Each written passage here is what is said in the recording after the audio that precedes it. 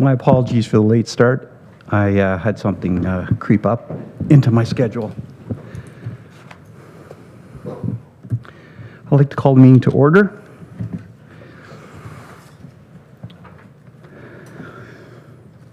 As we gather here today, we acknowledge on behalf of the County of Renfrew and our community that we're meeting on the traditional and unceded territory of the Algonquin people. The County of Renfrew was established in 1861 on these lands, which have been cared for by the Algonquin people for thousands of years. We express our gratitude to the Algonquin people for their stewardship of this land and honor their rich history and culture. We also thank all generations of Indigenous peoples who have maintained a deep connection to this territory, and we are committed to fostering respect, reconciliation, and understanding. Please stand for a moment of silent reflection.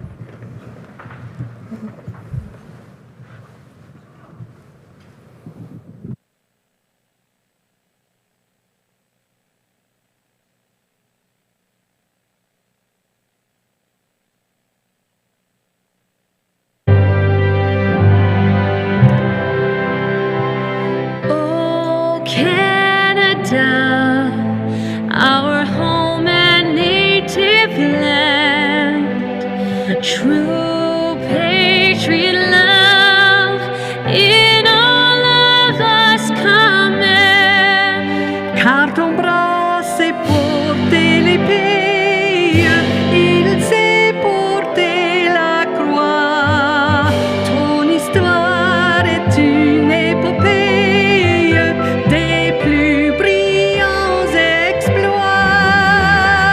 God keep our land glorious and free. Oh Canada, we stand on guard for thee. Oh Canada, we stand on guard for thee.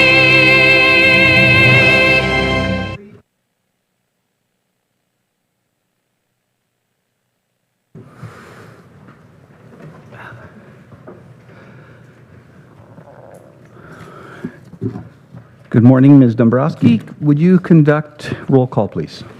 Good morning, Morton, and yes, I can. Councillor Brose, Councillor Doncaster, Present. Councillor Donahue, Here. Warden Nemo, Present. Councillor Giardini, Present. Councillor Grills, Councillor Hoddenott, Present. Councillor Yon, Here. Councillor Lynch, Here. Councillor Mayville, Present.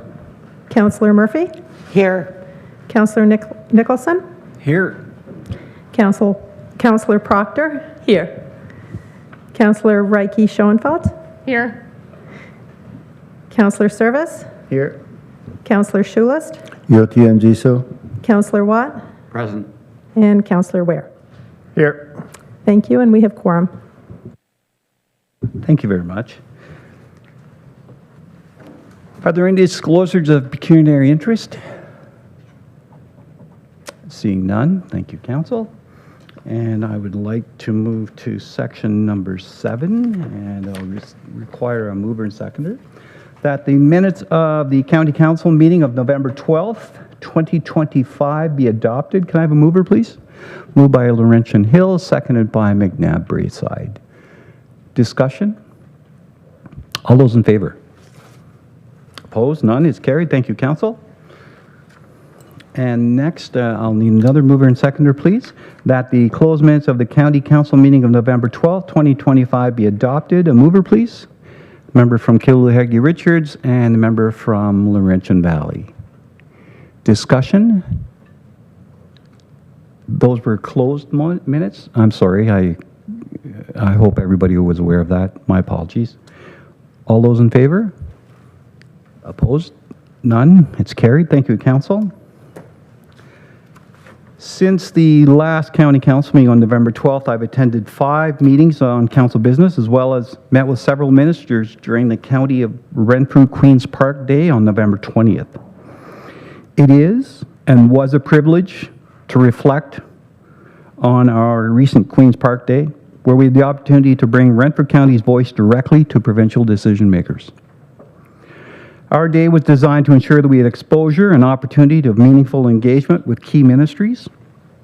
During the morning's open house and breakfast, many ministries visited our displays and had open and honest dialogue with our team. We were very fortunate to meet with over 16 provincial ministers and their colleagues, where we discussed priorities such as Highway 417 and the 17 expansion and infrastructure funding, energy, mining and forestry, economic development projects, long-term care, supportive and seniors housing, paramedic services, funding for mental health and addictions, tourism infrastructure, and so much more. These conversations reaffirmed the importance of collaboration between municipal and provincial partners.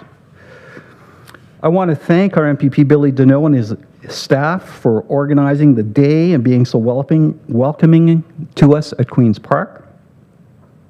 It was a pleasure to be on his turf and to see the respect and regard that he has from his colleagues at Queen's Park. This day would not have been as successful without the contributions from council members and staff, and I want to thank you for that. Your dedication ensured that Renfrew County's concerns and opportunities were clearly identified and communicated. As we move forward, we will continue to build on these relationships, and we will advocate for the resources and policies that support our communities. Queen's Park Day was not just a visit. It was a step towards stronger partnerships, better outcomes, equitable services for our residents. Again, thank you to all council members that attended the event, and a special thank you to all of the staff organizing the day. It was by all accounts a resounding success.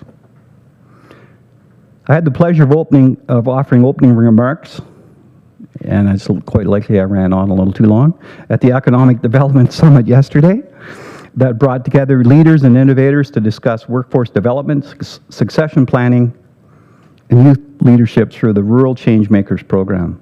This event was an opportunity to share ideas, learn from experts, and strengthen connections that will shape Renfrew County's economic futures. All of these efforts continue to reinforce our why statement: to cultivate a compassionate, collaborative, creative, and inclusive environment, providing our community with meaningful support and innovative solutions.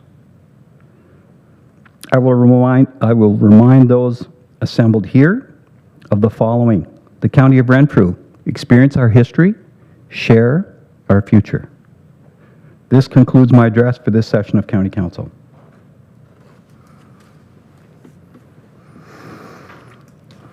And I will turn the program over to the chair, the vice chair, member from Greater Madawaska, Councillor Weir. We're going to be illustrating and introducing you to the Warden's Community Service Awards.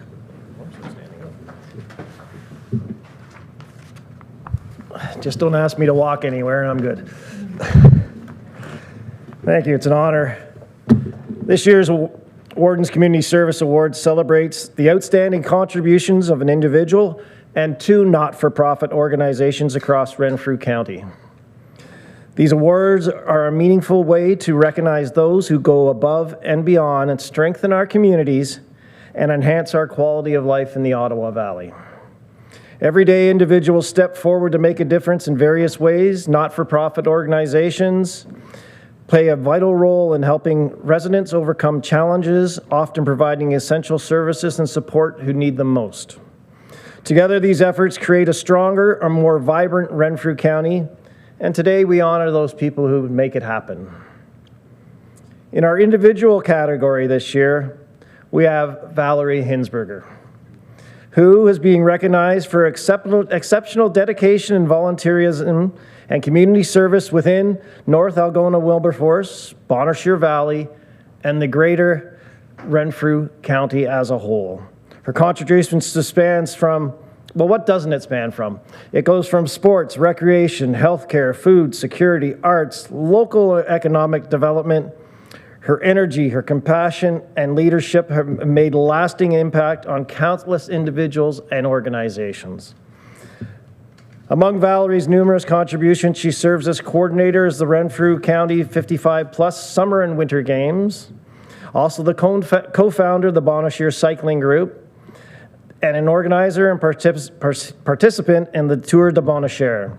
She also volunteers at the Mattawata Valley Hospice Palliative Care Unit and supports cancer patients going through their therapy touch within the healthcare system. She is a multi-year volunteer with the Ottawa Valley Food Co-op, assisting with monthly setups and deliveries to promote local food systems. As an active member of the Eganville Choir, she performs at fundraising events and local charities. She's a longtime member of the Eganville and Area Horticultural Society, and an active member of the North Algona-Wilberforce Recreation Committee. She is also the co-owner of the Bonnechere Caves, a family business that sponsors and supports numerous communities in our areas. Her timeless effort exemplifies the spirit of the Warden's Community Service Award, making Renfrew a better place for all. Join with me in congratulating Valerie Hinsberg on winning the Warden's Community Service Award in the individual category. Valerie, come on up.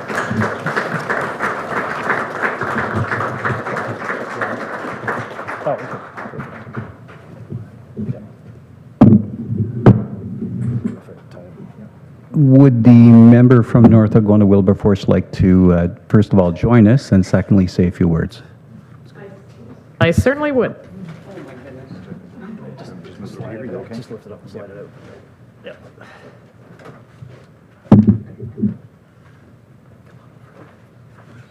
Yeah. There are people in Renfrew County that talk a lot and do little. And then there are people in Renfrew County that actually walk the talk, or in Val's case, bike the talk. Val Hinsberger is one of those people. The golden rule to volunteering is that you commit to something. As Mayor Brose said, if you want something done, ask someone who's busy.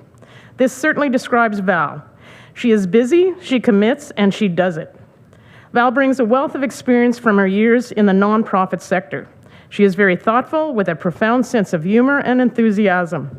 She works tirelessly to support various organizations and community events. Val knows Renfrew County, and I would like to say Renfrew County knows Val. She volunteers her time to make these events happen. She always has a smile on her face and a twinkle in her eye when she's doing the work. As Steve Boland said, the volunteers in our communities are not worthless. They are priceless. Val is priceless. She is a role model to all in Renfrew County. Because of her significant contributions to her community, she has made it a better place. She has an incredible work ethic and an ease of communication with all whom she meets. Our community is very fortunate to have such a remarkable individual who promotes, supports, and volunteers her time at these events. Val is a true leader and most worthy of the Renfrew County Warden's Award. Val, you have truly made a difference in Renfrew County. Thank you.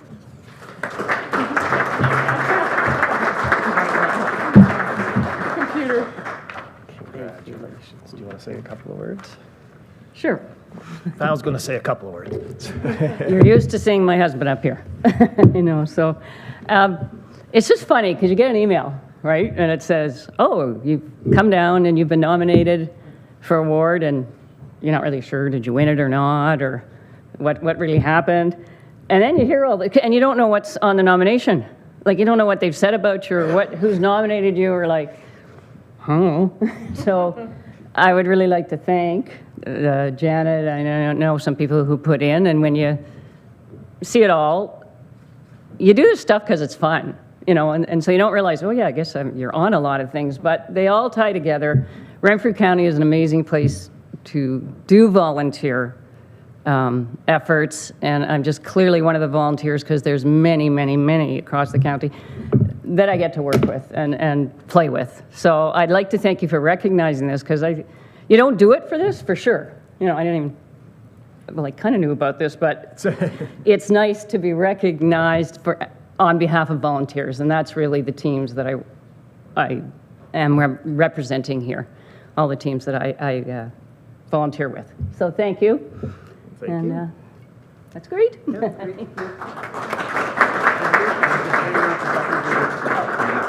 just say a couple of words. Oh, I'll just move this back out of here.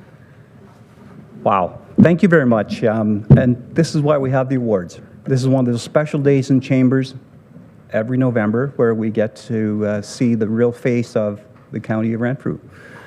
The people that make it such a great place to live, why we want to live here, we want to contribute, and we want to have fun with the other people who contribute.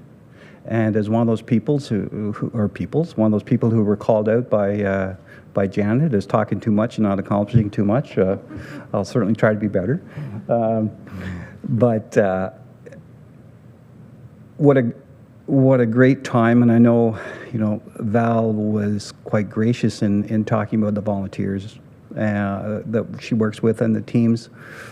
And I'm sure, as she noted, Chris is no stranger here, and I know in my many conversations with Chris, when you talk to Chris, you're talking to Val. They work as a team, and so I think, that should be recognized as well. His many accomplishments are her accomplishments, and her many accomplishments are his. And we're fortunate to have both of them. But Val, I'm glad that you're in the limelight today, because you've certainly earned your place here as an exemplary volunteer. So congratulations. And so step out here.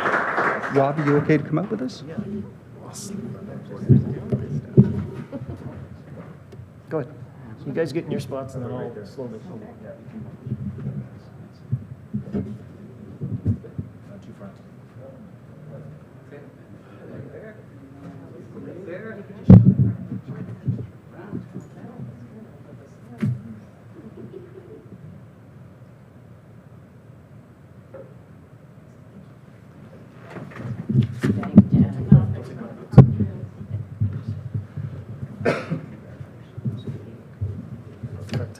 Alrighty.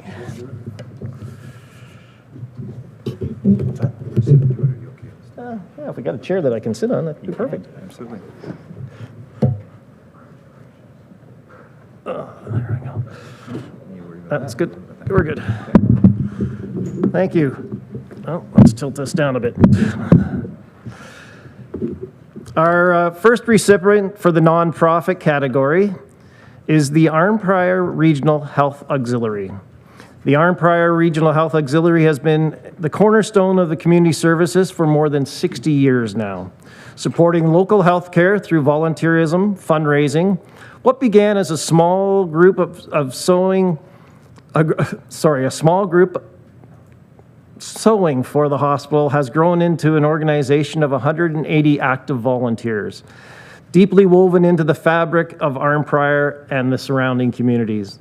The auxiliary has 5 dedicated teams: sewing, inpatient care, Grove resident care, hospital gift shop, and the Opportunity Shop. It's a thrift store that's been operating for over 50 years. The members have logged more than 25,000 volunteer hours in the past year. The auxiliary provides volunteers with a sense of purpose, fulfillment, fostering growth and engagement.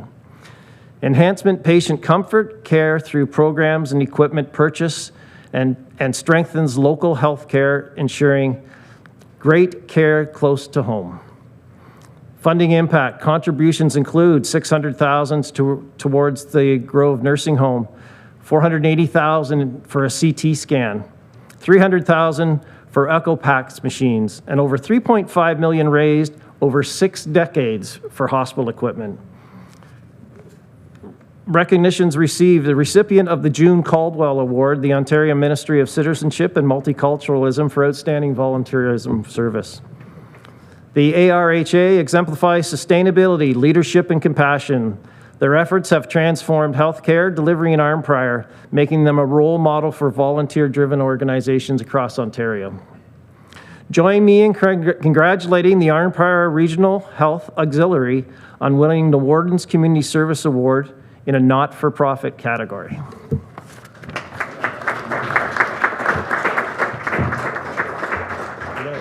Come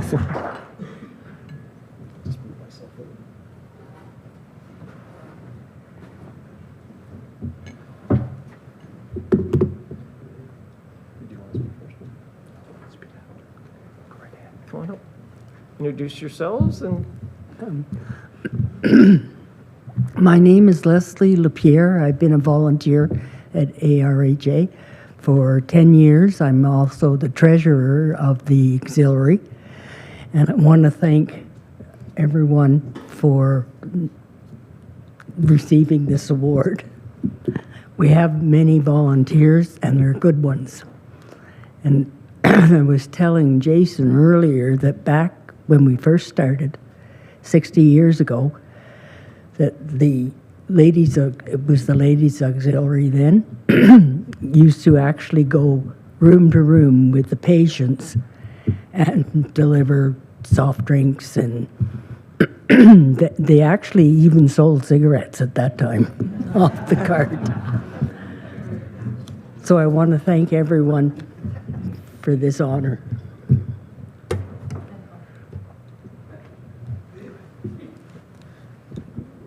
Good morning. My name is Ben. Again, thank you, just like Leslie said. Thank you to the counselors, the selection committee, staff. This group truly is one of one. You know, volunteerism, donations, they truly make sure that everybody, our family, our friends, our neighbors are kept healthy and safe in our community. So thank you again for this recognition. It's a true honor.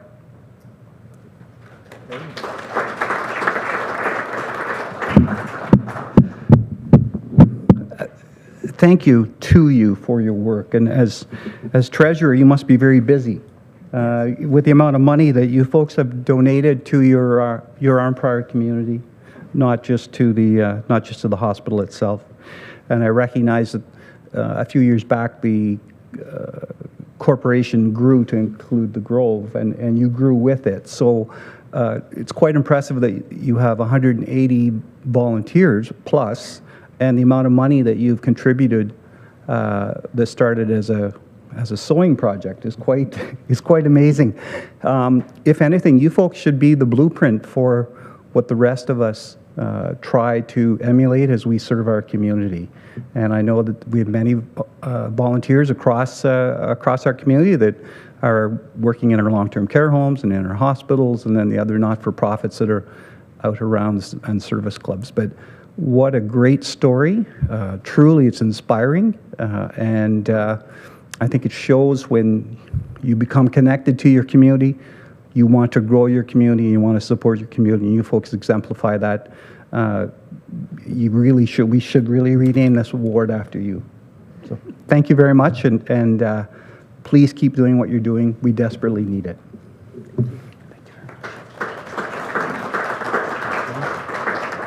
Okay, we'll just move out here.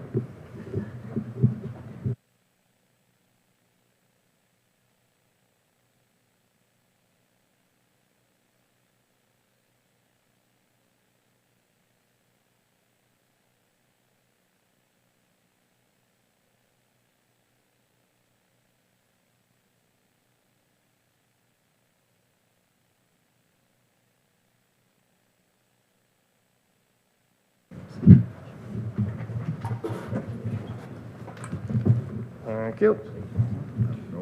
Yep. Don't know what that is. It's a tripping hazard. Yeah. Thank you.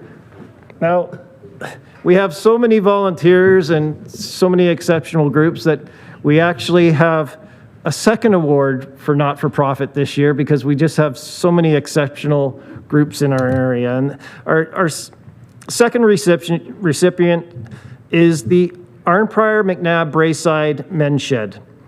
Since it was established in 2019, the Arn Prior McNabb Braeside Men's Shed has become a vital hub for senior men in the community. It provides welcoming space where men can connect, share skills, support one another, reducing isolation and promoting mental and emotional and physical well-being. The membership of the Yarnprior McNabb Braeside Shed has expected to exceed 60 members by the year's end and contributed more than 5,700 volunteer hours in 2025 alone. A positive community impact of the organization includes reducing social isolation and promotes health for senior men, creating an integral connections throughout your youth programs and workshops, serving as a community hub, fostering pride and solidarity.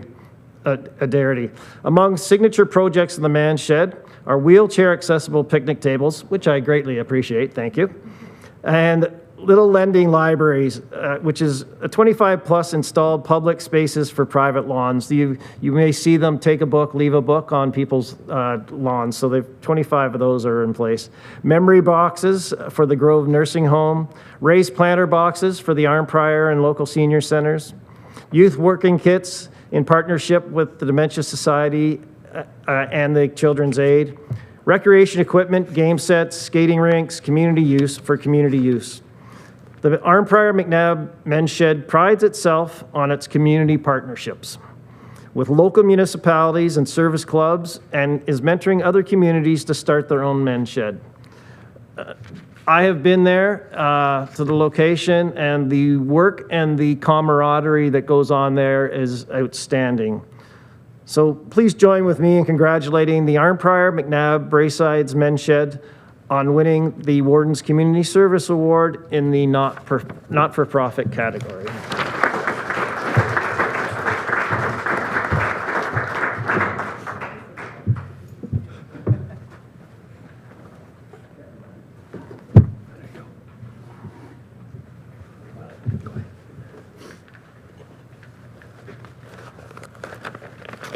Not one for making speeches, so we'll keep this short.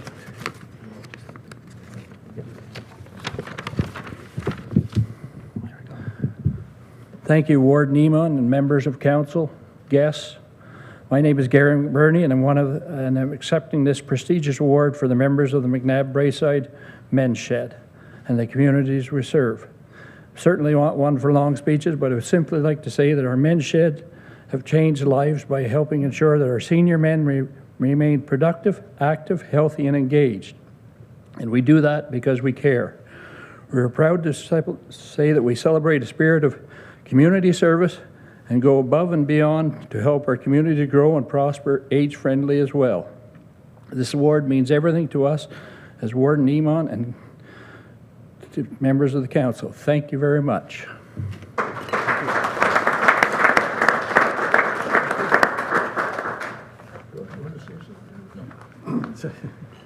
I have to take this opportunity, but thank you so much. One of our big goals at the Men's Shed is to ensure that senior men and their families have ready access to a men's shed throughout all our 17 municipalities in Renfrew County. So I thank you for supporting us in the past, and keep doing it, because we need you, okay? Thank you. Oh, this is Dennis McNeil. Dennis, I'm just going to introduce you. This is Dennis McNeil. Okay, and again, it's a real pleasure. Daryl is no stranger to us in the chambers and to many of us who visited the location in Braeside. We're extremely fortunate to have Men's Shed advocate for seniors, men and their families. It's very important that we have services offered to everybody across the community. And sometimes we don't know what those services need to be.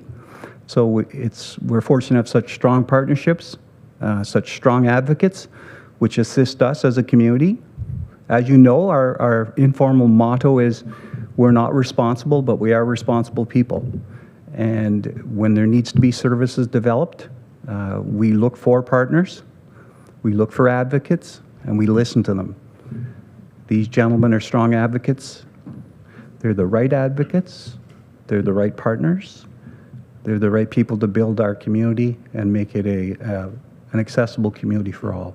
So on behalf of these chambers and our community, thank you very much for everything you've done up to today, and thank you for what you're going to do tomorrow.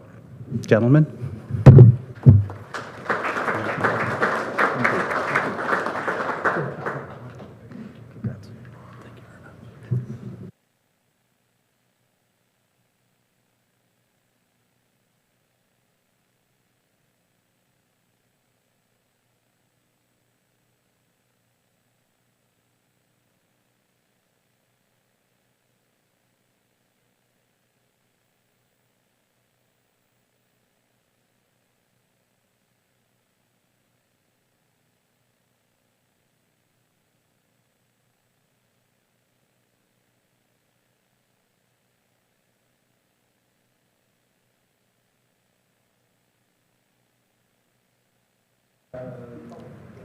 Thank you, Warden. Certainly the member from Just to Armbar. recognize these gentlemen, first time I've seen them with a tie. Usually have the aprons and a hat. Well done.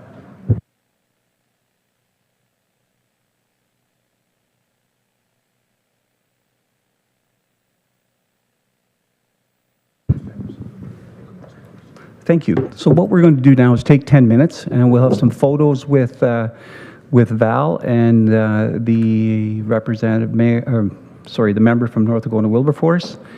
And then we'll have a picture with the Armpire Auxiliary with the member from Armpire.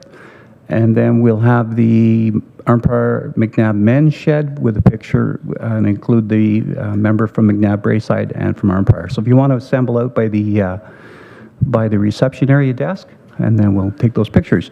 And Councillor Weir, as Vice Chair, please join us.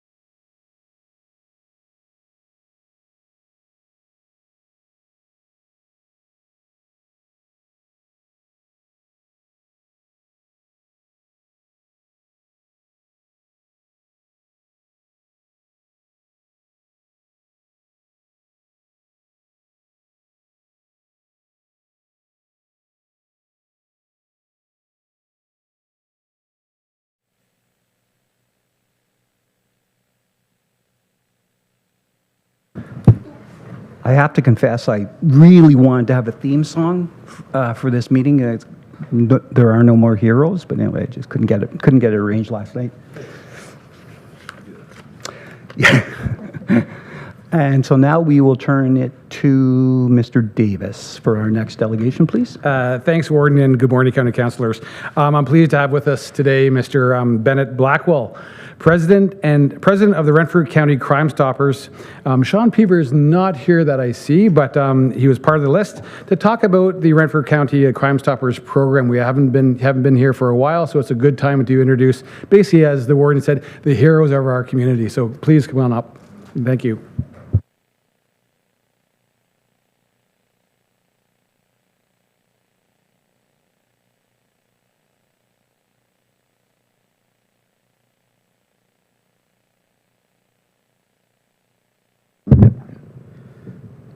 Okay.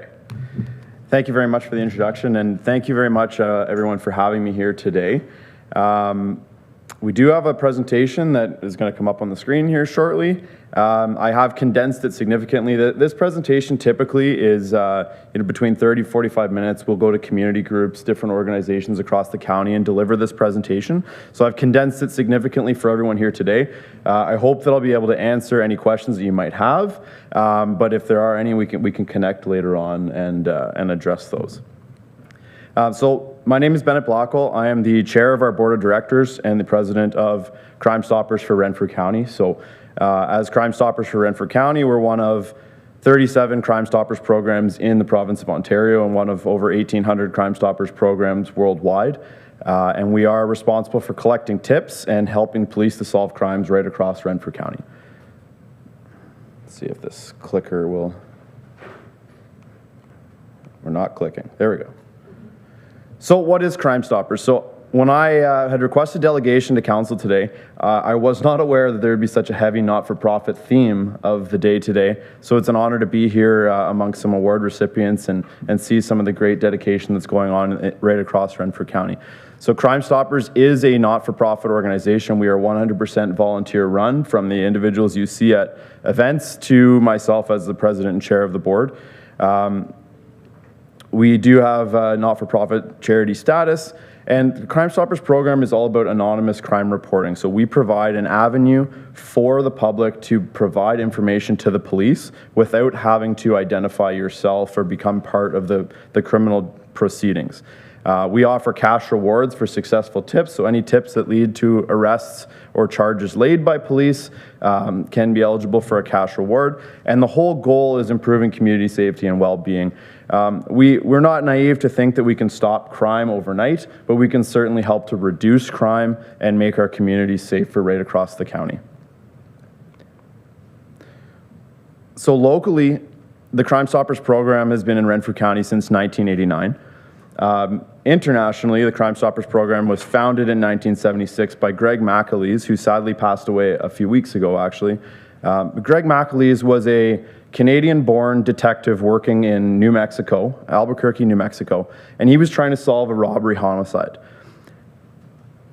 Greg was not receiving any information. He had no leads. He had no trails to chase, and so he offered money out of his own pocket and a guarantee of anonymity if members from the community would call in and provide information that would help him solve this robbery homicide.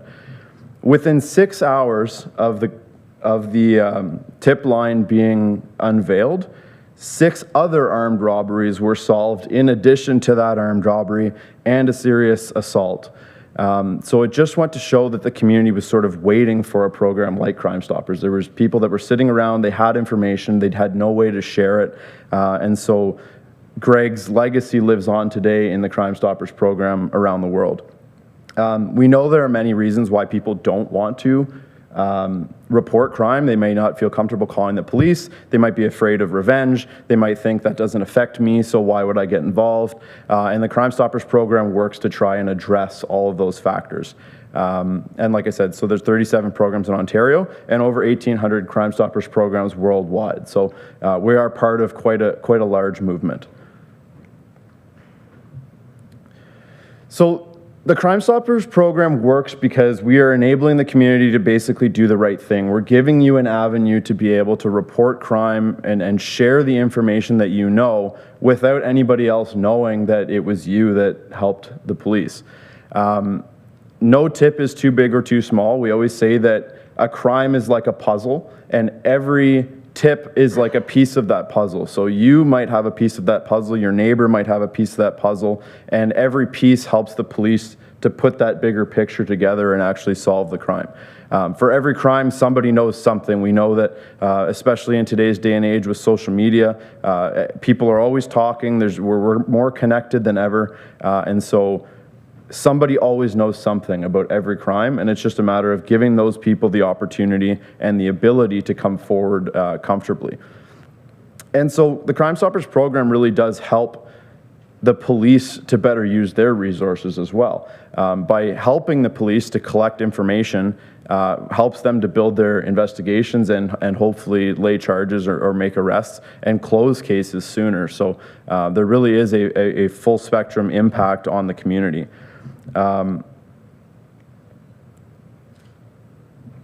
The anonymity is absolutely guaranteed. This is one of the questions we get the most, is how can you be sure that you're anonymous? So anonymity is not an option with Crime Stoppers. It is the cornerstone of our program. Anonymity is protected by informer privilege by the Supreme Court of Canada. So our highest level of courts in this country have solidified that Crime Stoppers is a valuable program and they will protect our tipsters. The tips that are received by our anonymous call center or through the online system are always sanitized before they're provided to investigators, so there is absolutely no risk of a tipster's identity being revealed through the information that they share. The call center doesn't use caller ID or any call tracing or anything like that. IP addresses and that sort of thing are not tracked when you use the online submission system. But we just ask that victims of crimes, unfortunately, are not able to use the Crime Stoppers program because our justice system requires the victim to make a statement and be part of that process. And for an example, you can't have an assault against no one, so the victim can't use Crime Stoppers, unfortunately, but those around you certainly can. The only other option to not use Crime Stoppers is in the event of an actual imminent life-threatening situation. We obviously encourage you to call 911 because Crime Stoppers can't necessarily respond to something as quickly as a 911 operator can. A very brief overview, the Crime Stoppers program works on a partnership. So when the police or other partners determine that there's investigation that requires information, they will often put out a press release. I'm sure most of you have seen press releases almost every day that the police are investigating this crime, and if you have information, call the OPP or call Crime Stoppers. We don't exclusively say police because we do have partnerships with the Ministry of Natural Resources, the Ministry of Finance, who handles contraband tobacco sales, the Ministry of the Environment, Conservation and Parks, which handles anything from toxic spills to illegal dumping. So we do have a number of different law enforcement agencies that all benefit from Crime Stoppers tips. When these investigators determine information is needed, they'll put a press release out, or they'll send the information to us, who will put a press release out. We will reach out to the community, and then it's up to the community at that point to, if you have information, to come forward and share that information. Submitting a tip is very easy, whether you're comfortable on the phone or you'd prefer not to talk to a live person. Either the 1-800-222-8477, which used to be 1-800-222-TIPS, but we have been told to stop using the tips because the younger generation doesn't know what the letters mean at the end of the phone number. And we also have the online option available, valleytips.ca. There's all kinds of information available on our website, not just submitting tips, but that is how you can do it as well. If you talk to a call center operator at the National Anonymous Call Center, they're not going to ask you for your name, so don't volunteer and give your name.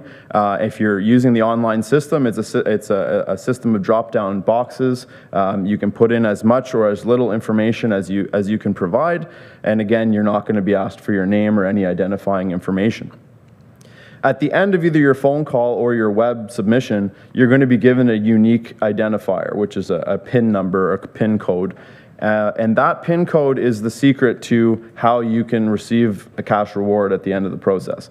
So you're required to remember that PIN number if you want to call back and add more information, or if you'd like to call to inquire or log in to inquire about a reward, because we have no way of getting a hold of you because we don't know who you are because you're anonymous. So the onus is on the caller or the tipster to remember that code number. And then we always encourage you, don't tell people that you used Crime Stoppers.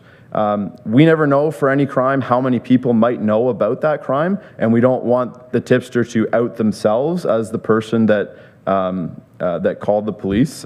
So we certainly would not encourage you to out yourself and disclose that you've used Crime Stoppers, whether that means deleting your browser history or deleting the number from your call log on your phone. It's just to protect your own safety. So we do offer cash rewards for successful tips. Any tip that leads to any tip that leads to an arrest or charges laid can be eligible for a cash reward of up to $2,000. The rewards are all paid through funds that we raise. As I mentioned, we are a not-for-profit, volunteer-run organization, so I'll talk in the next slide about where our funding comes from, but generally our funds is all based on fundraising. There is a standardized template, so all that information you provide to the call center operator or you put in on the website is all put into an algorithm that calculates, the risk, the level of crime severity, the number of drugs that were received, the number of weapons taken off the street, that sort of thing, and all of that goes into the recommended reward value. The recommended reward value is then presented to our volunteer board of directors, who evaluates that reward and determines whether we deem it acceptable. Maybe we want to increase the reward. Maybe there's multiple callers that have similar tips and we want to split the reward up amongst them. So the board of directors, which is all volunteers not connected to the police, we have the final say over reward values. Might be a little bit hard to see some of these numbers on the screen, but just as an overview, we can't provide statistics every time we solve a crime. It's unfortunately a very poor business model for Crime Stoppers, because whenever a crime is solved, we can't take up an ad and say, we did this, because we don't want to jeopardize the safety of the tipster that provided the information. We instead will share statistics at the end of the year. So these are cumulative statistics since our inception. Some of the numbers may look not so impressive, but if you consider, $4 million worth of drugs that's been taken off the streets from Renfrew County is fairly significant. And on a provincial level, these numbers are drastically increased. Using the drugs example, at the end of 2024, Crime Stoppers programs in Ontario alone had helped remove over $2 billion worth of drugs from the streets. So the program works, and it is quite significant, the success that we can have. As mentioned, all of our funding is based on fundraising. So we are not-for-profit, we accept donations, we will apply for grants if we can, we'll seek all other sources of funding, but primarily, we fund through fundraising. Our funding covers everything. As any business or any organization knows, there are costs with doing business. We have to pay our fair share of the call center fees. We have to pay for our website. We pay for our advertising. We pay for our posters. We pay for our signs on the side of Highway 17. When we go out and do community events, and of course, paying rewards. So we have a duty to maintain a fair number in that account so that we can continue to pay rewards to community members that are supporting the program.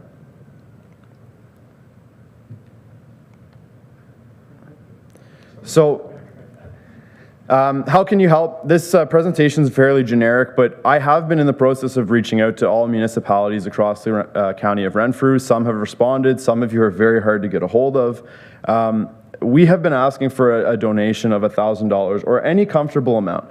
Now, I'm not here today specifically to ask for funding from this council. My point in being here today is simply to start a conversation. The Crime Stoppers program cannot work unless people know about it. And part of my role as president and chair of the board is to find new audiences to talk to and new ways to share our message. Our program, really, the goal is simple, is to prevent crime and increase community safety and well-being across the county. We can't do that unless we talk to people and share our message. We're at a little bit of a disadvantage compared to other municipalities where they might have, I'll use Toronto for example because it's a large municipality, but Toronto Crime Stoppers has Toronto City and Toronto Police. It's very simple. There's three large organizations that can all support each other, whereas in Renfrew County, our supporters are very spread out. We don't have one sole organization that we can go to and say, hey, can you support this cause? And so it's opportunities like this to be able to come and discuss and share our message. We're not just looking for financial donations, though. We also need support in terms of space rentals. I've been talking with some municipalities about renting the arena to host public skating for free, that sort of thing. Sharing our content on social media, digital message boards, and whatnot. And like I said, don't let the conversation stop here. I would love to connect with each of you individually or your various community service, police services boards or detachment boards or whatever you're calling them these days. Any opportunity to connect and further spread this message of community safety and well-being, I'm absolutely open to. So I thank you for the time today. I apologize if there's some things I left out. I'm happy to connect and answer more questions, but I did try to condense it as much as I could. So sorry for the information overload. Thank you very much. We pride ourselves on being very nimble and quick to pick up things and very quick to pick up the phone or send an email. So council, comments, questions, concerns? Member from Amherst Bromley, please, and then Whitewater. Sorry. Thank you very much, Mr. Warden, and through you, thank you to Mr. Blackwell. Certainly I've been long aware of Crime Stoppers, but this is a great, even though it is abridged, I think there's a lot of valuable information, and of course the camera. We are seeing more and more people are either live streaming or watching these recordings, so this is getting out into our community as well. I'm kind of intrigued, and I would expect that there are pretty tight controls on how this stuff works, and it just jumped into my head because on the news the other night, I think it was the Kingston Police, we're now moving to govdeals.com for stolen items that were recovered and have never been claimed. Is that something that the revenue from that could be utilized? And why I'm saying that is because on the slide that you had of cash recovered was $64,000 and cash rewards authorized was $34,000. So there's almost twice as much cash alone recovered outside of property. Now, I don't know how much of that would, of course, be distributed back to the rightful owners, be it cash or property. Is there any avenue for that, or is that very tightly controlled within the Ministry of the Solicitor General and within police forces? Well, thank you very much. I'll be honest with you, I'm not sure all those inner workings and how that works. I would imagine that any cash that is recovered, that's recovered by the police and probably through their processes. Maybe it's returned to the Ministry of Solicitor General, and there's probably some sort of centralized method of distributing that, whether it be by auction or by donation to various organizations. I believe some of the money might even be reinvested into community safety initiatives within policing organizations. It's not an avenue that I've personally explored, but it's certainly something I can look into for sure. I appreciate that. Thank you. Supplementary? Thank you. We have perhaps a more opportunity than yourself to talk, even if it is not particularly to the Solicitor General, perhaps it is the PA to the Solicitor General. These seem like perhaps off the side of the desk conversations that would be worthwhile in engaging in. I assume that there are probably fairly tight controls on this, as there should be, but it seems like this would be a plausible and logical utilization of funds recovered and is recircling and recycling that value in our community. Anyway, thank you, Mr. Warden. Thank you. And member from Whitewater. Thanks, Warden. I'll just echo that. Thanks to Mr. Blackwell. I appreciate you sharing this presentation today because it wasn't clear in my mind. Now it is exactly what services you provide. First off, from a small rural municipality perspective, I really encourage this type of delegation occurring at the police service boards. I know your letter and your request for funds is something that we forwarded to the board and said, we'd like to do a regional approach to this. How is this being considered, and what recommendations does that board have back to the municipalities? So we're leaning on that board to provide our community in safety and well-being. We're paying a lot of money to participate on that board. So we want it to provide the recommendations to make our communities better, and that would include the funding from you. The question I have is specific to domestic violence. We've had presentations in this chamber before, especially concerning some pretty significant domestic violence incidents that have occurred in the community. You didn't mention it or refer to it in your presentation. Can you offer is domestic violence part of some of the tips that you receive? Is that integration already occurring in the community? Well, thank you very much. To your first point, I usually lead off this presentation with a show of hands, but I know how powerful a raised hand can be in this chamber, so I avoided that.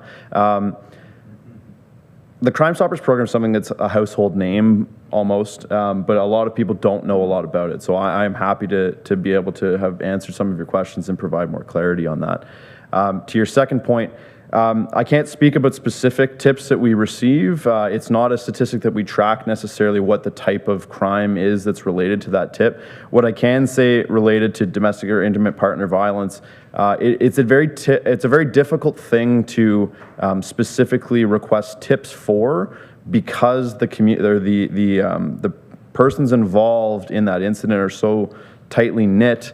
It's difficult to be able to recommend using the Crime Stoppers program when it'd be very, very difficult to guarantee anonymity in that situation. I can say, I am aware of situations where tips have been received that were relevant to intimate partner violence across the province. And I can't speak to specific details as to how those unfolded. It would be up to either the call center operators that are receiving that information or our police coordinator who reviews the tips before they're sent to investigators to determine whether that information could be used safely. It could be a tip related to the crime of the century, but if there's no way to protect the tipster, we unfortunately cannot forward that information as a Crime Stoppers tip. So it's a very difficult conversation to have. I do appreciate where you're coming from. And absolutely, we would encourage anyone to share information by any means that they can, be it Crime Stoppers or the police directly.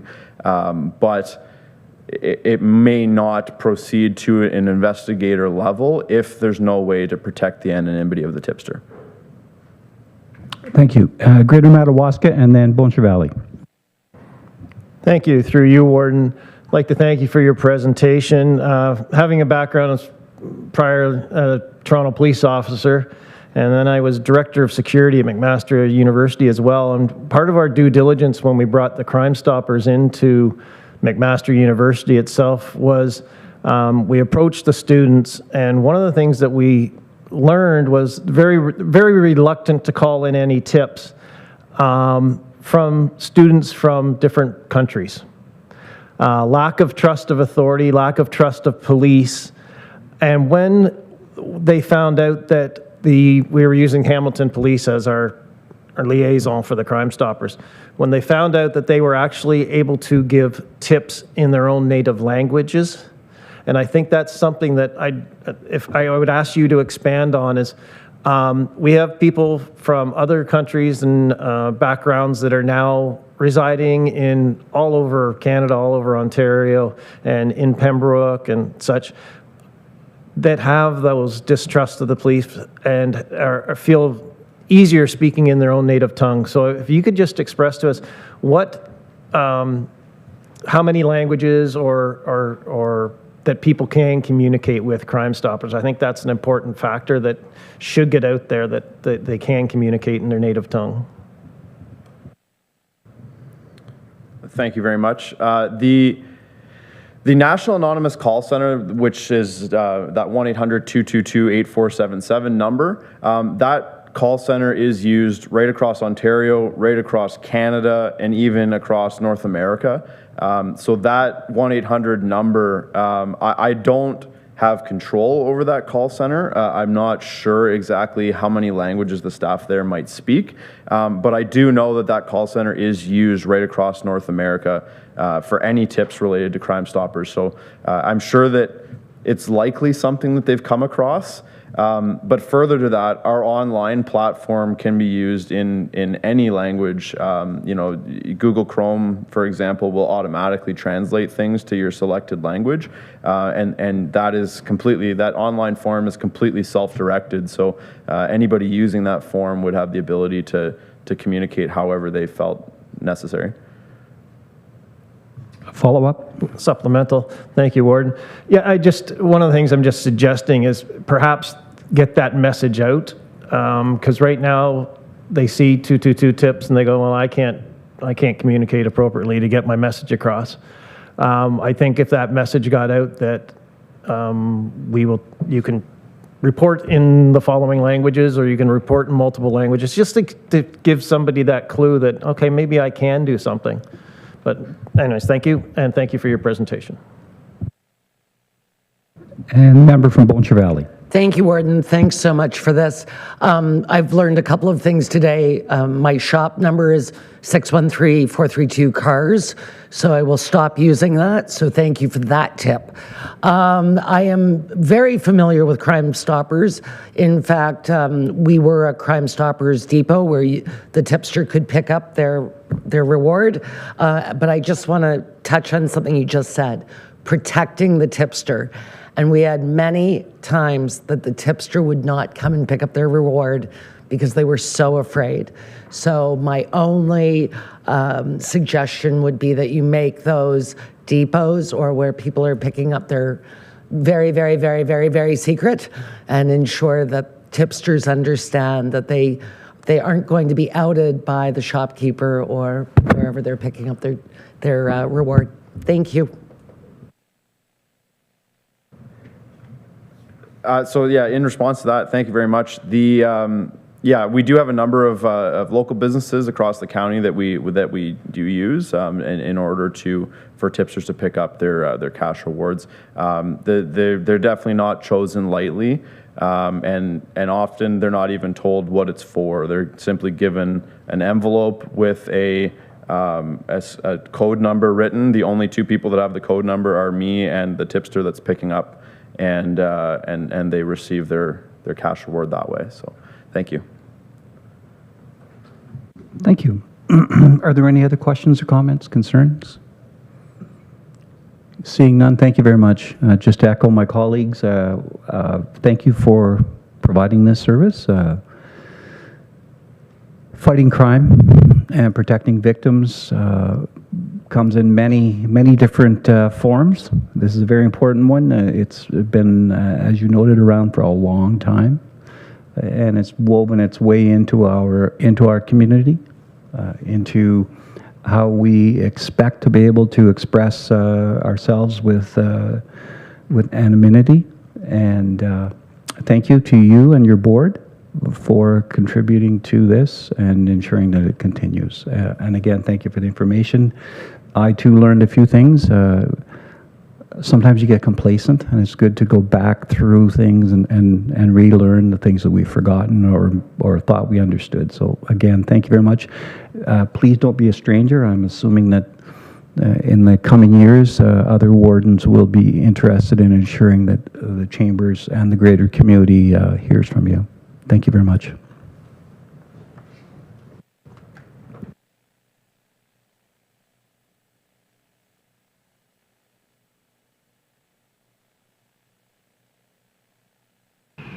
And Mr. CAO, correspondence, please. Thank you, Warden. All correspondence that has been received has been forwarded to the appropriate committee to be dealt with. Thank you. And we'll now move to the chair of the Health Committee, please. Thank you very much, Mr. Warden. Good morning. Good morning to all of Council. To the Council of the Corporation of the County of Renfrew, members of County Council, we, or Committee of the Whole for Health, wish to report and recommend as follows. There are 2 resolutions this morning before us, Mr. Warden. Item 1, vulnerable sector checks.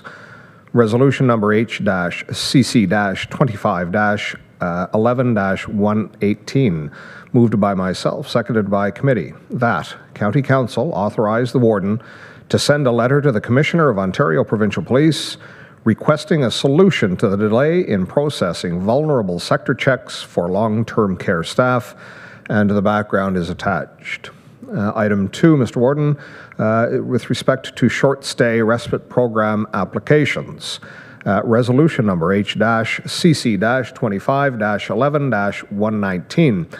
Once again, moved by myself, seconded by committee, that County Council approve the reopening of 2 short-stay respite beds at Bonnechere Manor and to continue operating 2 short-stay respite beds at Miramichi Lodge for the operational year 2026. And once again, the background is included, Mr. Warden, all of which is respectfully submitted, both of which is respectfully submitted by myself as chair, along with council as committee of the whole.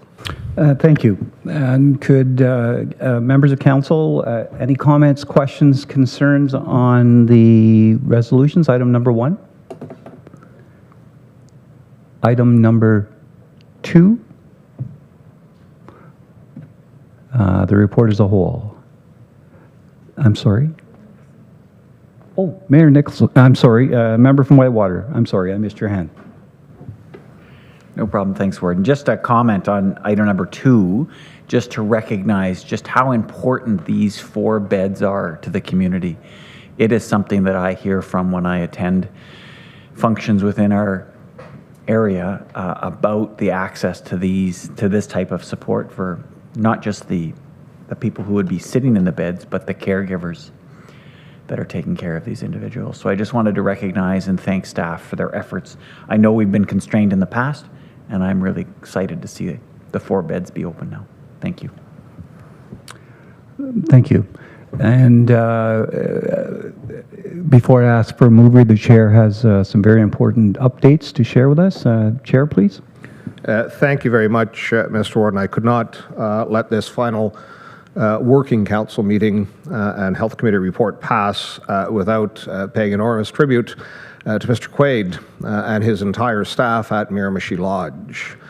As council has been informed through several emails, I think both from Mr. Kelly and from yourself as well, Mr. Warden, a great deal of trauma was visited upon staff at Miramichi Lodge Thursday last as a pretty substantial main water line, potable water line, was severed in the town of Pembroke, the city of Pembroke rather. As in the response to COVID, once again, the entire staff of Miramichi Lodge stepped forward. Given the thematic kind of day or council meeting that we are having so far, these continue to be the everyday heroes. Notwithstanding the enormity of the challenge that confronted our staff, again, as in COVID, they just came to work and just did their job. And as I've often said, we often hear of unsung heroes, and I think it is important that we sing of the unsung heroes. And I know that both all of Mr. Quaid, his senior staff, and the entirety of the staff at Miramichi Lodge pulled together. I would be remiss if I did not also recognize the substantial, as Mr. Quaid has recognized in email exchanges with me, the tremendous contribution and support that the paramedics, the County of Renfrew Paramedic Service, Chief Nolan, and your department as well, once again stood up, whether the crisis is in another county entirely or within the County of Renfrew. It is enormously beneficial and comforting to know that backstop is available there. So for both of those, interestingly, what I discovered in there, it seems to make entire sense once it is explained, but intuitively I was curious that, in fact, it is not the potable water that is the critical function, but it is the fire suppression system. That is the most critical function in being able to continue to have residents in our long-term care homes. Enormously grateful for all of the efforts of both Mr. Quaid and his entire department at Miramichi, and to Chief Nolan and his entire paramedic service for once again stepping up and meeting the challenges that confront us. It is to be commended. Thank you, Mr. Warden. Thank you. And Mr. Quaid, I hate to put you on the spot. Is there any, could you just give us a sort of a chronological and quick overview and any comments you'd like to add? And the chair has more than adequately expressed our admiration and our gratitude, but I think everybody would like me to echo it, so thank you very much. Yeah, thank you, Warden. Through you to the committee. Thursday night, there was a water main break, as we all were notified of. The city of Pembroke let us know, and Friday morning, we got an early morning call that Miramichi Lodge would be without water in the foreseeable future. So we quickly mobilized our emergency response team, and with the help of our community paramedics, we were able to get to the home, ensure that our residents would receive adequate nutrition, hydration, and then, as Mayor Donahue identified, the fire suppression, which again was a key component. But can't thank the staff enough, the Miramichi Lodge staff. Every department did whatever they could to ensure that the residents had minimal disruption, and to their I guess, to just talk highly about them and identify the fact that many of our residents didn't even realize the water main had broke, which is phenomenal considering the taps went dry at about 9 a.m. in the building. So thank you to our community partners as well for their assistance in ensuring that we did have drinkable water for cooking and keeping our residents hydrated, and the quick mobilization of our staff to, pivot and get in sanitization for hand washing and being sure that we were able to provide safe care for our residents, and most importantly, keep them in their home. Thank you.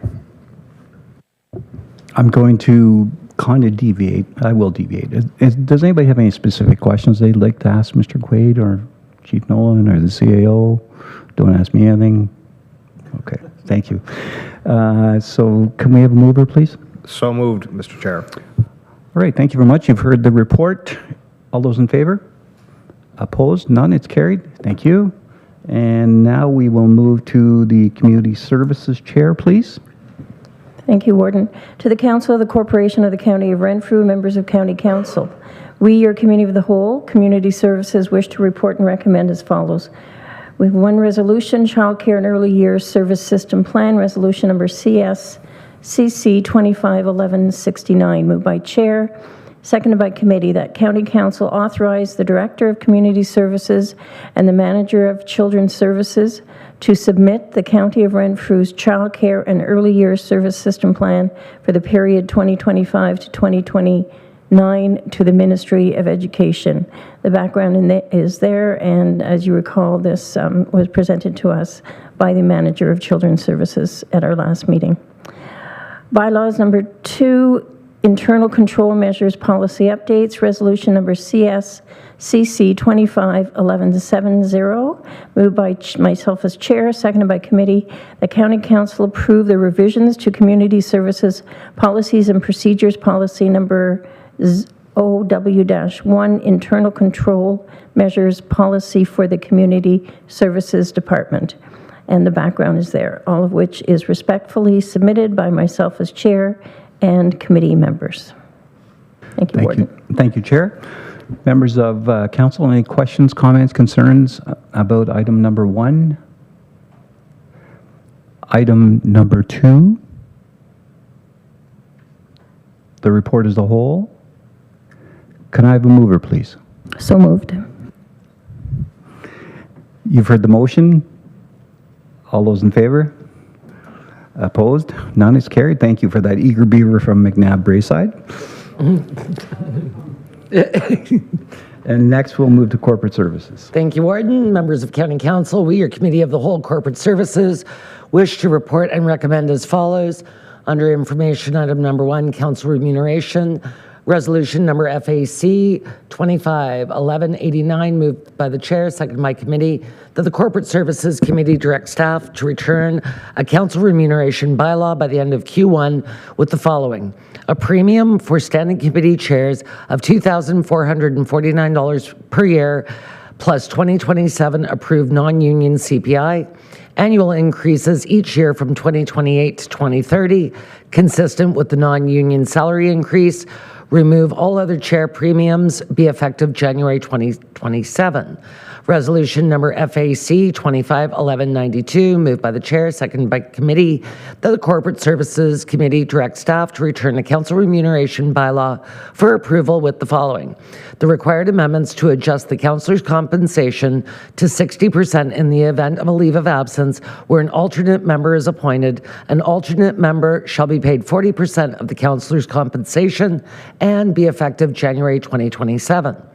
Resolution number FAC 251196, moved by the chair, seconded by committee, that the Corporate Services Committee direct staff to return a council remuneration bylaw and travel, conferences, hospitality, and corporate expense reimbursement policy applicable to all staff and council for approval in November 2025 with the following: the removal of the 3,900 maximum councillor conference budget, allow for each councillor to attend one provincial conference per year, with the chair of the standing committee to attend an additional conference per year, attendance at AMO, Roma, FCM by board members as required up to the council approved budget, advocacy by councillors at the request of the warden or up to council approved budget, advocacy by the warden up to the council approved budget, provide each councillor with a discretionary $1,000 conference budget, councillors be compensated as per policy, transition to a flat rate reimbursement for travel, meal, and mileage claims, cap hospitality expenses at 2 times the applicable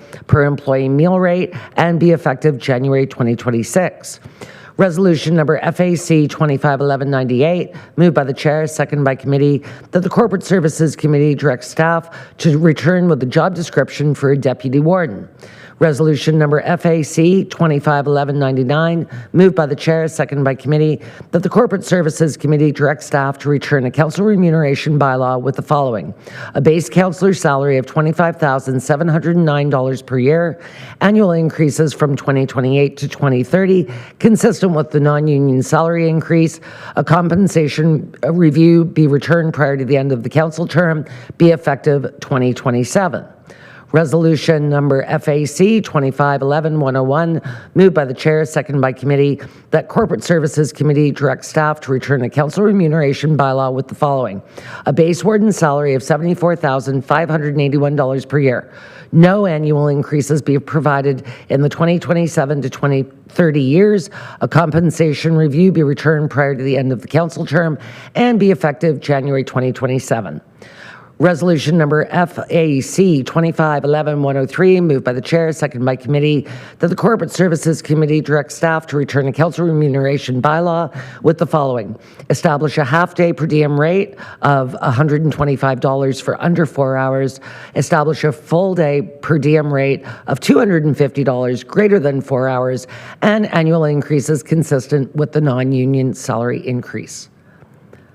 Under resolutions, I have resolution number FACC 2511-111, moved by the chair, seconded by committee, that county council endorse the following: Renfrew Area Administrators Group Reconciliation Commitment Statement, Algonquin College's Pembroke Campus, the City of Pembroke, the County of Renfrew, Family and Children's Services of Renfrew County, the Pembroke Regional Hospital, the Renfrew and County District Health Unit, the Renfrew County Catholic District School Board, and the Renfrew County District School Board acknowledge the deep and lasting harm caused by past and present policies and systems, and how these actions have perpetuated,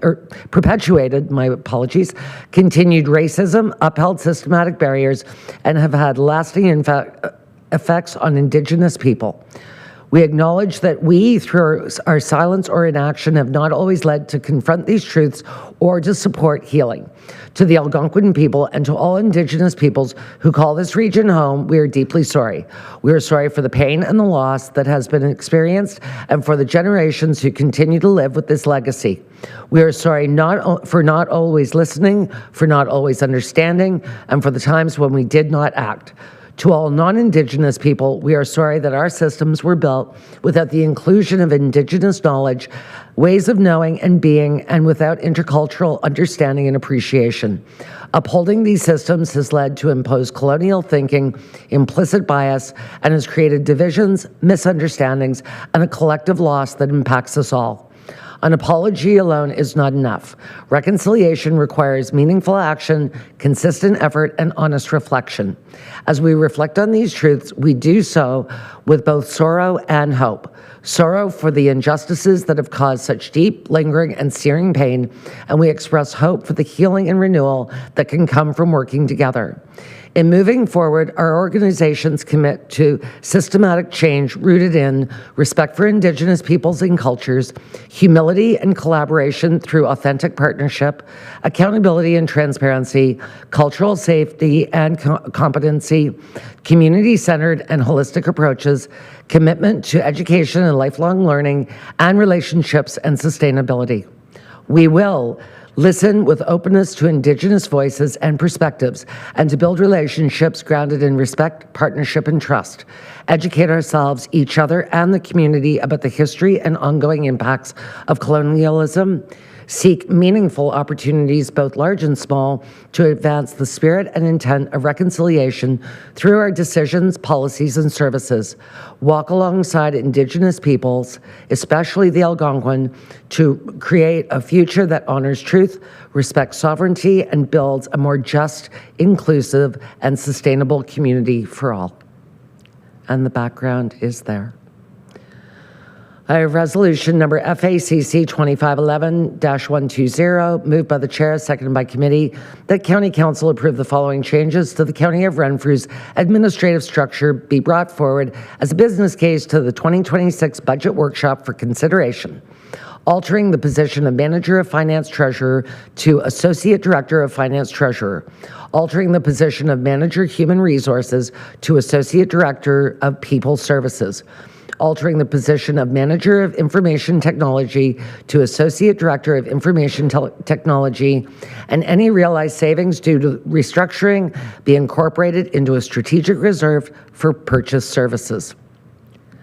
And I have bylaw number FACC 25-11-112, moved by the chair, seconded by the committee, that County Council approve the following corporate policy effective January 1st, 2026. Policy F-02, travel, conferences, and corporate expense reimbursement amended, and that a bylaw to amend bylaw 63-03, being a bylaw to establish human resources, corporate policies, and procedures for the County of Renfrew be adopted. And the background is there. And finally, I have resolution number FACC 2511-113, moved by the chair, seconded by committee, that County Council approved that a bylaw being adopted to enter into a service agreement renewal with Cowan Benefits Consulting for the period January 1st, 2026 to December 31st, 2026, and that County Council adopt a bylaw to enter into a service agreement renewal with Manulife Financial for the provision of benefits insurance program policy 4704 and 4705 for the period of January 1st, 2026 to December 31st, 2026, all of which, Warden, is respectfully submitted by myself as chair and committee members. Thank you. Thank you very much, Council, or Chair. And to Council, any questions, comments, concerns about item number 1 with the resolution ending in 89? And I see the member from Amherst Bromley. Thank you very much, Mr. Warden. And once again, I will defer to the parliamentarians in the room. This is a recommendation from the committee to a direction to staff. I had at that meeting I discussed that I think perhaps when we were reviewing the minutes I discussed, and this is with respect to the very last resolution, that is 103. whether this would be the opportunity for council to slightly amend that to put an effective date of January 1, 2026. So my proposition is, would it be appropriate to sever 103 from this item and consider it separately? Yes, that's a good idea. That's why I was going to go down through them individually, but yes. Okay, I will now defer to your plan and strategy of addressing them individually as well. Thank you. Because I wanted to make sure people were clear on all the individual items. So item number 89, the resolution ending in 92, the resolution ending in 96, the resolution ending in 98. A member from Abbotston Bromley. Sorry, I'm not in. I think, yes. A question kind of generally. So the very first resolution does identify that staff is to return the draft council remuneration bylaw by the end of Q1. All of the ensuing resolutions don't have a specific reporting date, but I'm given to believe that we can assume that the Q1 applies to all of them, correct? Mr. Kelly and I both agree that that's what we interpreted as well. That is correct. Through you, Warden, that is correct. That's the assumption. Thank you. So this question is specifically to 96. This is the conferences, hospitality, and corporate expenses, and I'm in support of this, but I just have a query on 1, 2, 3, 4, 5, 6th, I think, bullet point. Provide each councillor with a discretionary $1,000 conference budget. I'm unclear what that is referring to. Okay, thank you. I will turn to Mr. Burke, please, and I do see the member from Deep River's hand. Thank you, Warden. So the policy that we're working on is that each councillor would be permitted to attend a single conference per year, and whatever it costs to do that would be covered. Chairs of committees would be able to attend 2 conferences per year, whatever it costs to do that would be covered. That's likely AMO and Roma. If you were attending an additional conference, which some of you do, that's where that $1,000 budget would be applicable. So enough money to go to another conference or like item should you wish. Thank you. Supplementary? Thank you. So it is explicitly not discretionary spending while a councillor is at a particular conference or meeting that is not going to require receipting. It is, in fact, if a member wishes to use it exclusively, perhaps, though it's not cited here, if they wish to attend another, whether it is in addition to the one or whether it is in addition to the 2. It is exclusively that. Perhaps it may want to have that wording. Okay, Mr. Burke, is there anything you could add to massage that, just to further explain it once we get it into policy? Mr. Yeah, I would just suggest that. Thank you. We'll take those notes back. I mean, what you're seeing is direction, and when you see the actual bylaw, then we can wordsmith it if there are issues with wordsmithing at that time. Okay, thank you. And we'll turn to the member from Deep River, please. Thank you, Warden. Just a question around the numbering of the first 7 resolutions. They start with FAC. Should it be FACC, or is that numbering been changed? Clerk.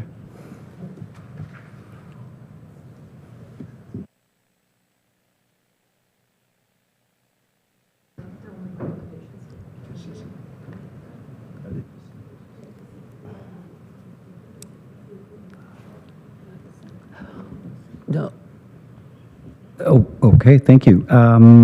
So I will ask the clerk to explain this. I heard it, but she's much better at explaining it than I am. Thank you, Warden. These are only C just because they typically don't come back to County Council. There were a direction for committee to follow through with them. We brought them back because we knew there were some concerns with them, so we thought we'd bring them back in a whole. Under information, that's, yeah.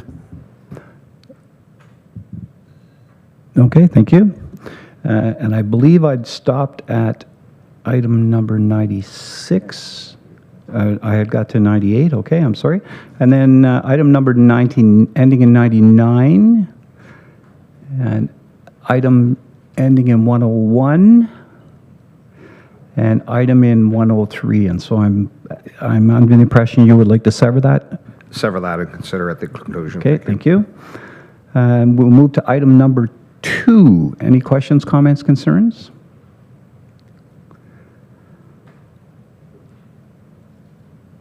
Item number 3. The member from Amherst Romilly, please. Thank you. I'd request that this be severed and follow the previous severance. Okay, thank you. And item number 4. Item number 5. The report as a whole with the exception of the 2 items that were severed. Can I have a mover, please? So moved, Warden. Any further questions, comments? Seeing none, all those in favor? Opposed? None. It's carried. Thank you very much. And then we'll move back to the first item which was severed, which is the item that ends in the first report with the number 103. Yes, sorry, the member from Amherst Romilly. Looking at you, of course, gives you permission. You know that, eh? Thank you, Mr. Warden. I did, in fact, catch your eye. I should have known. I would like to introduce an amendment for this in the direction to staff, that ultimately this be included in what comes back to council in the new year, that it simply be amended that resolution number FA-C-25-11-103 be amended such that it be effective January 1, 2026. Okay, thank you. Sometimes I get confused because of the different roles. I need a seconder in committee? I do, okay. Is there a seconder? The seconder is the member from Armpire. And discussion. Okay, seeing none. All those in favor? Opposed? The motion is carried. Thank you. And we will now move to the next item, which was severed, which is item number 3. And the member from Amherst Romilly, please. Thank you very much, Mr. Warden. I'm not going to belabor enclosed. At committee, I made known this direction is inconsistent with what I had as the vision for the CAO. In my estimation, I think that this is going to encumber the CAO, that the outward-facing components that I had really thought were going to be vital to the interests of the County of Renfrew, this, in my mind, is inconsistent with that. So I just wanted it severed and it will not be a recorded vote, but if you could, in fact, call for all opposed, if any, I would be most appreciative. Thank you. Thank you. I'll make sure I'm very tidy. With that, any further comments, questions, concerns? All those in favor? Opposed? 2. The motion is carried. Thank you. And I believe that is all of your report, Chair. And we will move to consent items. There are none. Staff reports carrying direction. We'll move to Mr. Burke, please. And the County Council staff report admin. Thank you, Warden. Recommendation that County Council authorize staff to accept the insurance renewal proposal from Municipal Insurance Services, a division of McDougall Insurance Brokers, and enter into a 3-year term agreement, 2026 to 2028, for primary municipal general liability coverage. Thank you. Can I get a mover for that, please? The member from Blanchard Valley, seconded by the member from Madawaska Valley. Is there discussion? And could I have some background? Thank you, Warden. Our apologies for bringing this in this method, but it is time sensitive and we did not have another Corporate Services Committee meeting.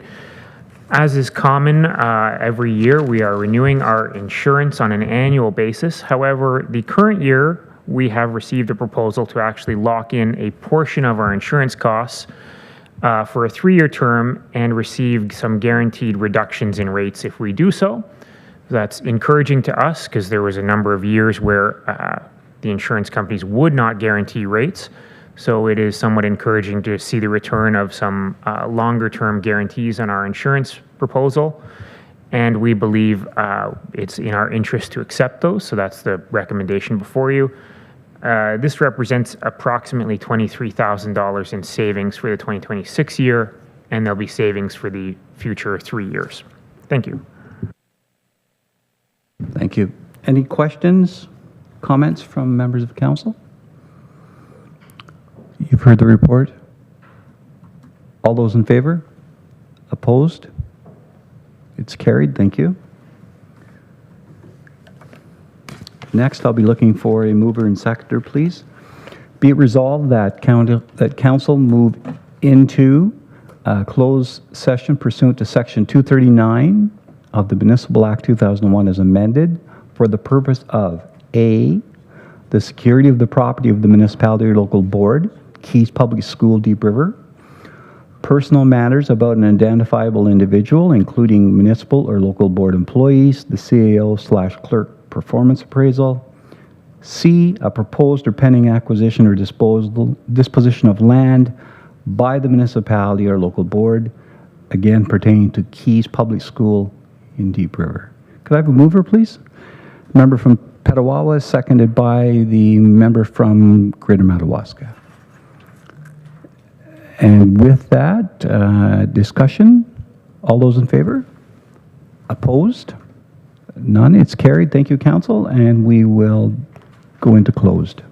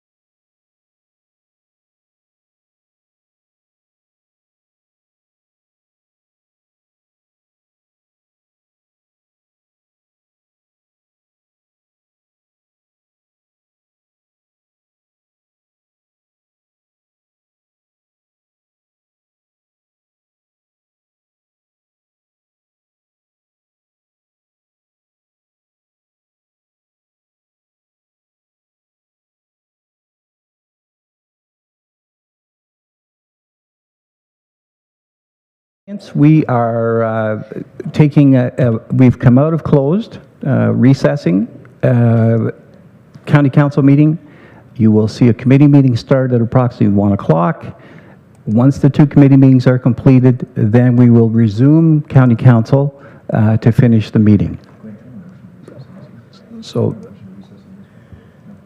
okay, thank you.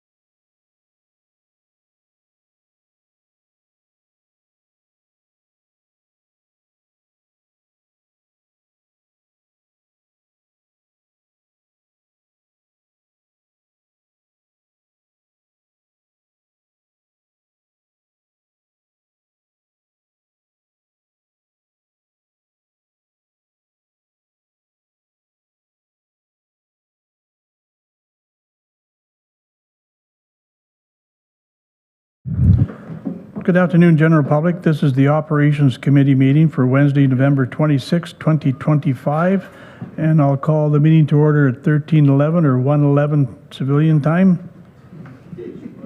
Roll call, Evelyn. Yes, thank you, Chair. We have quorum. Thank you very much. Disclosure of pecuniary interest and general nature thereof. Anyone have any for comments? Seeing none, we'll move on. Adoption of minutes. The minutes of October 22nd, 2025. Operations Committee, the recommendation that the minutes of the October 22nd, 2025 meeting be approved. Mover, please. Councillor Weir. Councillor Murphy. Any errors or omissions or comments? Seeing none, those in favor? Opposed? Carried. Thank you.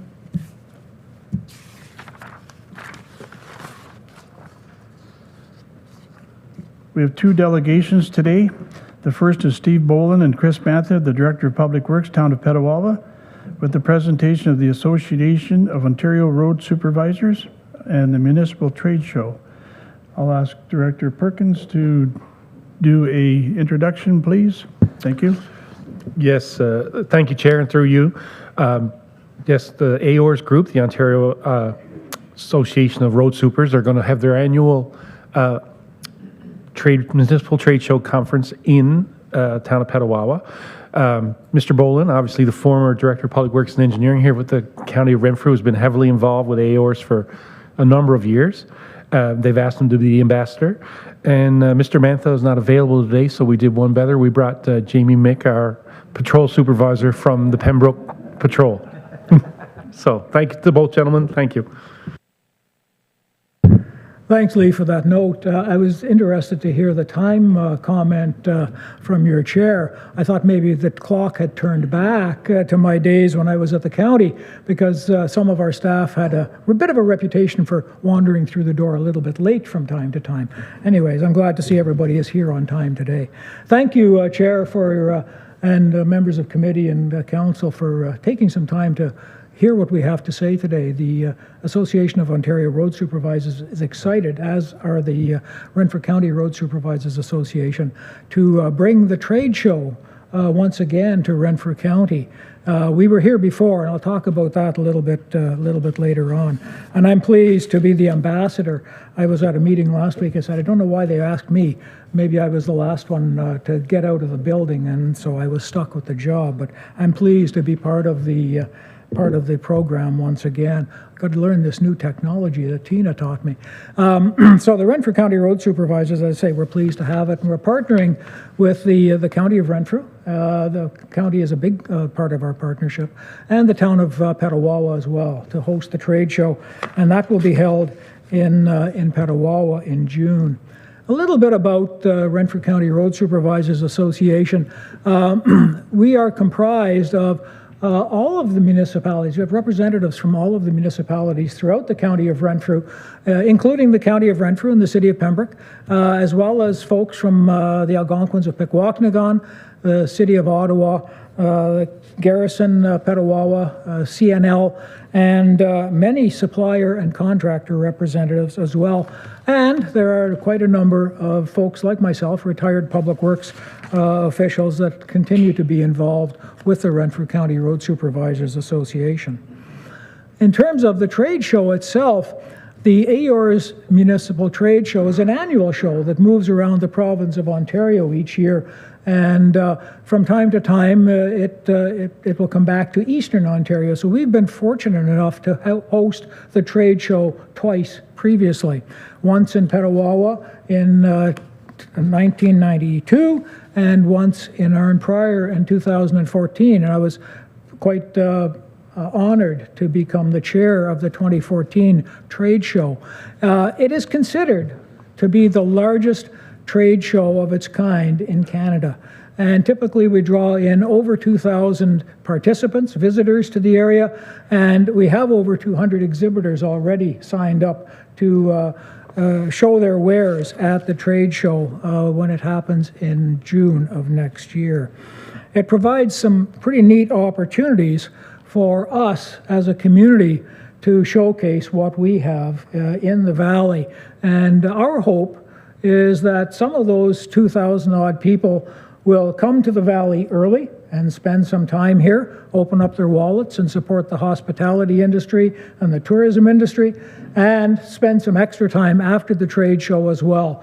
Having grown up in the valley, Jamie grew up in the valley, as many of you did as well, and I think we've got the best part of the world right here in Renfrew County and in the Ottawa Valley. And we want to show that off, blow our own horn a little bit. Just a bit of chronology about where we've been going with this endeavor. In December of 2023, the application was submitted by the RCRSA to AORS to host the 2026 Municipal Trade Show in Petawawa. And in August of last year, the Board of Directors approved the trade show being held in Petawawa. So it was then wheels up in a hurry and get things moving. It takes about 2 years to put this show together. And Mr. Kelly was previously involved in the 2014 trade show, and he knows the level of effort that was required to put it all together. In January of this year, the Trade Show Executive Committee, of which Jamie is a part, excuse me, was formed, and with that, work was well underway. In February, the initial executive meeting was held, an organizational structure was established, and advertising and promotion was begun, and a program development was commenced. You have a copy of the brochure in front of you that you can peruse at your leisure. And we started to advertise the program through AORS, through the Ontario Good Roads Association, and through the local associations as well. And then in February, I got a knock on my door and said, hey, you got nothing to do, you're retired. Why'd you come and be the trade show ambassador? Little did they know how much I'm involved. So as it is, I'm pretty busy, but I'm happy to help out nonetheless. It keeps me going.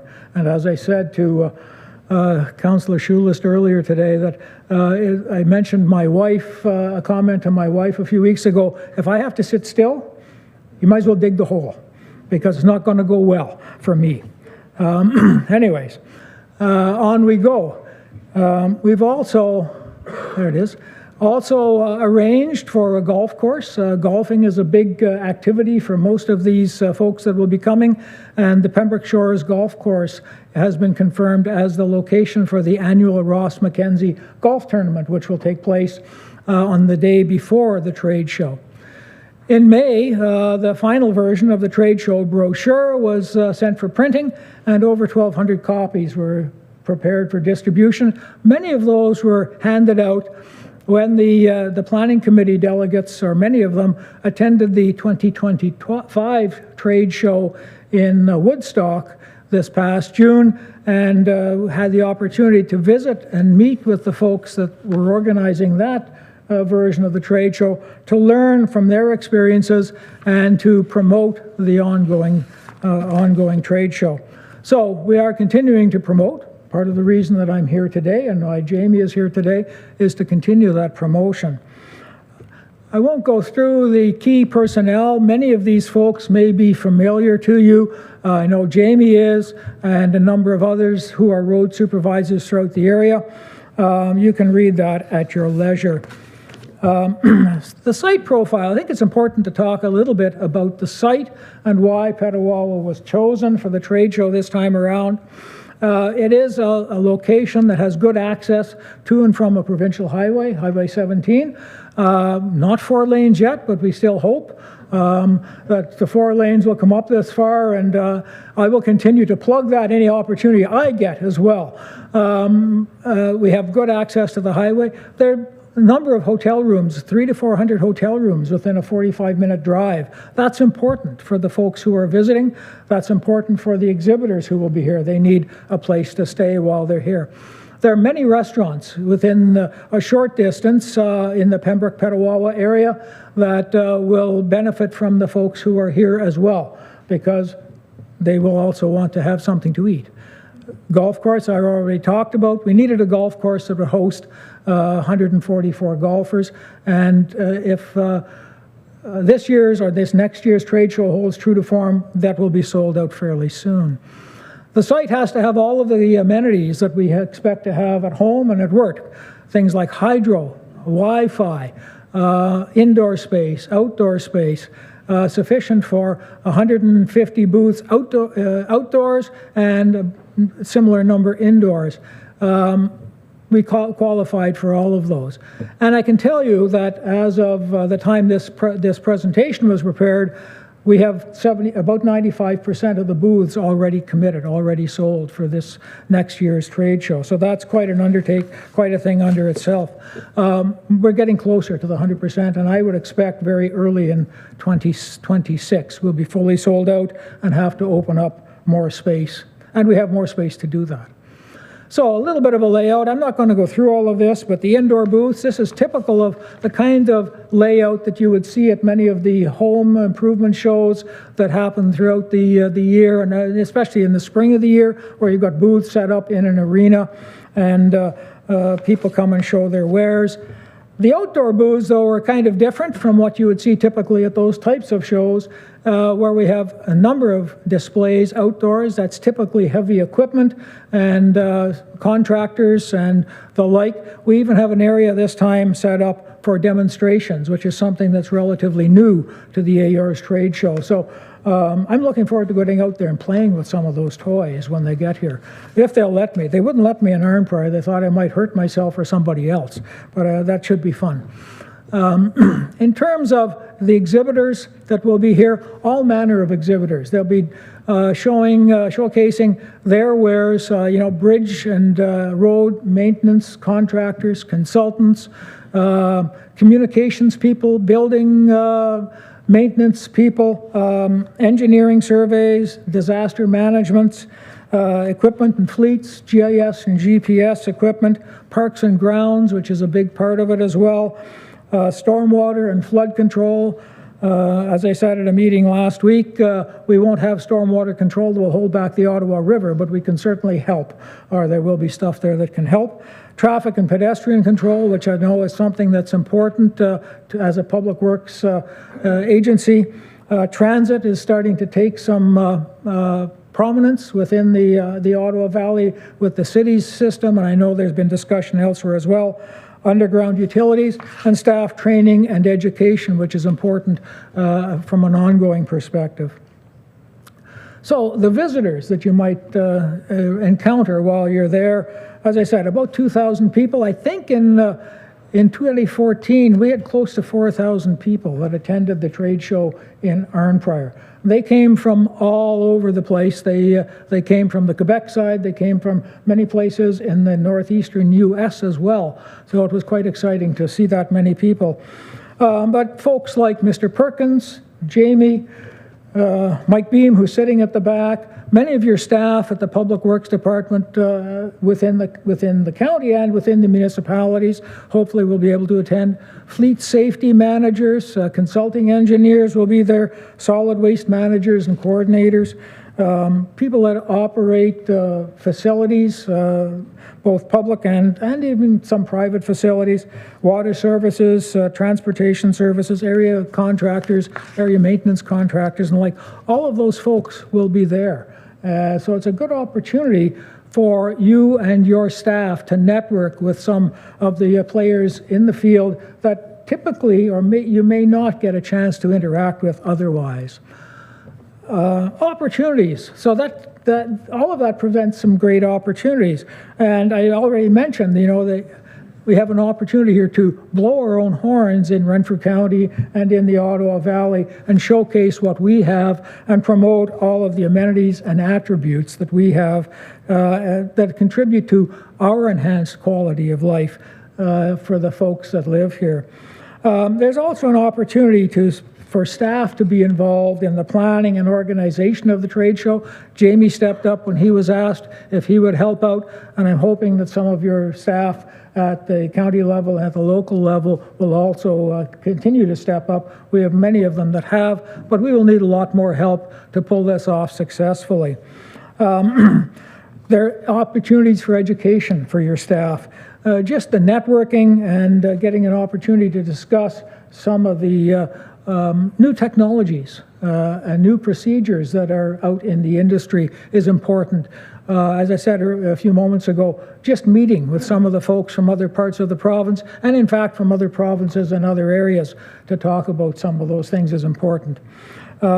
We will promote all of our municipal assets and businesses and tourism opportunities, as I said, and then you have a chance to go and play golf. I won't be playing golf. I don't play golf. It wouldn't be pretty, and you think I was going to get hurt using a piece of equipment? Golf club and a golf ball in my hands is even more dangerous. So where do we go from here? We, as an organizing committee, are going to continue to promote the 2026 trade show whenever and wherever we can and wherever opportunities exist.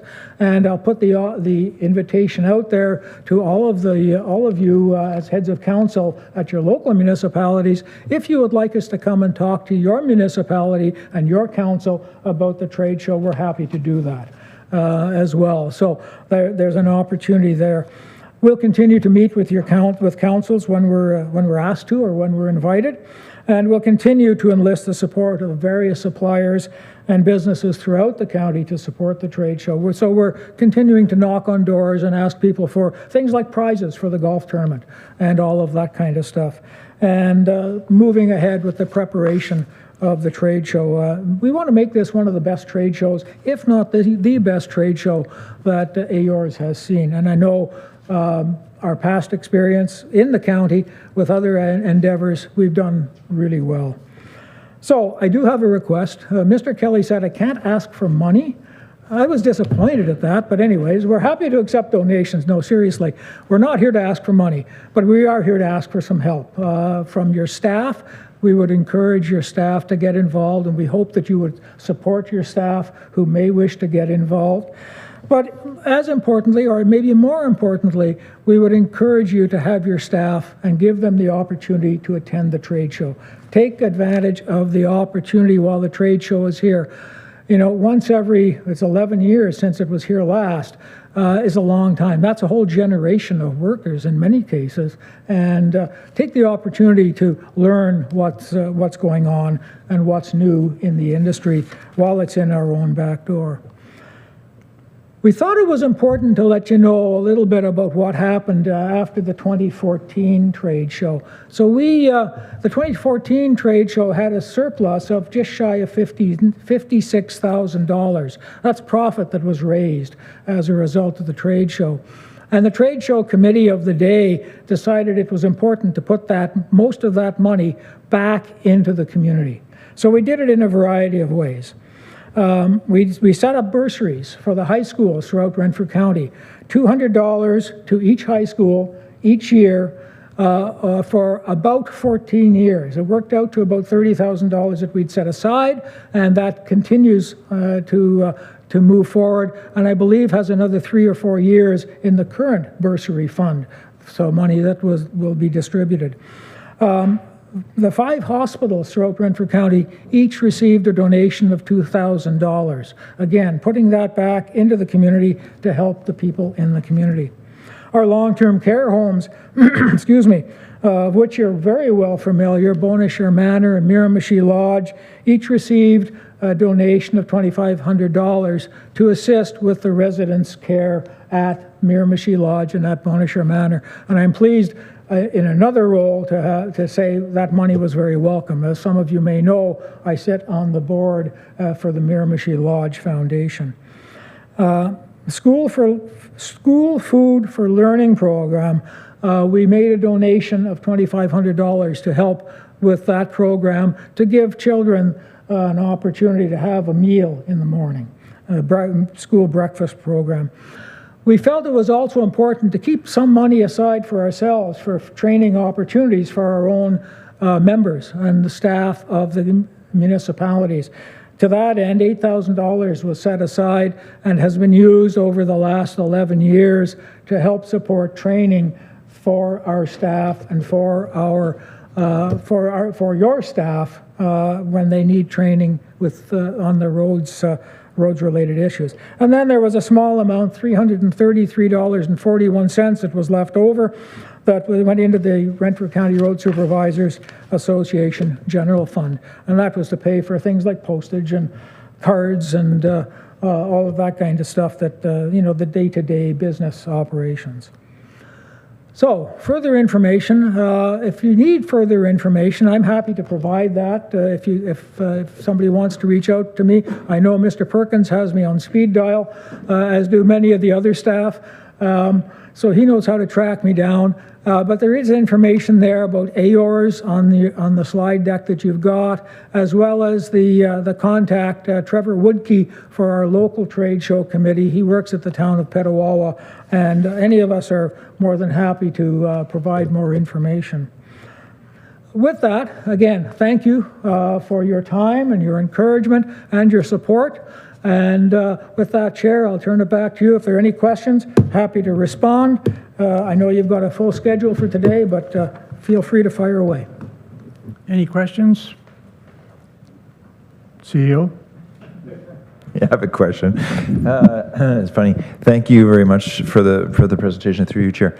Yeah, no, I recall it very well. It's funny you say generation. Well, since the time that we held AORs, there's a new rink in Arnprior, I think, or in a reestablished rink in a subdivision where the where the trade show was held. So talk about how times change. But I would amplify your request to municipalities. It is a good opportunity for your economic development folks, if you have them, to refer businesses that may want to promote their wares and otherwise at the show. And your tourism folks, if you have tourism folks in your municipality, to set up a booth and promote. I think probably we will from an OVTA's perspective, but from an overall perspective, again, over 2,000 people coming to the area. This is a nice way to draw them back and promote the area to them. So just want to amplify that once again. Thanks, Steve. Councillor Service? Thank you, Chair, and through you, thanks, Steve and Jamie, and I know Chris and Trevor aren't here, but thanks to them and all your committee for all the hard work you're doing. I know it's a pretty big undertaking, and Petawawa was proud to host it. And I know Chris has been to council a couple times waving his pom-poms and tooting his horn, so he's got everybody pretty fired up. So Petawawa is all in. So thanks for doing this. Any other comments? Councillor Donahue? Thank you so much, Mr. Chair, and thank you through you to Mr. Boland and Mr. Mick. I think this is incredible. I was actually at the 2014, and interestingly enough, in 2026, there's opportunity for those who may be seeking. I found that a great spot to be canvassing as I was seeking to become mayor of Admaston and Brumley, and I think that the same opportunity will exist in June of 2026. So good on you for picking a municipal election year in the province of Ontario. Perhaps that will drive. But I thought that it was also incredible just for not staff and elected, but just for the general public to be able to come out and see and touch and feel what this was, what in fact operations or public works were in a municipal sector. I think that this is a fantastic opportunity to really showcase for all of us. The real question that I had is, absolutely this is something that I would encourage and will embrace in my council chamber. Through the Renfrew County Road Supervisors, will this, I'm assuming that the membership, in my instance, as Mr. Steve Wazinski, are they provided some of this materials to come and present to our council as well? Through you, Chair, they haven't been at this point, but we're certainly happy to do that. Yeah. And I'm happy to make that presentation on behalf of the association as well. So if you want to reach out to me or reach out to any of the members of the planning committee, we're happy to do that. Your own road supervisors, if they want to give us a call, we're happy to do that, or we can provide them with a copy of the slide deck if they feel comfortable doing that. We can work on the details. Consider yourself reached. Thank you. Any other comments? Hearing none. Thanks, Steve and Jamie. On a personal side, I was at Arnprior in 2014. And Steve, thank you very much for bringing the economic development that came along with this conference and this show to Arnprior. It was simply amazing with the amount of equipment we had, the amount of people that went through town. Every business in town was affected. kids got to go from the schools to see the big equipment. They may or may not, well, they're probably 20 now, I guess. So they may even be driving these things. Anyways, it's an economic boom. Thank you, Steve, for the 2014, and I look forward to attending this one. Thank you. You're welcome. Thank you. Have a great day, and then have a great Christmas as well. Thank you.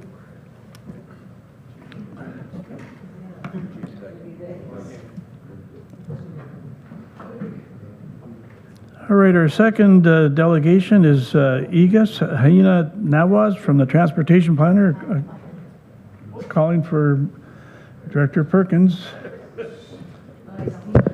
Yes, thank you, Chair, and through you to Council and Committee.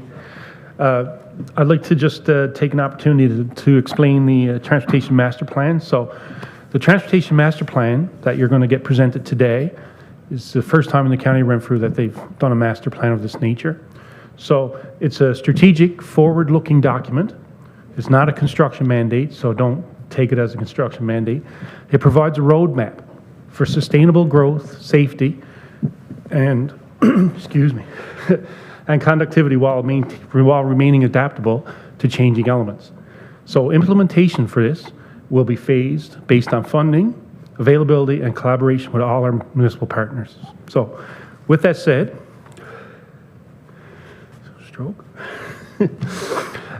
please join me in welcoming Ms. Hannah Nawaz. She's a transportation planner with Aegis in Woodbridge, Ontario. Ms. Nawaz is a registered professional planner with the designation from the Ontario Professional Planners Institute and is also a member of the Canadian Institute of Planners. So Ms. Nawaz will now provide a briefing on the finalized County of Renfrew Transportation Master Plan. Thank you.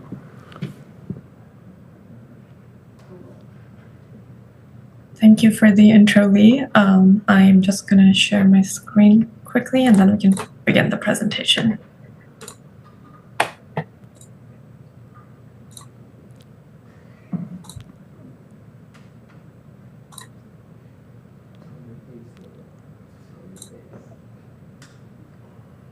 Is everyone able to see my screen? Ma'am, I'd appreciate if you could speak up a little bit, please. Is my voice okay now, or? Just a touch higher would be appreciated. Okay, I'll try to be as loud as I can. Thank you. So, hi everyone. I'm Hania Nawaz. I'm a transportation planner with Aegis, working on this transportation master plan. So just an overview of Renfrew, as you're all aware. It is part of a two-tier government system, and it contains 12 townships and 5 towns, and is located within eastern Ontario along the Ottawa River. It is the largest county in Ontario by land, and the land area of the county is approximately 8,000 kilometers square and a population density of 14.5 people per kilometer square. The county has a total population of 106,365 people as per the 2021 census data, which is a 3.9% increase from 2016, and is forecasted to reach 107,245 people by 2036 as per the county's official plan. So a transportation master plan, as Lee mentioned, is a long-term strategy for managing multimodal transportation systems that align with the county's growth and vision. The TMP followed the municipal class environmental assessment master planning process, specifically the phase 1 and 2 of it, where phase 1 is the problem or opportunity identification, as in phase 2 is the alternative solutions.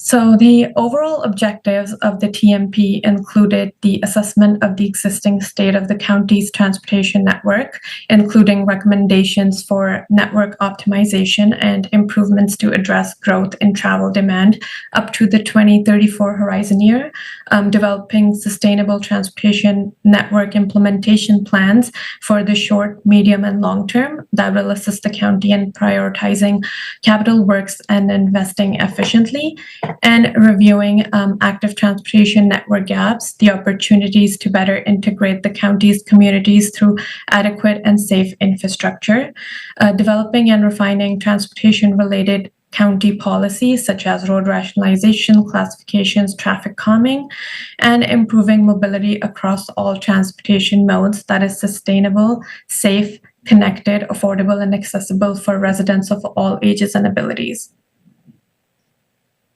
So here's just an overview of the study process. We started with the existing conditions assessment, where we collected the data, reviewed background documents, analyzed the existing conditions, held the first public information center, and identified the issues and opportunities.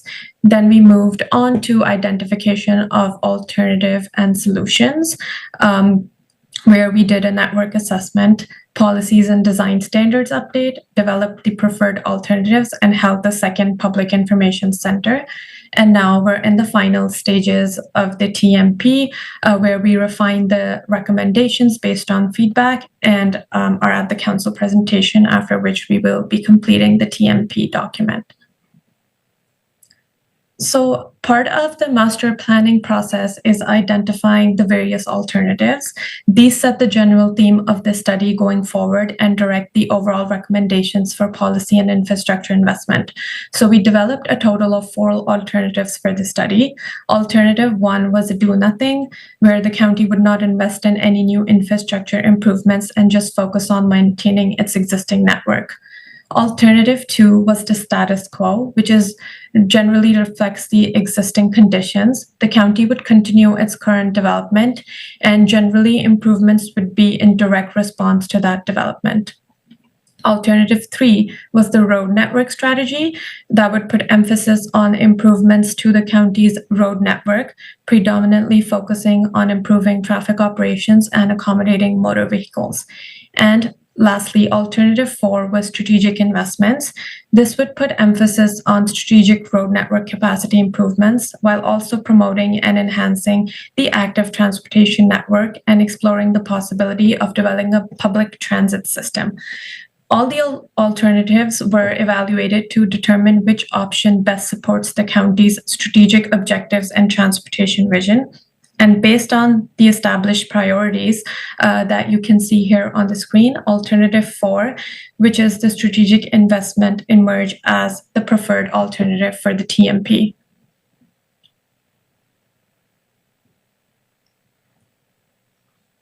So after setting the vision for the transportation master plan, we moved on to forecasting the future traffic volumes. We used the existing average annual daily traffic, or AADT volumes, and projected them out to the 2034 horizon year by applying a 1% growth rate annually. These volumes are critical in decision making, especially when we consider things like cycling facilities, network improvements, traffic calming. Really, for any decision related to the network, the AADT is one of the first considerations. We also reviewed certain intersections based on discussions with county staff regarding which intersections were anticipated to be the most critical. And as mentioned here, most intersections will continue to operate at acceptable levels of service through to the 2034 horizon year, except for Petawawa Boulevard and Portage Road, Victoria Street, the Daniel Street South and Baskin Drive intersection, Petawawa Boulevard and Murphy Road, Civic Center Road, and the Boundary Road East and Broome Avenue intersection. So in terms of the road classifications, all county roads place a high degree of priority on traffic movement. Therefore, an arterial road classification is appropriate regardless of the roadway's AADT. Since the county has urban and rural roadways, the characteristics for an arterial roadway for urban and rural land use differ. So it is recommended that the arterials are divided into minor and major subcategories, which reflect the degree at which the arterial roadway is required to serve more local functions within an urban environment. So after completing a preliminary analysis, we looked at some road network projects based on the AADT and the intersection operations. And based on the analysis and the feedback from the county, we have recommended some operational improvements to the road network, focusing on enhancing the safety, efficiency, and connectivity for all users. The recommended upgrades below aim to address current challenges such as traffic congestion, poor road conditions, and limited accessibility while preparing for future demands. So the first project is the Madawaska Boulevard. It is identified as the major node with large concentration of trip generation. So active transportation facilities are recommended on Madawaska Boulevard. It was noted that there were space constraints in some areas due to a small right-of-way, and Madawaska Boulevard in its current form has a significant local access function despite its classification as an arterial road, which results in a significant number of conflicts between all road users. The high density of accesses in combination with the high traffic volumes and the wide travel lanes with no provision for left-turning vehicles result in a higher expected collision frequency as well. So to mitigate these conflicts, it is recommended that Madawaska Boulevard be converted from a 4-lane to a 2-lane cross-section with 2-way left turn lanes and cycling facilities provided to ensure safety for all road users. In the interim, it is recommended to change the pavement markings at Madawaska Boulevard and Daniel Street, and in the long term, a roundabout be implemented at the intersection. Moving on to Daniel Street, it has a significant number of accesses on it, and there's extremely short intersection spacing, which is generally not recommended. It was noted that some developments do have multiple access locations or secondary accesses on the minor street, which allow for the removal of some Daniel Street accesses. To address the challenges posed by high access density and extremely short intersection spacing along this road segment, the proposed interim solution includes the installation of a continuous median. This would enhance traffic safety by reducing conflict points, limiting left turn movements, and improving traffic flow. For a long-term solution, the implementation of roundabouts at key intersections is recommended to further improve safety and operational efficiency. For the Division Street and Baskin Drive West Division Street, Baskin Drive West, and Duncan Drive intersection, to address the challenges posed by high growth and increased traffic volumes along the Baskin Drive corridor. We recommend to realign Baskin Drive West to meet with the Duncan Drive to form a 4-leg intersection. It is recommended to consider the operation of the intersection as a roundabout, as this realignment and potential roundabout design will enhance sight distances, streamline traffic flow, and provide superior traffic control compared to the existing configuration. Lastly, for Boundary Road at Broome Avenue, operational concerns are anticipated at the intersection of Boundary Road and Broome Avenue as traffic volumes continue to grow, and the projections indicating that the intersection will operate at a level of service F in future horizon. Although signalization is warranted to address delays, a traffic circle with a 20-meter radius is recommended as a proactive solution to accommodate growth. So we also looked at the active transportation for the county and noted a couple of challenges and opportunities. The biggest challenge is the land area of Renfrew County is big, but the population is small. So there's a large distance between communities. So it makes it impractical to connect communities using walking and cycling. Another consequence is there is not much funding to go around, so we have to be careful in prioritizing the most effective investments in active transportation that will have the best benefit. Another consideration is the conflict with ADVs and snowmobiles. However, the core of the AD network is the county's trail network, and in particular, the Algonquin Trail, which runs along the Ottawa River through towns such as Arnprior, Renfrew, Cobden, Petawawa, which are also used by ATVs and snowmobiles, and those type of users have conflicting desires when it comes to trail surface. And Eastern Ontario also has harsh weather, so there's conflicting needs between skiing and snowmobiles versus cycling and walking. However, opportunities exist at the same time. Towns tend to be compact and distance within towns are small. There's rise of electric micromobility, so towns close together are easier to travel between, so trips can become more practical. The bottom line is that transportation within town can be competitive, but travel between towns is not competitive as distances are large.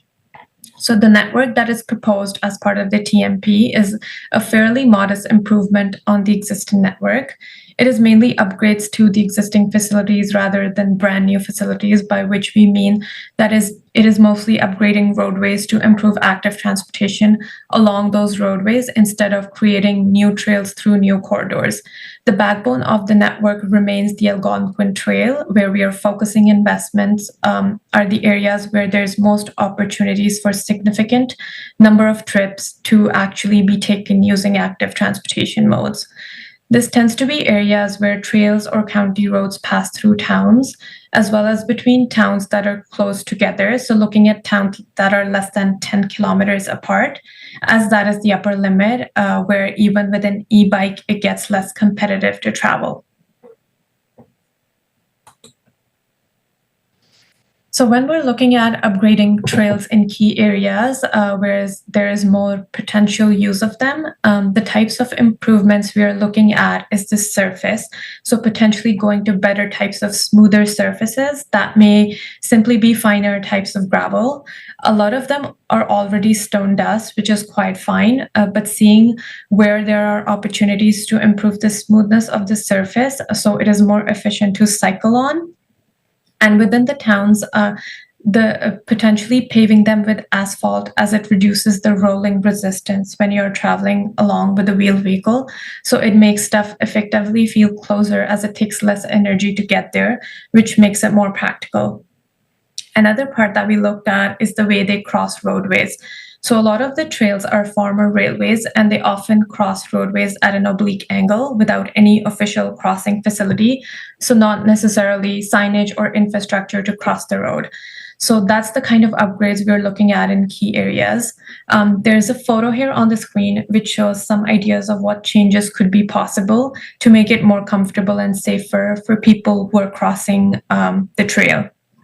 For the most part, we're still looking for trail users to yield to traffic, as in most cases, the level of use of the trail doesn't warrant a pedestrian crossover, but there are still things that can be changed about the geometry to improve sight lines and reduce crossing distances to make them more safe.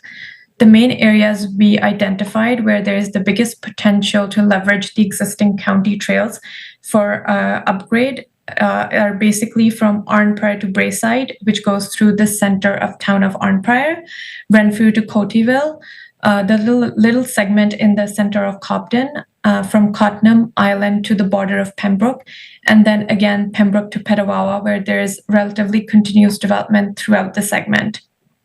Pembroke is not part of the county, so that will be the town of Pembroke's responsibility, but we still felt that as there is a trail that connects between those 2 points, it should be highlighted.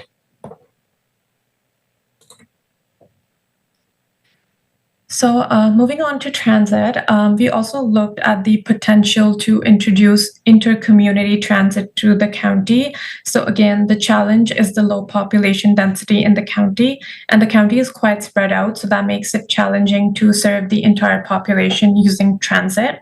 However, although the county is spread out, most of the population in communities is concentrated along a single line along the Ottawa River. So most of the major towns in the county, such as Arnprior, Renfrew, Cobden, Pembroke, Petawawa, all are on a single line. So although the distance is quite long when it comes to serving with transit, it is quite easy because when you run a single bus route through the major population centers, you're actually able to have quite a good coverage of Renfrew County residents. So we looked at a few different options of how broad the bus system could be versus how much coverage it would have. And the best cost benefit ends up being the bus route that runs through Ottawa to Petawawa, passing through Arnprior, Renfrew, Cobden, Pembroke, and Petawawa, which connects 42% of the county's residents as well as Pembroke's residents. And it should be noted that we did include Pembroke in this simply because of its geographic location, as there's a lot of travel to and from it.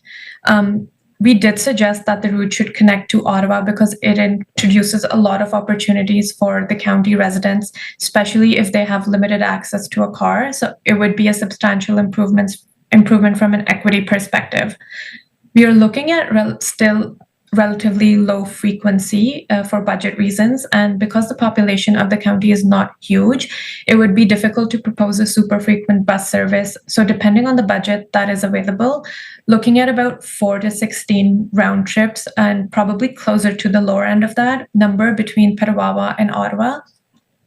And when it comes to funding, that really depends on provincial funding because the county doesn't really have funds to support transit operations, as they can be quite expensive, especially for this type of transit operation where you would expect to not really cover that much of the costs by selling tickets for the bus. Most of it would still be expected to be a subsidy from the operator, which in this case is the county. But the province does offer a number of subsidies for rural transit systems. And since 2020, many counties in the province have introduced transit systems using the provincial funds that have become available. So making a grant application to the province would be a critical step for such a transit system. So as part of the master plan, we also looked at developing some policies. Firstly, with respect to speed limits and speeding, it's critical that roads are posted with speed limits appropriate for the road in question. Roads are designed to accommodate specific speeds, so many of the design features like lane widths, curvature, intersection treatments, and so on are chosen to accommodate those speeds. So when we set limits lower than the speed the road was designed for, we not only make a significant number of reasonable drivers illegal, but can also lead to a lack of credibility for the posted speed limit and in turn lead to increased tolerance by law enforcement. So there are some negatives with having posted speed limits lower than they should be. So through this study, we've provided recommendations for adopting the Transportation Association of Canada's guidelines for establishing posted speed limits. The guideline looks at various features of the roadway, like its classification, whether it's an urban or rural environment, and so on, and it provides a suggested posted speed limit. Through the study, we've also provided various recommendations for guidelines which determine the suitability of school and playground areas and zones and community safety zones. Moving on to other policies, one of the more popular trends we see across a lot of different municipalities is the usage of all-way stops as a sort of fix-all solution for speeding and various other safety concerns. Implementing all-way stops for traffic calming, however, is strictly forbidden in the Highway Traffic Act, and generally speaking, implementing unwarranted all-way stops can actually lead to more negative impacts than they would solve. So we have developed a policy which reinforces the standards and warrant process for all-way stops to ensure they're appropriately used. Another common issue we see across different municipalities is non-standard pedestrian crossings. So things like unposted crossings with inadequate signage. And another concern is inadequate crossing protection types. So using school crossing signage when maybe a pedestrian crossover is warranted. So we have developed a pedestrian crossover policy, which streamlines the process for identifying pedestrian crossing locations and ensuring the proper facilities are provided. So while I mentioned posting speed limits lower than the design speed isn't recommended, the reality is that there are plenty of cases where a lower posted speed and resulting operating speed is desired. This could be a result of a change in road jurisdiction, classification, change in the surrounding land use, or there may just be cases where drivers simply operate at higher speeds than intended. In these cases, we look to traffic calming to effectively reduce the design speed of the roadway to reflect its desired operating speed. Traffic calming can include various temporary or permanent measures, which essentially through physical or educational means lessen the level of comfort with traveling at higher operating speeds. As all county roads are arterial roads, there's only a few traffic calming measures that can be applied to address speeding problems, which include speed display device and speed posted bollards.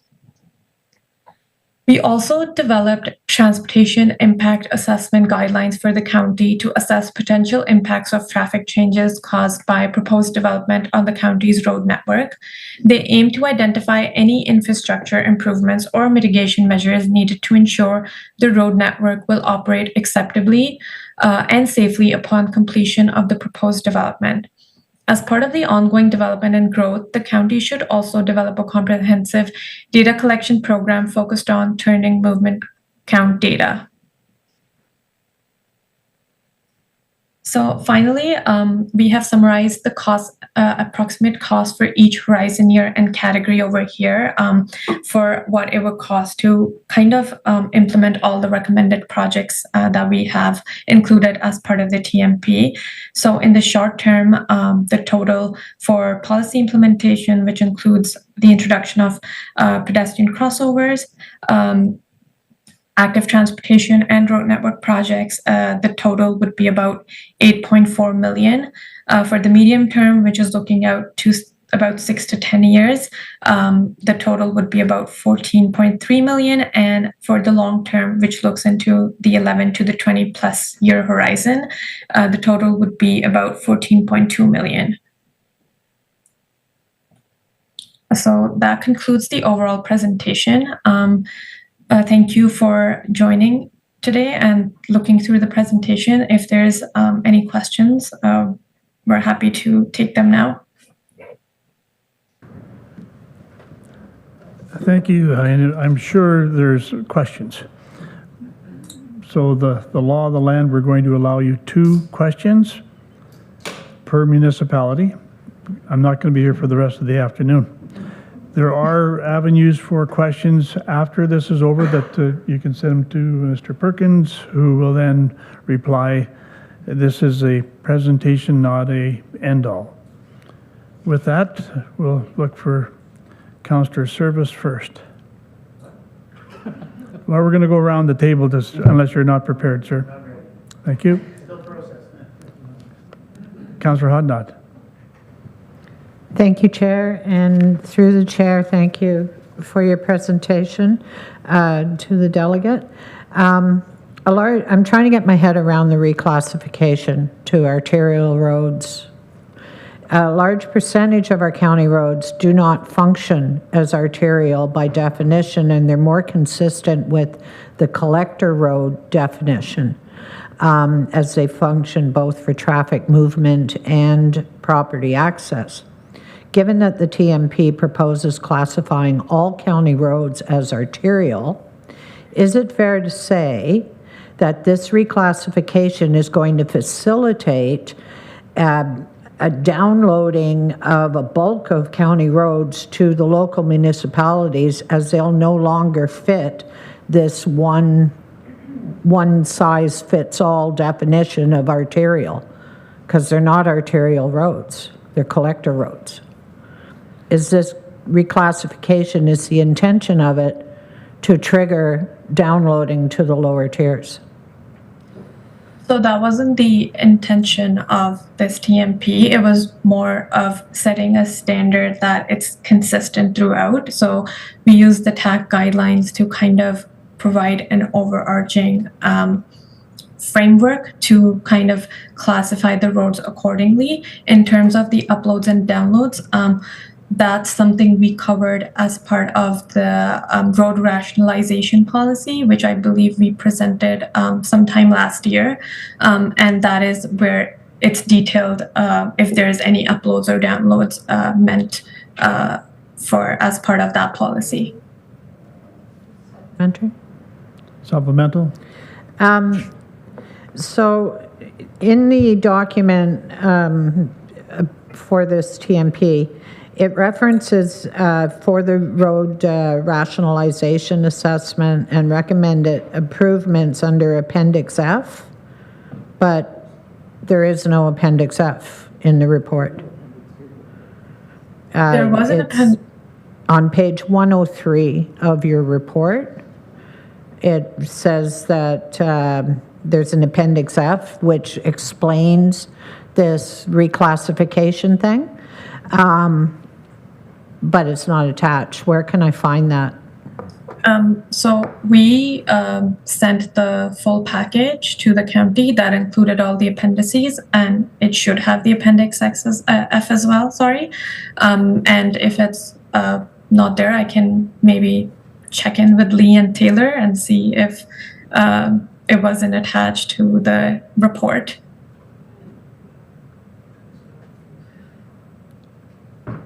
I'm looking to Director Perkins to confirm that we're going to get the Annex F. Yes, thank you, Chair, and through you. Yes, we do have all the appendixes, so we can forward them on. Thank you. Councillor Nicholson? If you don't mind, Chair, can I just follow up on Councillor Hodnott? There's also an appendix that talks about cost implications, and we didn't get that one either. Thank you, Chair.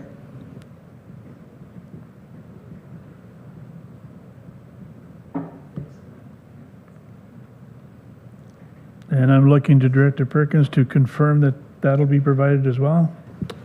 Yes, thank you, Chair, and through you, we will provide you with Appendix A through to Appendix K.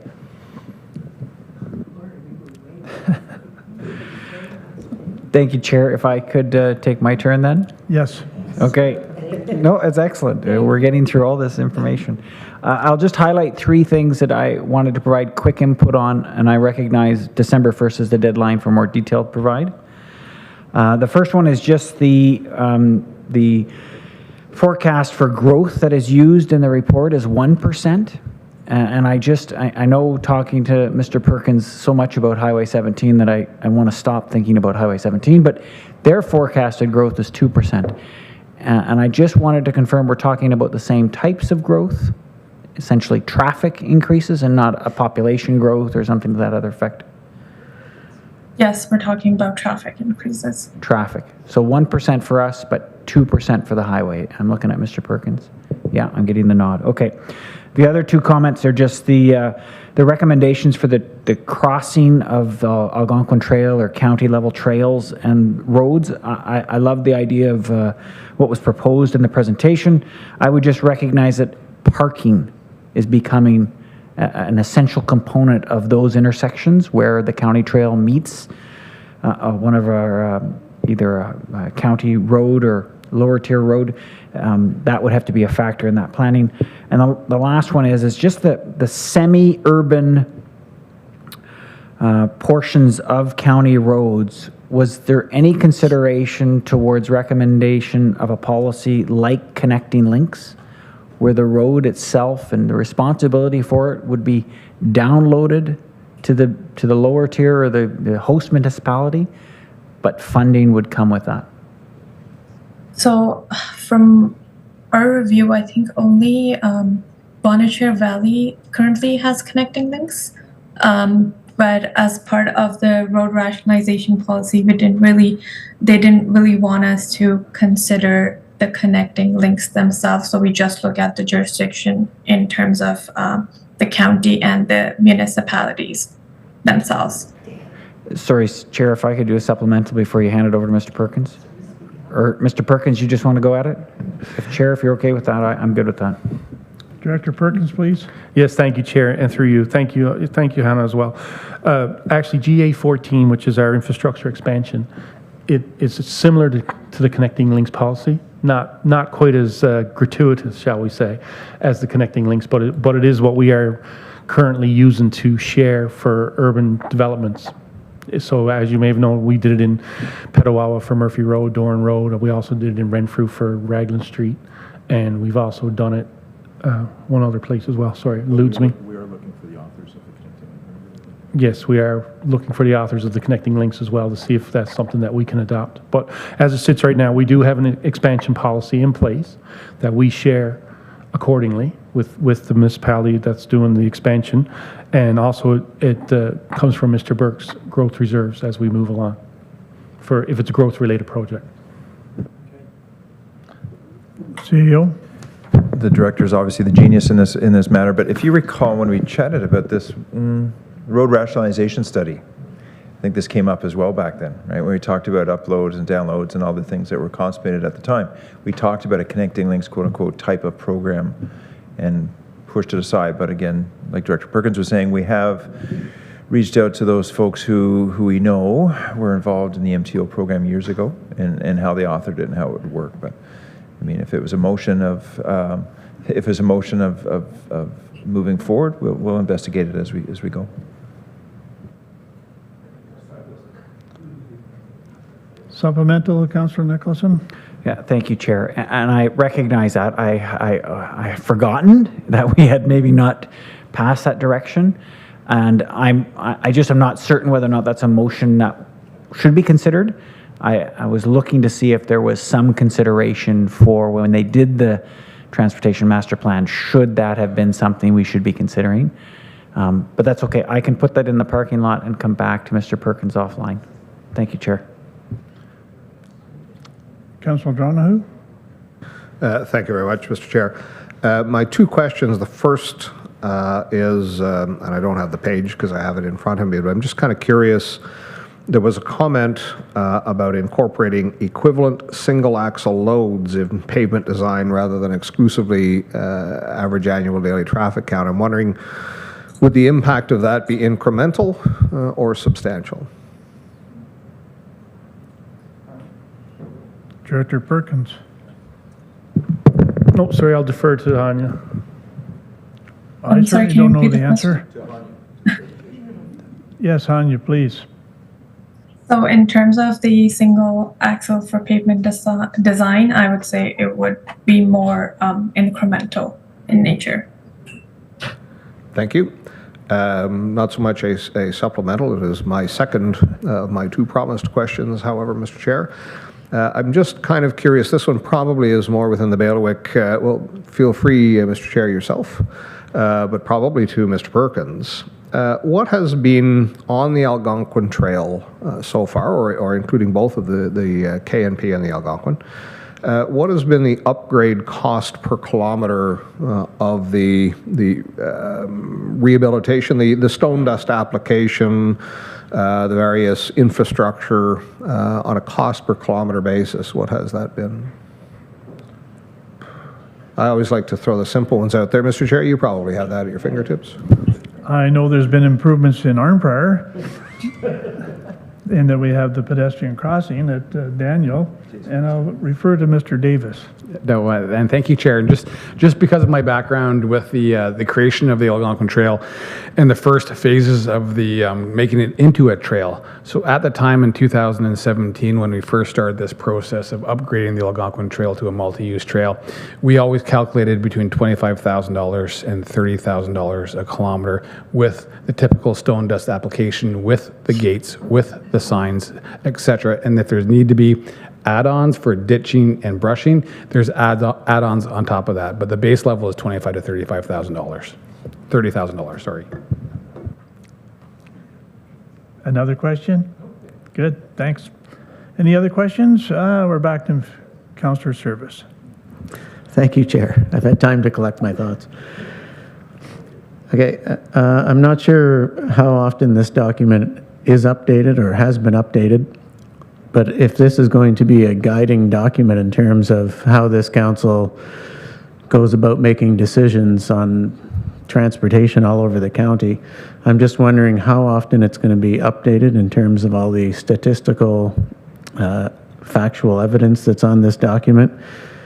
And it's somewhat concerning that some of the statistics that I see just reading through the document are sorely outdated already.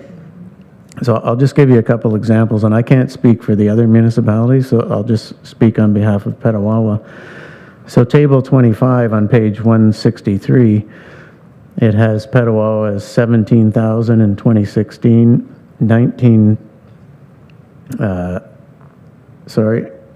18,000, hang on, I'm on the wrong table here.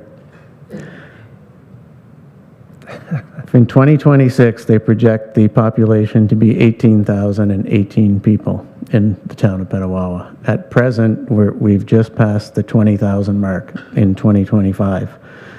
They're predicting we get to 20,701 in 2031. We're already there.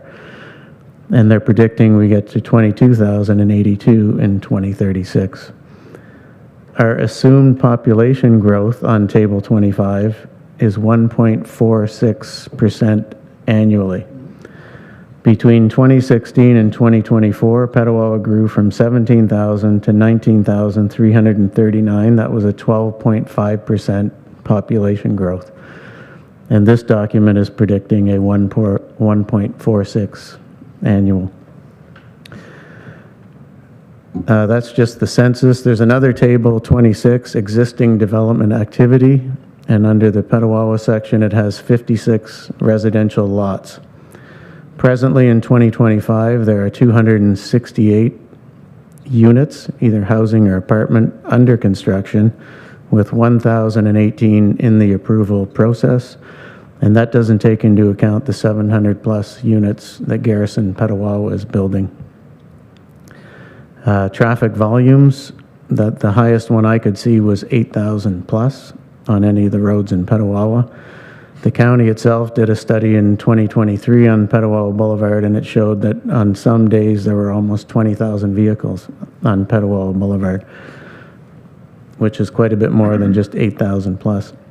So that's just a couple examples, and I'm just wondering if we're going to use this document as a guiding principle, not just Petawawa, but all the municipalities, I think, are growing at vastly different rates than what are indicated here.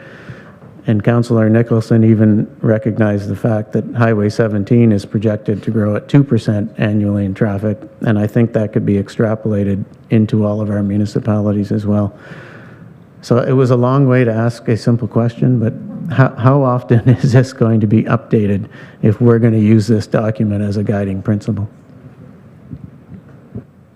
So I can maybe start and then Lee can jump in. So generally we recommend a transportation master plan to be updated every 5 years with updated data and projections. And in terms of the growth projections and the TMP, they follow a standard planning approach that is applied where a full regional traffic model is not in place.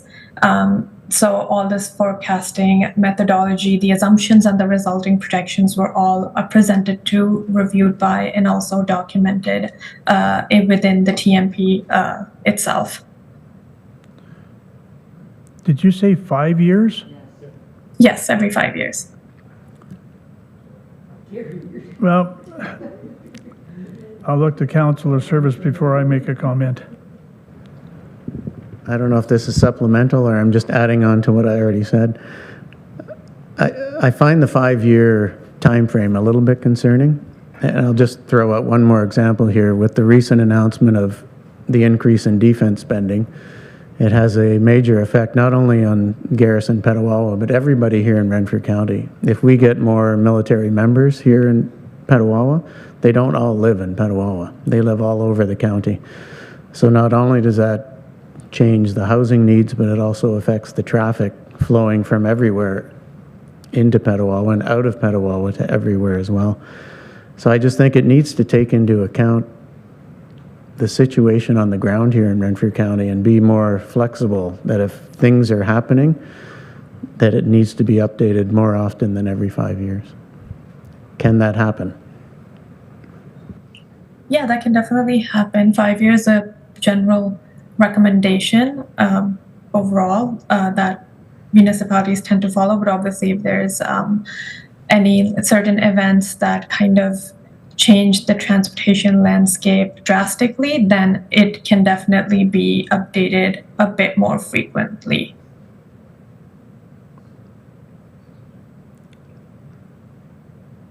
Okay. I'll come back for my second one after. Any other questions? Just to sum up,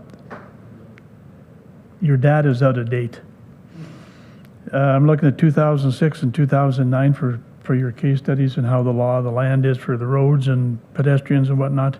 In Arnprior, we've grown up, I think it was 2 years ago, we were the highest 10% in the province for growth, and we've got multiple apartments going up again. We have one major artery, which is Daniel Street, to get to 417. So we're going to be jam-packed on this thing. I don't think your 1% is going to work in Arnprior. Having said that, that was my summation. I'll look to Mr. Perkins for One final comment? Thank you, Chair, through you.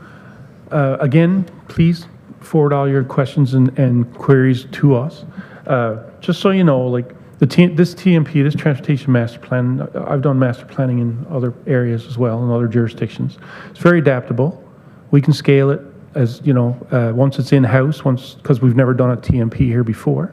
So once it's in-house, we will definitely work with it. As you see, it's not written in stone. It's not a construction document. We're not going to go down and make Madawaska Boulevard 2 lanes next week, nor are we going to put a roundabout at the end of Boundary Road here. So it's just something that as an SLT and as the engineering group, our goal here was to make council aware that there's $40 million worth of growth projects out there over the next 20 years, be it Petawawa grows by 50,000 people, Aaron Pryor grows by 70,000 people, whatever happens. Right now, we have a shortcoming of growth projects in our roads system that we've got as a council and as an SLT and as the engineering group. We have to accommodate it for it somehow, because as you know, we replace like with like. We don't normally build roundabouts. We don't normally build 4 lanes on Daniel Street. We don't go to Petawawa and put in 4 lanes and extra bridges. That's not in our mandate. We have an asset management plan that replaces like for like. So our goal when we went out to get this TMP, which all this, it's great information, it's 198 pages of great information. And of course, it's all within industry standards. It's all done to the Transportation Association of Canada documents. But the fact of the matter is there's a significant amount of work out there that's coming on the horizon that we've known about ever since the Transportation Master Plan that was done in Aaron Pryor in 2009, and we still have not prepared for it. So that's the goal of this TMP. And again, it's adaptive. We can make it. We can adjust the figures. We can go back and look at the road classifications and all sorts of things. And as Hanya pointed out to us, there's a number of policies that we have shortcomings on. So our road classification is one of them. Our road design is another. So these are all things that hopefully over the next few years, using this document, we'll start going through and getting policies back in place, bringing it back to you guys. And again, whoever sits in these chairs over the next few years will continue to warn you that there's numerous growth projects out there that we do not have money for. Mr. Burke has set aside a funding envelope, but as we see, as 417 moves up the valley, growth is indicatively coming along. So for years and years and years, Petawawa was the concern with Petawawa Boulevard going in and out of the base. You know, the amount of traffic is 17,156 cars actually is the true number, but anyways, that's nothing. But as you see in this TMP, Aaron Pryor now takes precedence because they're growing faster. So that's a decision that'll be made at the council level, because obviously we're never, as management, going to make these decisions. We're going to bring them to you with the best options that we can provide. And this is a founding document for any transportation system. So with that said, I'll leave it at that. Thank you, Chair. Thank you, Director. To sum up, this is an eye-opening document that certainly has got everybody talking. It's a start point for council. It's a start point for the new councils coming in 2026 for sure. And on behalf of the Operations Committee, thank you very much for this presentation. Very much appreciated. Thank you. Thank you.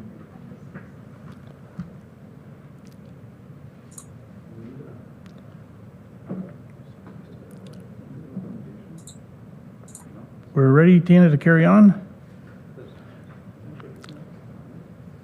So we're on number 6, which is communications. It's the Association of Ontario Road Supervisors. It's the Fall 2025 AORS Advance, and you should have got a brochure on your desk. So the recommendation that the communications be received as information. A mover and a seconder, please. Councillor Donahue and Councillor Murphy. Any questions on the communication folder in that Steve is gone? Seeing none, all those in favor?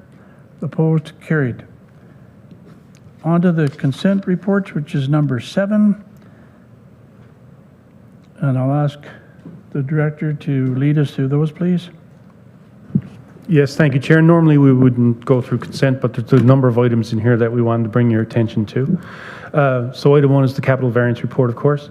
Item 2 is the Road Safety Initiative Fund. So we did receive a letter from Minister Sakaria about the automatic speed enforcement. Obviously, the provincial government is not going to allow that anymore, but there's going to be some, apparently some funds available for traffic calming in those 3 sites. So we're looking forward to what that'll entail, and we're looking into what we are eligible for.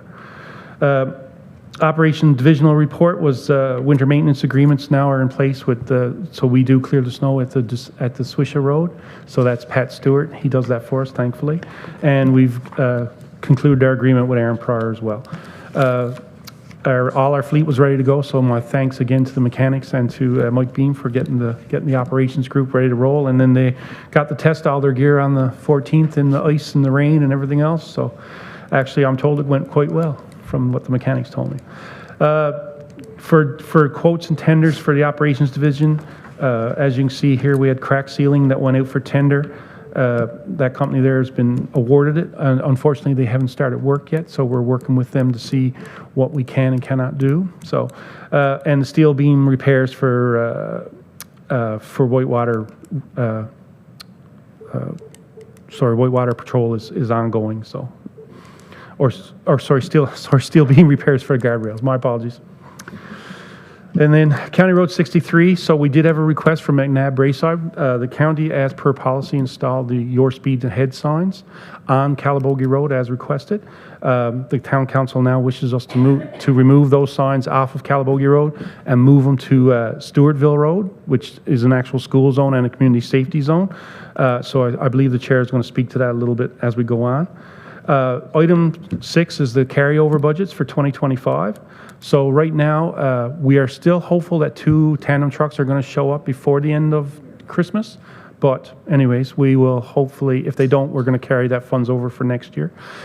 Thanks to council for approving capital budget for 2026.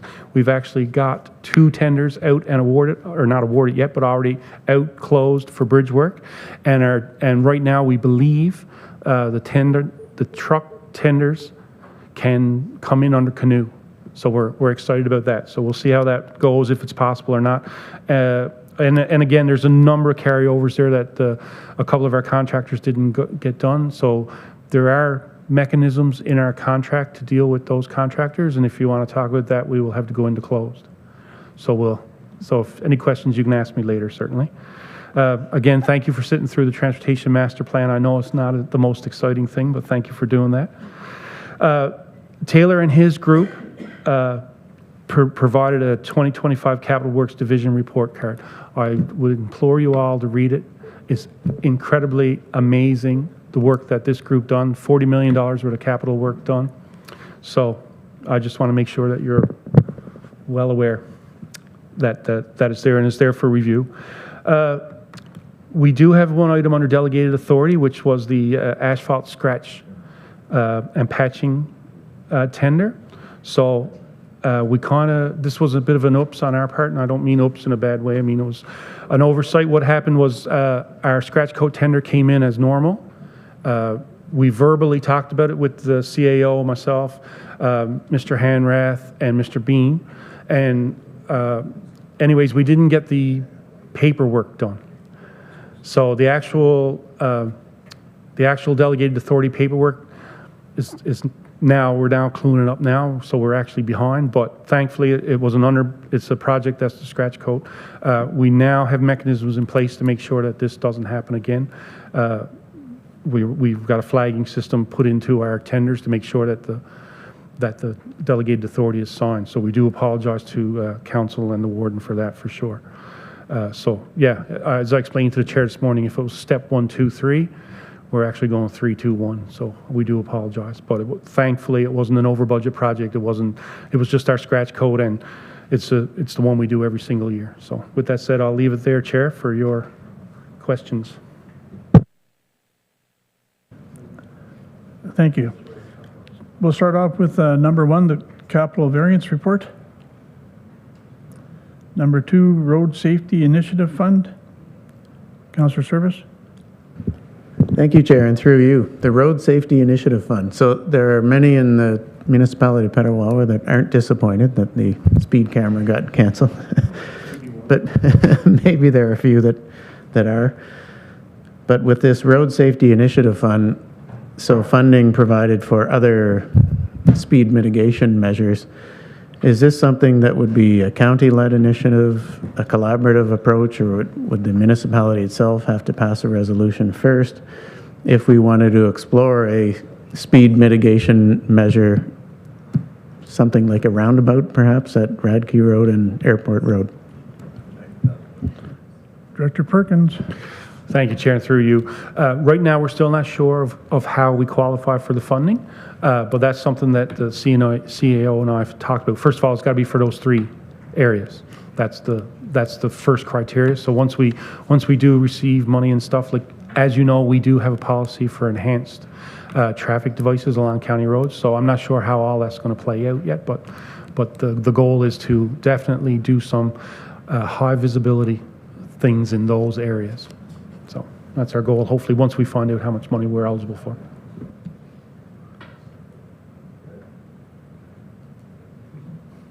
Just seen Director Davis with we're okay? Number 3 is the Operations Division Information Update. Any questions? Number 4 is the Operation Division's Quotations and Tenders. Number 5 is the County Road 63 Stewartville Road Speed Radar Request, the change. Councillor Watt? Perhaps this should be severed for discussion. Thank you.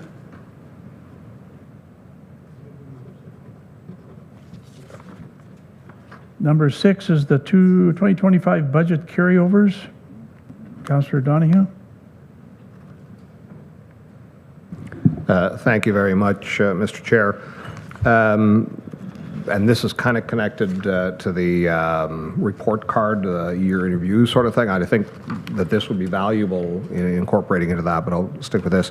So on these roads, 3 of these roads were part of the pre-approval that was done whenever, I guess, in actually November, I think perhaps, of 2024. So of course, we're well aware of the Brooms Creek issue and why that is carrying forward. There were numerous challenges there. But on each of these, and included, in fact, there were 3 roads and the Cumbermere Bridge were all part of the pre-approval.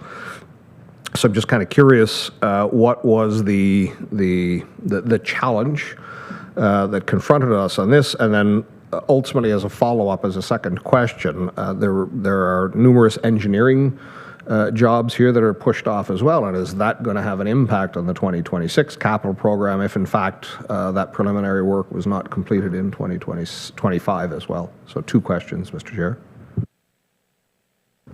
Thank you, Chair, and thank you for the questions. The road work that never got completed, some of it is just granular sealing, but some of it is actual paving that didn't get done. So we are dealing with that inside the contract documents, so that'll be left.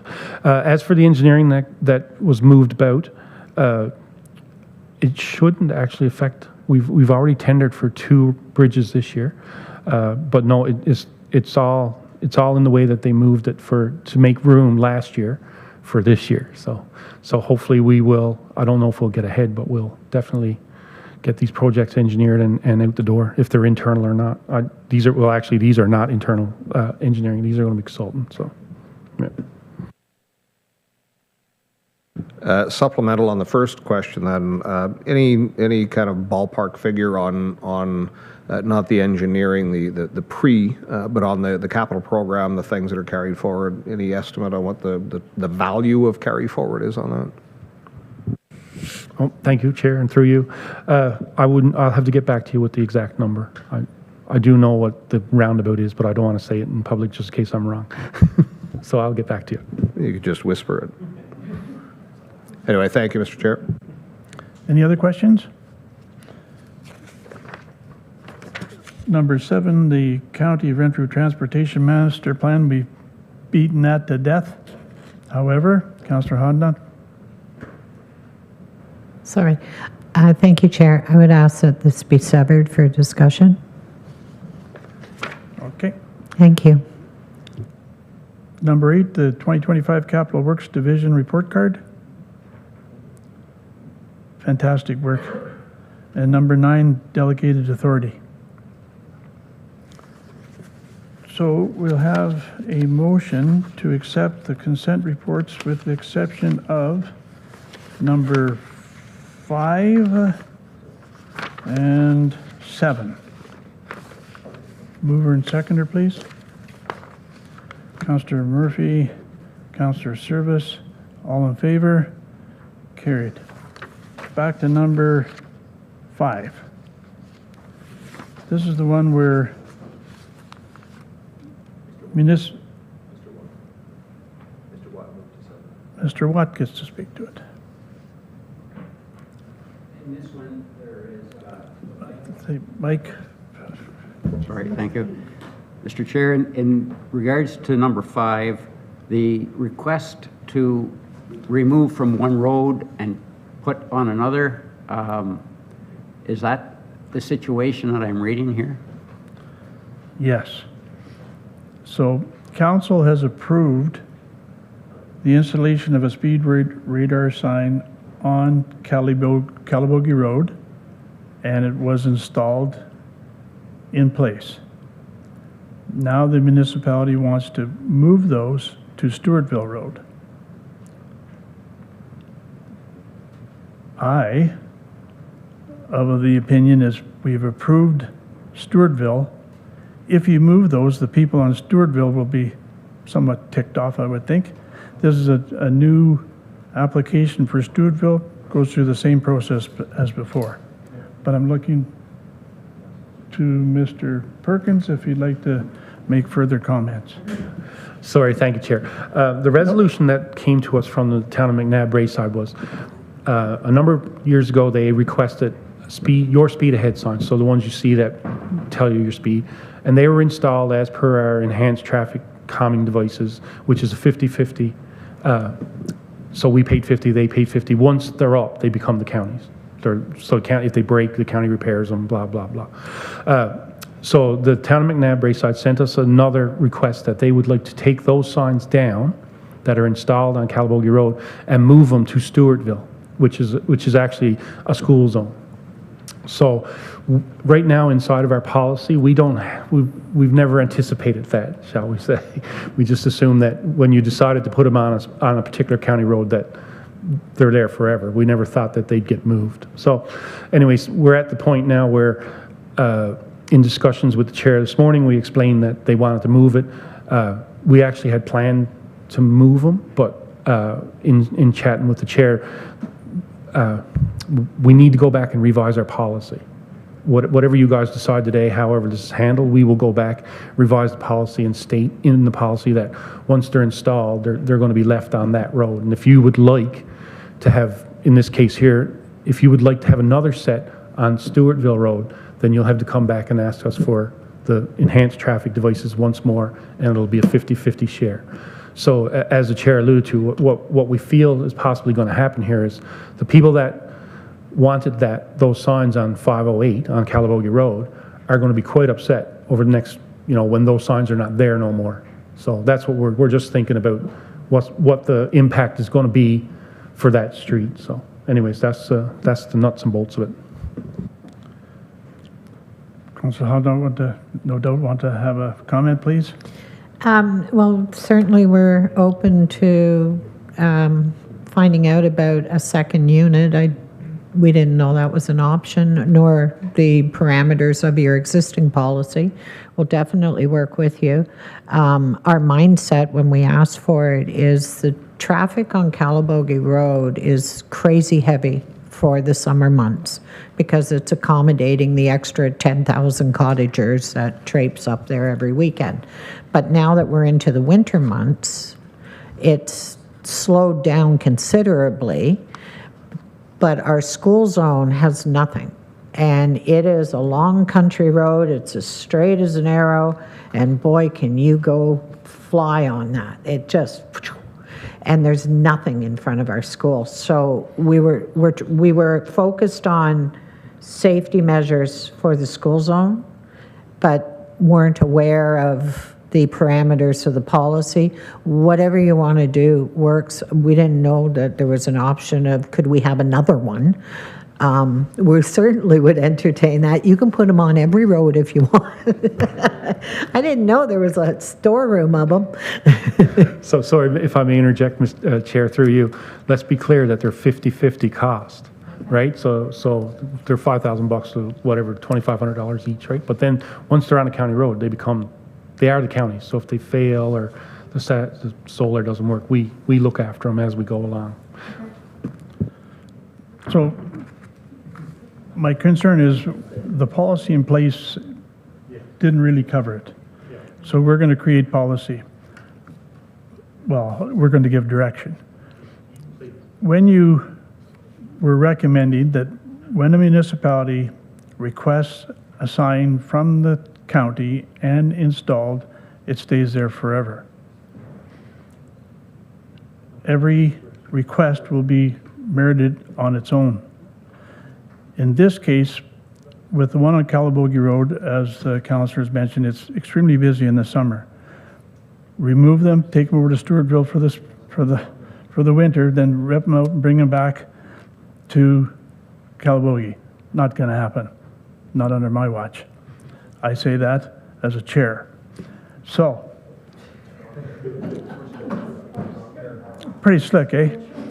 So there is Glenn's not here to guide me, unfortunately. I think that's why he left. So with the indulgence of the chair, we're going to make a motion that the policy of today stays in effect, that county signs, once installed, will not be moved. Is that the policy?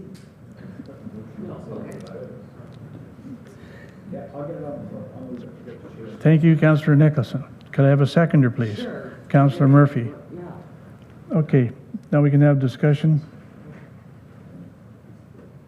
Yes, thank you, Chair, and through you. So everyone is clear. Our current policy, which is the enhanced traffic policy, which is the 50-50. So let's say for some reason you want to put in this case, we're talking about your speed ahead sign because that's an enhanced traffic device. Also, the center line bullet things that go in the middle, bollards, sorry. Also, the paint on the road. So all these enhanced traffic calming things that our Premier Ford has pointed out that are so easy to install on highways. We do have a policy for that. We never anticipated this coming up where you would want signs put here and then moved. That's the only thing that's here.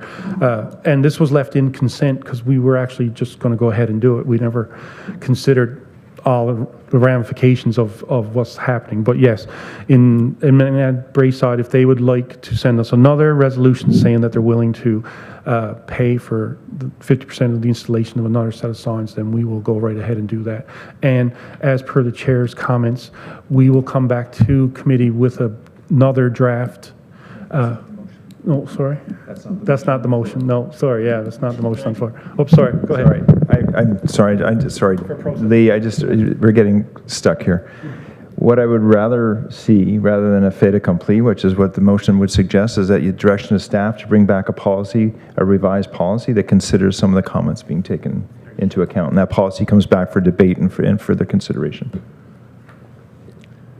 Yeah, Chair, I'm good with that friendly amendment. Me too.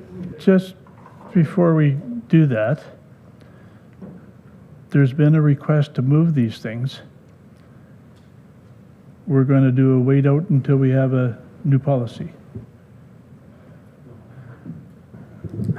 Well, sometimes that's the way that government works, unfortunately. I mean, there is no other policy to suggest that we can just do, okay, to be clear, they are county signs, right? We could do whatever we would like now with these signs and move them at the request. I would suggest that when these policies, I would suggest that a future policy, this one or otherwise, would suggest that there is nimbleness of staff to review that consideration and perhaps do that at the behest of a local resolution if we already have the signs, right? If you go back in time, the original resolution that council approved was that we would actually contribute towards this. Then the signs are ours. If they need to be moved, then it's like moving any of your portable signs around. Staff have the ability to do that, but right now that doesn't suggest that. Yes, ultimately, the Township of McNabb Bayside will have to wait unless council today, actually it's not council, you're in committee, the committee makes a decision to forward to county council and make that decision. And that would be a precedence. Wow, that's, Chair, many things we do today is That's forever the chair, I guess. But I mean, we do, yeah, it's unfortunately just not something that we usually wave a magic motion and get things done in a day, but I'll defer to the governance of the committee. Councillor Howard. In the hopes of simplifying things, may I withdraw the request? Can I do that? Can I just say, we didn't know about the policy quirks. I am fully prepared to go back and ask my council about obtaining a second machine for Stewartville Road by the school. That being said, we don't need to move the one on Calabogie Road. Can we withdraw that, or can we, does that make it any easier for today's workload? So how about we defer number 5 till 2026, which will give time for staff to come up with a policy? Yeah, again, Chair, through you to committee. So to answer your first question, no. It is in the hands of your council, not just you as a county council member where you sit today. So that would have to be come back as a council. 2, staff just will not action this item. Okay. No reason to defer. We just won't action the item. But we're going to go back to Councillor Nicholson's motion. Sorry, Chair, just to be clear, was the motion withdrawn, or I wasn't sure? It is withdrawn. Thank you. Yep. Oh, thank you. So, yeah, because I'm still out on a limb here. If we pass as accepted number 5, then this is going to go ahead. And we're saying it's not. Until, well, It's being deferred to next year. so we'll need a motion to defer that one, correct? Staff, again, Chair, staff, there was a request. Staff will not action this request at this immediate time. Okay. Okay. Got that one. Thank you, CEO. Now on to number 7, which will be really simple, which is the County of Renfrew Transportation Master Plan. Councillor Hodnott. Okay, this is, I didn't ask this during the delegation because this is more, I need a staff explanation more so than the lady that was on the TV screen. So, in March of 2023, the County Council passed a resolution that the County Council consider the assumption of Campbell Drive from County Road 3 to Highway 417 under the road rationalization policy in effect at the time of the request. And further that, staff bring back a report to the council with a recommendation on cost sharing. I went down the rabbit hole looking for cost sharing, couldn't find that report. Did find instructions from county to our township that certain things had to be completed. That was the prior to the upload of Campbell Drive. One was the Calabogie Road interchange. The other one was the development charges review had to be updated. The county asset management plan, which then led to the transportation master plan. Now, in the TMP, there's no mention of Campbell Drive. And given that Campbell Drive met the criteria to be uploaded to county at the time of the request, I would have anticipated that it would have been something considered within the TMP and brought for further discussion, because that was the last box that needed to be checked. But it's not there. So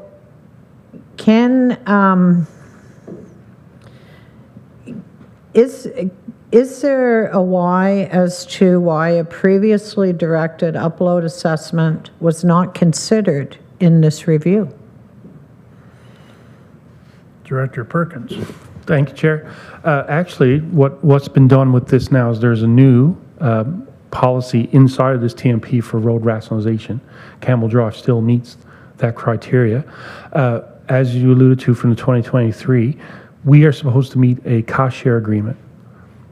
So it's been with the Township of McNabb Braeside ever since then. So when your township decides how and much they're going to pay or whatever they're going to do, that's what council instructed us to come back with. From that resolution, it states to reach Campbell Drive meets the rationalization standards to become a county road, and that's where the problem is. The hanging participle there is they have to reach a cost share agreement and bring it back to county council for approval. So there's been no documentation from McNabb Braeside to say how much money you're willing to spend to bring it up to a county road standard at this time.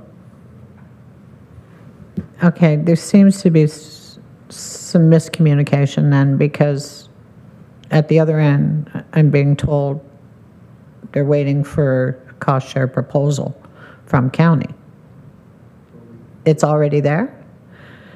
I will see if I can find it. So again, back to our policy for infrastructure expansion. So we've forwarded that on to Mr. Frew, and we've also forwarded on the resolution to Mr. Frew. So it's up to you now to look through that expansion policy and find out how much it will cost for the town of McNabb Braeside to bring that up to a county standard. Okay. Thank you. Thank you. Sorry, don't mean to interrupt through you, Chair. Staff will deal with staff again, just to be sure that we're closing the loop. Okay. And I have a motion to defer the TMP completely, as we are missing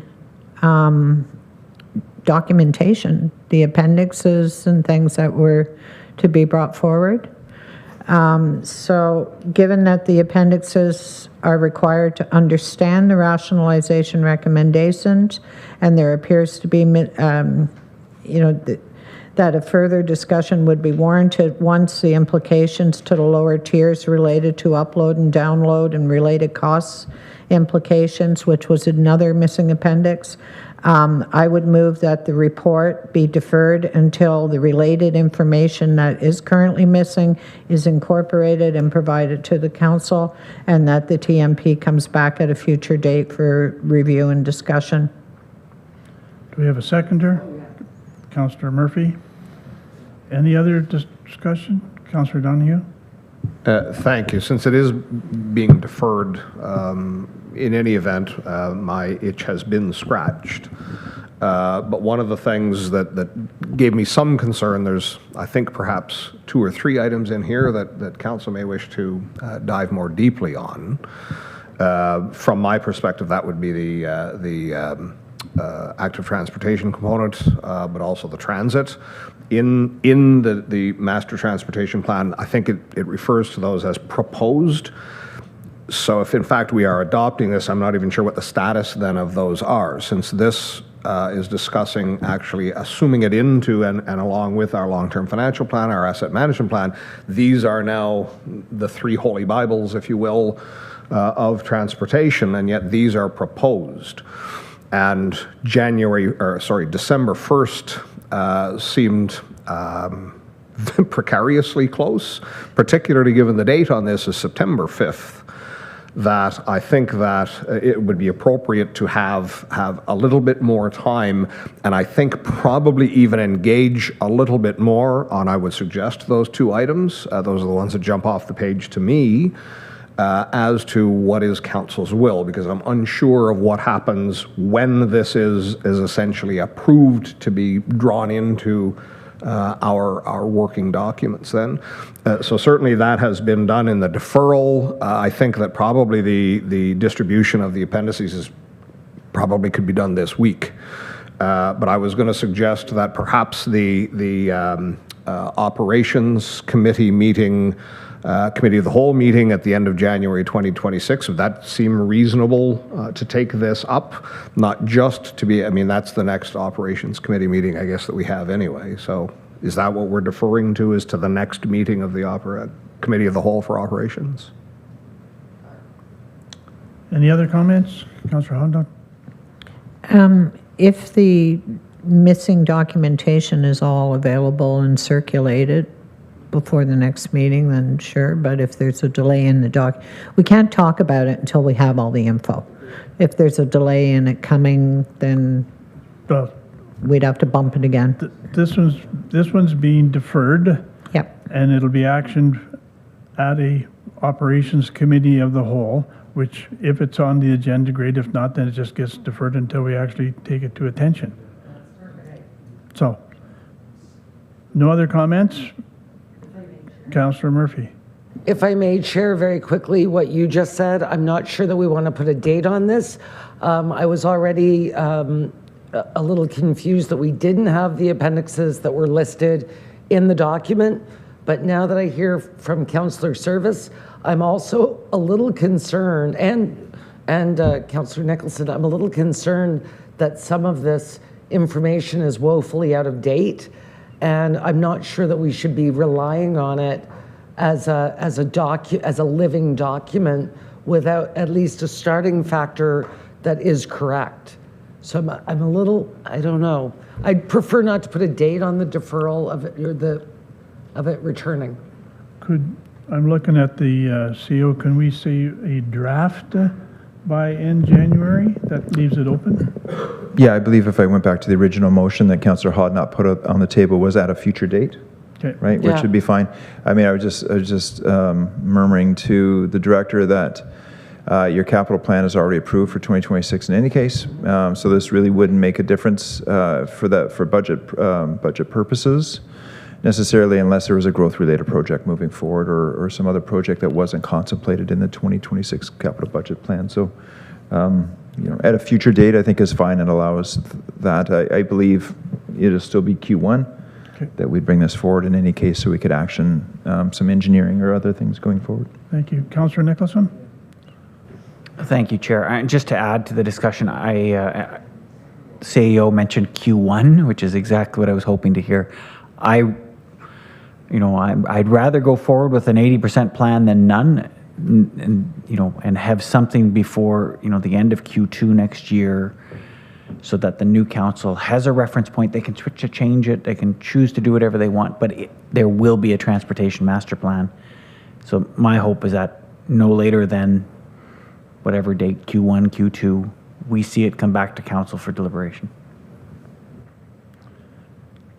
I think the motion covered off the unknown date.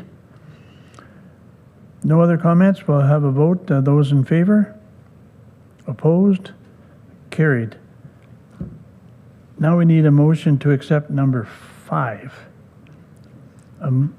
5, we took it out of the report to defer it. Now we're bringing it back. So now we need a mover and second to accept. We don't? Well, let's move on. So off to the discussion reports. Thank you, Chair, and through you to committee. Item 1 here is the traffic study for County Road 9, which is Cobden Road at John Street, so Main Street in Cobden. And the recommendation here is that the Operations Committee direct staff to consult with the Township of Whitewater region to propose that parking restrictions be implemented within 20 meters of the intersection of John Street with County Road 8, which is Main Street in Cobden. Thank you.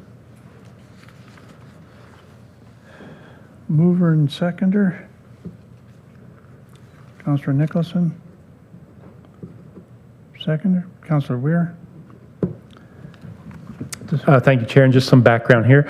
We received a request from the Township of Whitewater to investigate that intersection. They've had an individual who's done a presentation to them and has identified some safety concerns.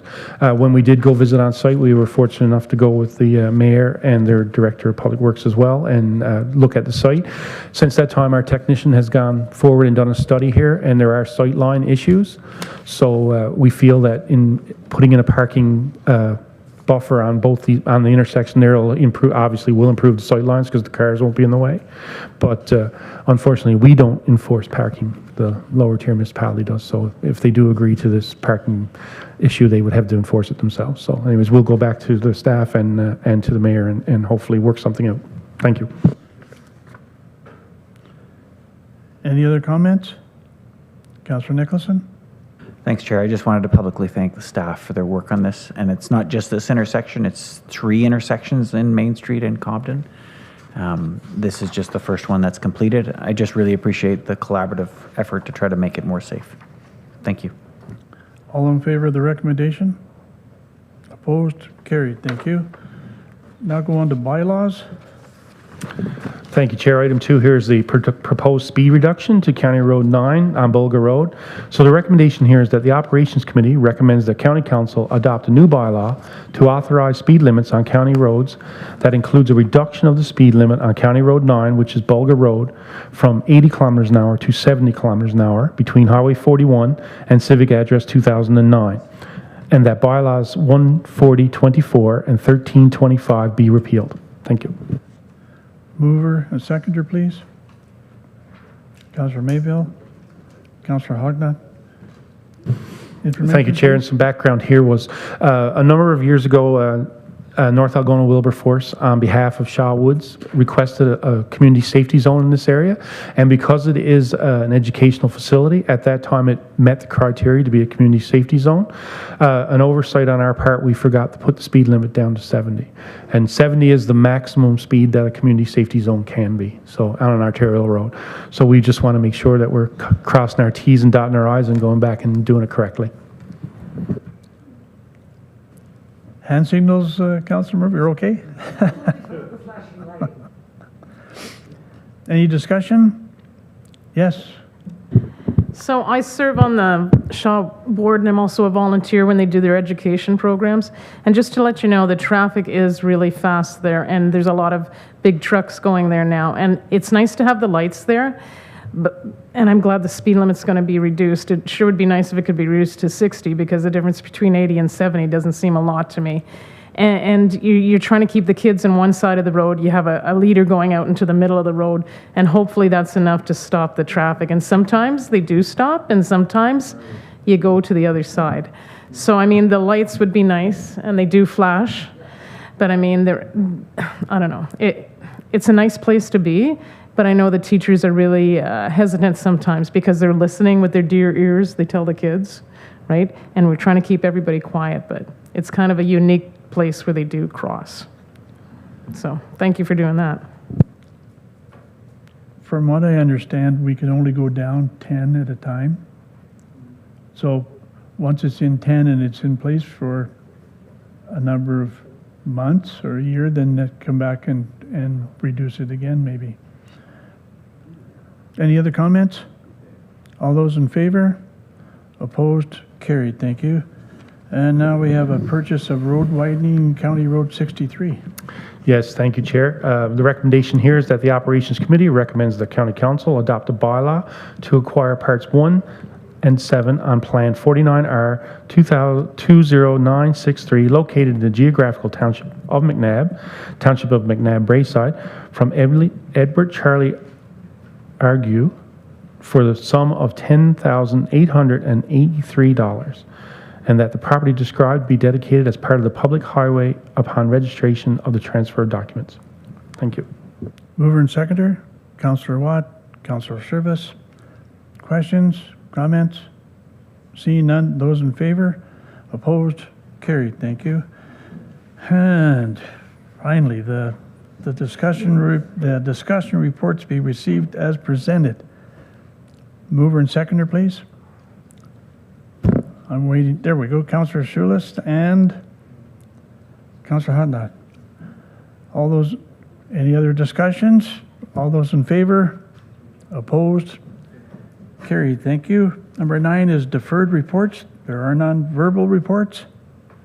None. New and other business? None. And the adjournment? Whoops, we have one. Councillor Donahue. How did I miss you? I have an incredible amount of respect for you not lifting your eyes there. I have found that very effective. I just want, because I'd mentioned it in a preamble, and I don't want to belabor this meeting, but I did want to commend Mr. Perkins and staff, I'm assuming, for the report card that was part of the consent reports, and we became so engaged in a couple of other items that it passed me by, Mr. Chair. But I wanted to commend them, and I think that that's something that perhaps would be advisable through you, perhaps to the CAO and to the directors that are in the room. Just that synopsis, I think, is incredibly valuable in encapsulating what was accomplished over the course of the year, and something to be provided at the end of the year. We see Mr. Burke provides us the treasurer's reports, but I think that there is a substantial gain for us and our community through the camera to be able to see what was accomplished over the course of the year. So I certainly commend Mr. Perkins, and I would highly urge that that be something to be a standing part of the final committee meetings of the year. Yes, through you, Chair, thank you. It's sorry to take up more of your time today, Council, but as a member from Evanston Brownlee pointed out, so there was 333 permits for municipal consents, 72 different requests for quotations, requests for tenders, and requests for proposals. There were 60.58 kilometers of county road rehabilitated, all designed and overseen by county staff. 4.5 kilometers constructed primarily by county staff, so our day labor crew took care of that for us. Very fortunate to have a very talented group of people that can do that in the Public Works Department. 8 county structures were rehabilitated or replaced. 4 of those were designed by county staff, which is something that we've never done in a number of years. So it's very nice to see we're doing in-house design. And of course, of those 4 designs, all 4 of them were constructed by our day labor crew. So considerable savings for the county. 52.4 kilometers of the Algonquin Trail were completed this year. 6.8 kilometers of the KMP recreational trail were looked after as well, for the purchase agreement was in place. 42 kilometers of the former CN trail from the Quebec border to Hawthorne is in negotiations, and 9 county structures designs were proceeding by county staff.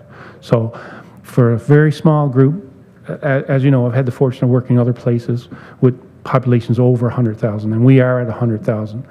And for the city of Lethbridge in southern Alberta to do what this group here done of 24 patrols and 10 engineering people takes 100 engineering people in the city of Lethbridge and 1,000 public works employees.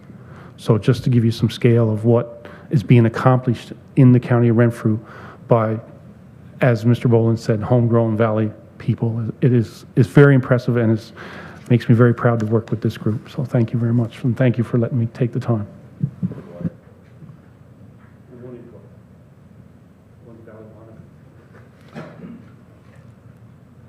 Back to my closing statement. Ditto. Thank you to staff that didn't articulate as well as Councillor Donahue.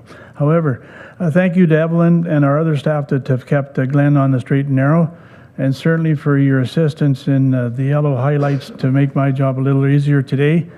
I want to say that I did not set a record. It's going to be 2 hours on the nose if I can stretch this out for another 52 seconds.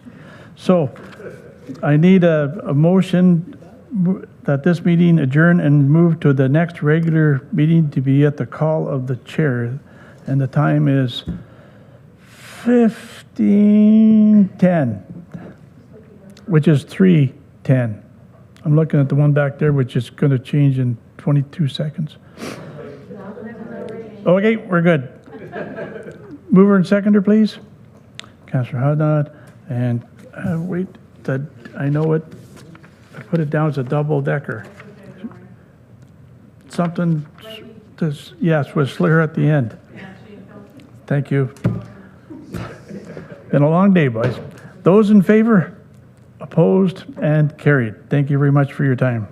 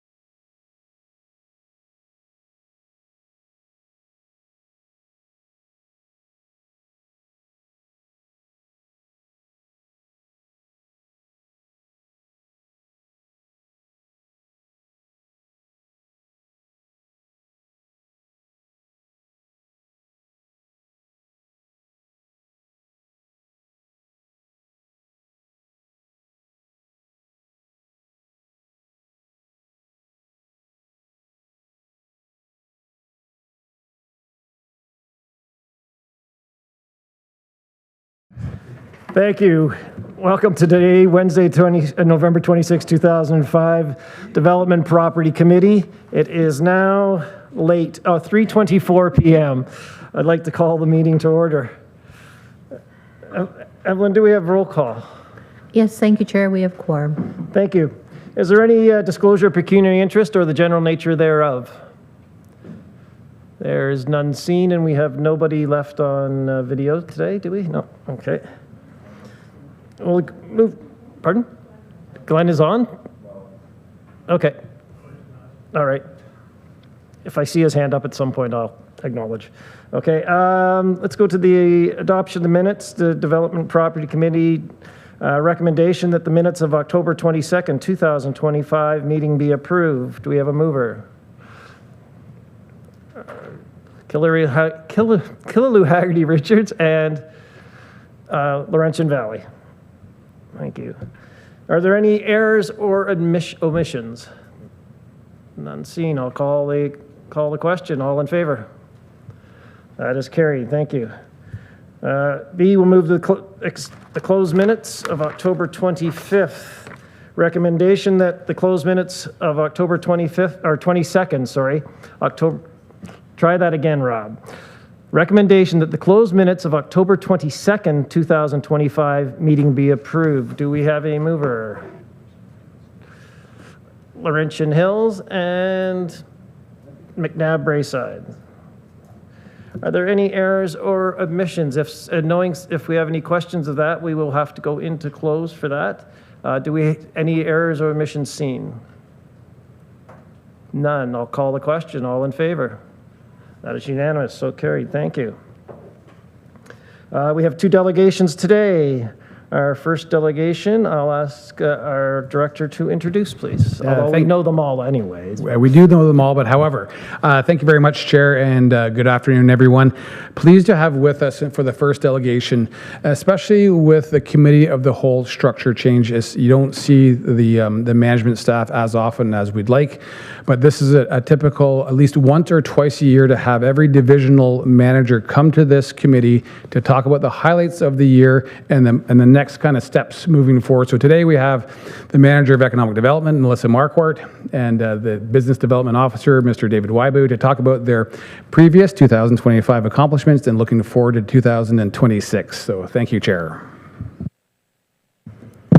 Thank you. And I'm just going to note I am not presenting 2026 stuff today because I'm just talking about 2025, but that will be forthcoming. So thanks, everybody. We're here just to give you an update on economic development and our activities of this past year.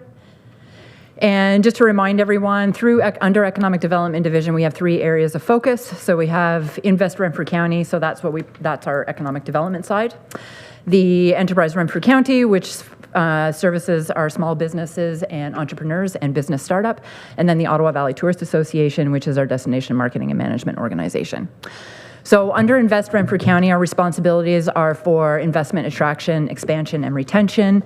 We do site searches, we link people and organizations to programs and funding and financial support, and we organize a lot of events. And as we heard yesterday at our Economic Development Summit on one of the workforce development panels, when the question was asked, what can communities, municipalities, the county do to support businesses? The answer was create events to bring us together to network.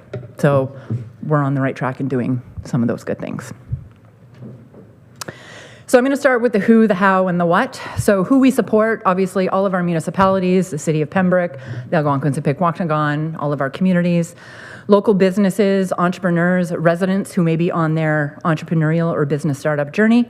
And then we also support developers, investors, and consultants who are looking to come to the region or to invest into the region or to consult with us.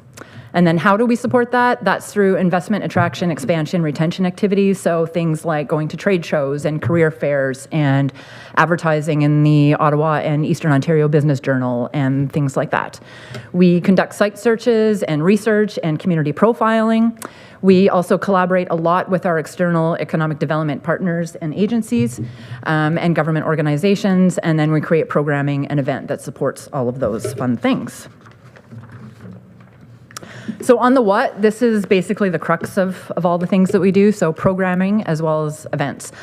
So under programming, there was a number of new things this year, and then I'm also reminding council and committee of a couple of things that we do have on our docket already. So the HYPE Regional Incentive Program, that was brand new for this year, that David and our planning team did a lot of work on implementation of that program.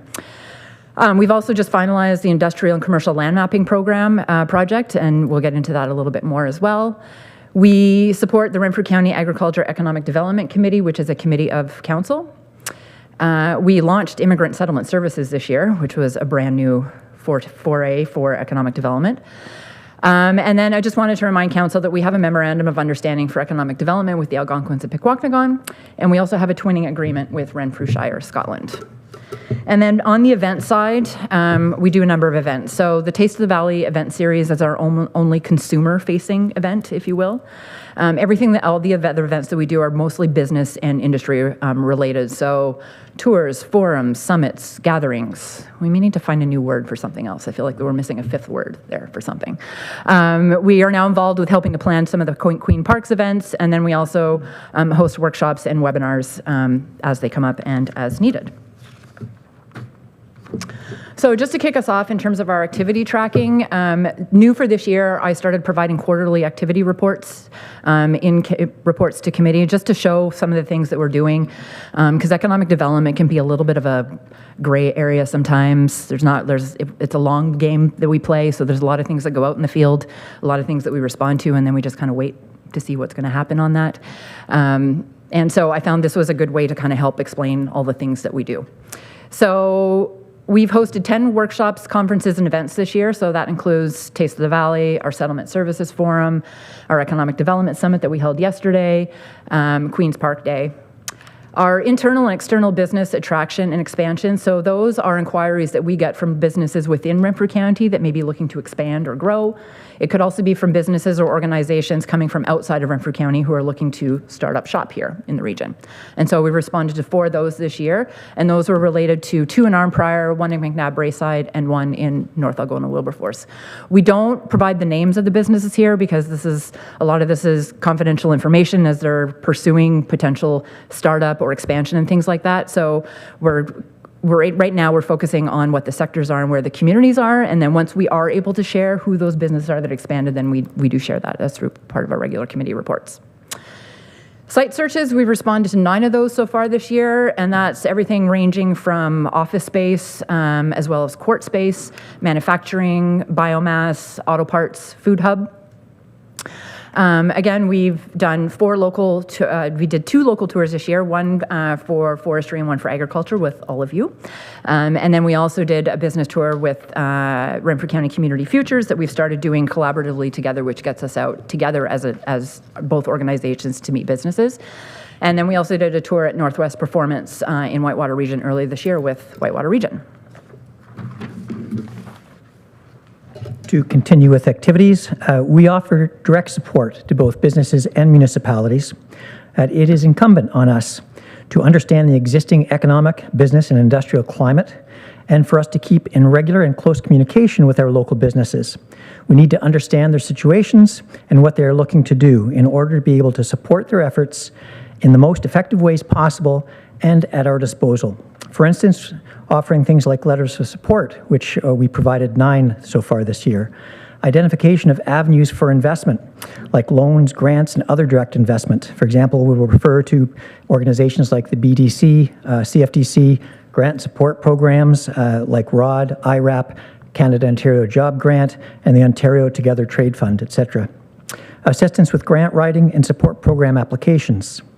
Research in areas of applicable government agencies, demographic, labor force, local industry data, traffic counts, etc., and background research. For example, working with the town of Deep River this year, we did some assistance researching for their hotel feasibility study, as well with Whitewater Region investigating into the development of a new industrial park at the Haley area, as well as the potential for mine site redevelopment in the same area. Site selection assistance, for example, even with towns, the town of Arnprior at one point was looking for a suitable location for a food hub. So we are open to assist, again, municipalities and businesses as per their needs. Often, what we wind up doing is making referrals and introductions to other local businesses, as well as other various municipal partners, to our provincial and federal counterparts, and our partners with the Algonquins of Pikwakanagan First Nation. From a programming perspective, this is our inaugural year for our HYPE program, which we worked on in conjunction with the planning as mentioned, which supports municipal community improvement plans, which in turn provide critical investment to small businesses and lends to developing a better appeal for both businesses and the community overall in areas like facade improvements, accessibility, landscaping, energy efficiency, increasing and/or improving affordable housing units, improved environmental conditions, improved access and attractiveness for trails. So far, there have been 10 projects approved under HYPE this year, investing almost $17,000 supporting municipal community improvement plans. This program, supporting local CIPs, clearly demonstrates to small businesses that local governments care about the businesses in their communities. This is a very valuable program. Businesses these days need the support. As part of our strategic plan, we identified that we need to identify all the areas of major industrial parks or commercial sites located in Renfrew County and include them in an interactive map. The objective was to identify significant sites that are currently zoned industrial or large commercial and that currently or potentially could support future industrial or large commercial development. The goal was to create a tool to facilitate investment attraction for all municipalities within the county and that have interest and capacity for such investment. The resulting interactive story map is hosted on the Invest Renfrew County website under Business and Investment Opportunities. Users can search by municipality and/or zoom in on any municipal industrial park and individual property. Clicking on an industrial site or individual property brings up an economic profile infographic and detailed information about the industrial park or property. It includes, included with the industrial sites are contact information for the County of Renfrew, economic development, and where applicable, local municipal economic or community development contact information. The same exists for individual properties, and for those properties currently for sale, they are identified by being shaded in yellow, and when clicked on, additional information can be available, as well as a direct link to their MLS listing. Through our Renfrew County Agricultural Economic Development Committee, made up of local ag organizations, farmers, and supporting agricultural business representatives, we have an ongoing two-way communication for the sector and the County of Renfrew. This committee helps us to understand the state and needs of the agricultural sector within the county, one of our foundational industry sectors and fundamental for a prosperous, sustainable, and independent and healthy community. As part of our support and continuing over the next few months, we are engaging with our Ag Committee and consulting firm HCA in the development of a Renfrew County Agriculture Agri-Food Strategic Plan. This has not been done since the year 2000 and will provide us and the local ag community a better, more detailed understanding of the state of local agricultural sector and supply chain and guide both industry and the County of Renfrew in making better decisions for both industry and local government with respect to agriculture and agribusiness. So earlier this year, we launched Lanark Renfrew Immigrant Settlement Services in collaboration with the County of Lanark. This is a 3-year funded program by Immigration, Refugees, and Citizenship Canada. And this allows us to offer official and professional settlement services for newcomers and immigrants to both of our counties, which is something that neither of our communities have ever had before. This has provided an opportunity for us to hire 5 full-time staff between our two communities, and we have an office located here within the County Administration Building, as well as at the Lanark Administration Building in Perth, and then there's also a satellite office in Carleton Place. And that is a funded 3-year program. When we did the application originally, it was supposed to be for a 5-year term, but during that application process, the government changed their immigration levels and the budget and all those things, so that program was cut back to 3 years. And we are quickly learning it is not a 100% fully funded program, as now both of our communities are being asked to come to the table with some additional dollars, which you will see as part of the 2026 budget request. And then just last couple things on our programming. We do have a memorandum of understanding for economic development with the Algonquins of Pikwakanagan. And that is for shared and mutually economic benefits between both communities. And some of the things that are included in that agreement are the expansion and development of the Algonquin Trail, the expansion of Highway 17, training and entrepreneurship opportunities that are supported through Enterprise Renfrew County, and Enterprise Renfrew County and the Algonquins of Pikwakanagan have an excellent referral relationship, and there's continuous referrals going back and forth between organizations to support their entrepreneurs and small businesses. And then also other economic and business development opportunities that may arise. And while this has been a slow relationship and development, we are having a meeting with them in 2 weeks, actually, with their the Algonquins of Pikwakanagan Limited Partnership, which is now the body that handles economic development on behalf of their community. And then lastly, we have a twinning agreement with Renfrew Shire, Scotland. This was signed in 2022, and this is an opportunity to encourage business-to-business relationships, opportunities and investments, an opportunity to explore further opportunities and exchanges between perhaps chambers of commerce, other agencies, and tourism departments. It's helping to promote study abroad and student exchange programs. It also helps support art and cultural exchanges. That we're looking to dig into those a little bit in 2026, and then other priorities, exchanges that may come up between the two communities. This also, again, has a little bit of a slow building relationship momentum, but we have done a few things. We have hosted a couple of kilt skate events in the community, as well as in Renfrew Shire, Scotland, so they kind of happen at the same time. We've had some flag raising ceremonies where we've raised the Scottish flag. And the warden was recently hosted some Scottish curlers in Renfrew, and so we were hosting them there as well. And again, looking to and grow that over the years as they come. So the Taste of the Valley has been taking place in Renfrew County now for 18 years and is one of our biggest, most successful events, showcasing local food and artisans and supporting hundreds of local businesses and entrepreneurs. With 4 annual summer, fall events and 1 holiday event each year taking place in various communities from year to year, the Taste of the Valley attracts thousands of visitors each year to the events, generating close to $1 million in sales that directly support over 200 local small businesses, not to mention the added benefits of added spending in other parts of the county for travelers that come from both inside and outside of the county to enjoy the experience and find fresh local food or unique gifts. Also this year, we hosted 2 industry tours for elected and key staff, one for forestry and one for agriculture. These help provide a valuable understanding of the sectors and individual businesses within the county, and they will take place on a 4-year cycle following municipal elections. Next year, we'll be hosting tours of the manufacturing and the tourism sectors. In October, we held our Settlement Services Forum, which brought together a web of organizations that make up the fabric of services and supports for newcomers as they come and lay down roots in our communities.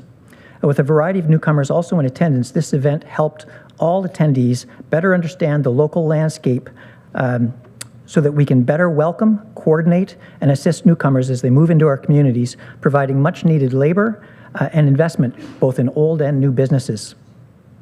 Yesterday, we enjoyed our Renfrew County Economic Development Summit, which was successfully held and provided an opportunity for attendees to learn about what is happening in our local economic environment, gain some insights into local experiences and best practices, learn about a program developing young leaders today so they are ready for tomorrow, and provided valuable time for networking, cited by many attendees as critically important as they navigate through this challenging time and look to grow their businesses. And then we're going to end off with the results of our last tariff survey that we just conducted. And this has been part of our tariff response plan, which has kind of gotten a little bit quieter as we've ended towards the end of 2025. But just as to recall, we did conduct 2 surveys earlier in the year, one in February and one in April. Everybody was getting a bit of survey fatigue, so we took a break for a little bit. We did issue another survey for 2 weeks in October, and we did have 34 respondents across 8 industry sectors from 12 municipalities. And it wasn't as doom and gloom as we thought it was going to be.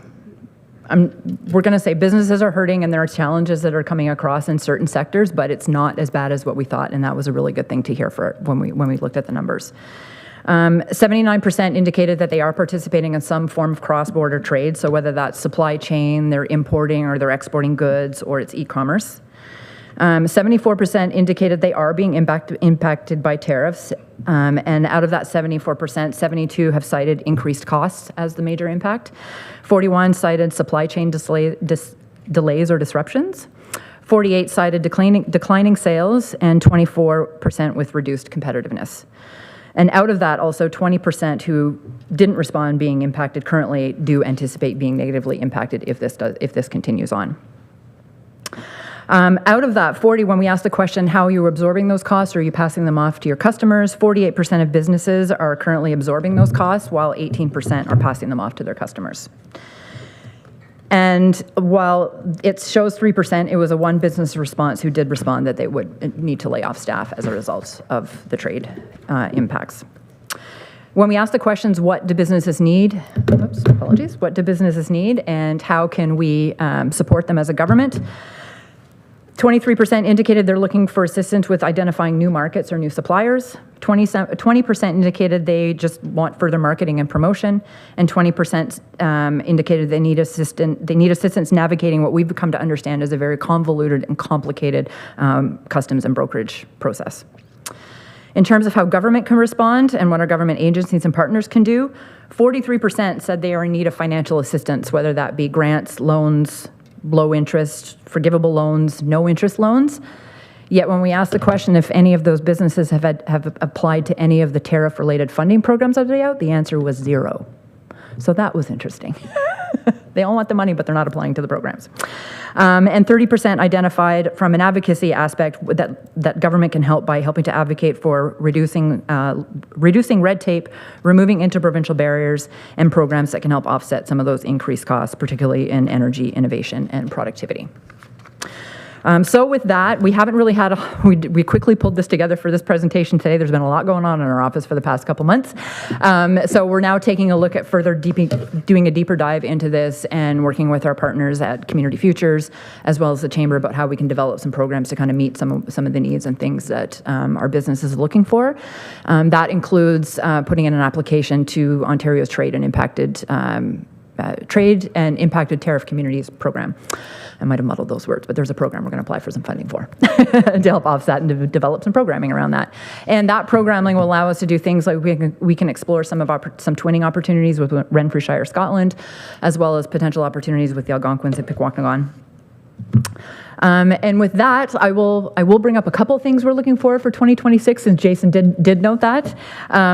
So one of the things we are going to be looking to do is doing a review of our internal and external key sectors. So we always talk about how forestry, manufacturing, tourism, nuclear health sciences, and agriculture are our key prime industries, and we know they are, but we don't know exactly what the key industries are that we should be attracting here. So there'll be hiring a consultant to basically look at that, to see if there's anything we're missing. Are there other industries that have grown up and blossomed within Renfrew County that we should be giving a little bit more importance and priority to? So that's one of the things we'll be looking to doing. Of course, we've got Taste of the Valley that's happening in 5 different communities next year, and then we'll also be issuing an expression of interest for the following 2 years coming after that, so for 2027 and 2028. And continuing to tick off some of the things in our strategic plan as we enter into the last year of our 2024-26 strategic plan. I will end it with that. Thank you very much. Is there any questions, comments, discussion items from council? Councillor from Laurentian Hills. Nope, microphone, please. Great presentation, thank you. So of the 43% that said they needed financial support but didn't apply, were they aware of the grants that were available? Great question, and thank you. And through the chair, yes, when we preceded the question, which we listed all of the government programs that are out there and their level of familiarity, and everybody had some form of familiarity with those programs. Yeah. Thank you. Any councillor from Whitewater? Thank you, Chair. Question on slide number 3, and sorry, thank you for this update. I'm beginning to love ECDev for some reason. I don't know what it is, but just beginning. It's like I'm being woed or something. Anyway, okay. Slide 3, you talk about grant assistant, and letters of support to 7 applications. That number I would have expected higher, not for any reason why. I just think there's all these grants out there. Why aren't our businesses applying for them and getting your help in doing that? But of those 7, can you provide any insight? Are they all 7 provincial, or is there a mix of federal and provincial there? So to answer your first question, we always make the offer that we can write letters of support for municipalities, communities, businesses that are applying for grants. It's up to them whether they come and request those from us. So we have some regulars that do. And like I said, we always offer that as an opportunity. So it's whether they come to the table or not. In terms of the grants, most of them are provincial related programs. So the ROD program, the Rural Opportunities Development Program, is the biggest one that we see the most applications to. And then, of course, with the biomass, we know that there's companies locally here that are applying to the biomass program as well. Thank you. Supplemental.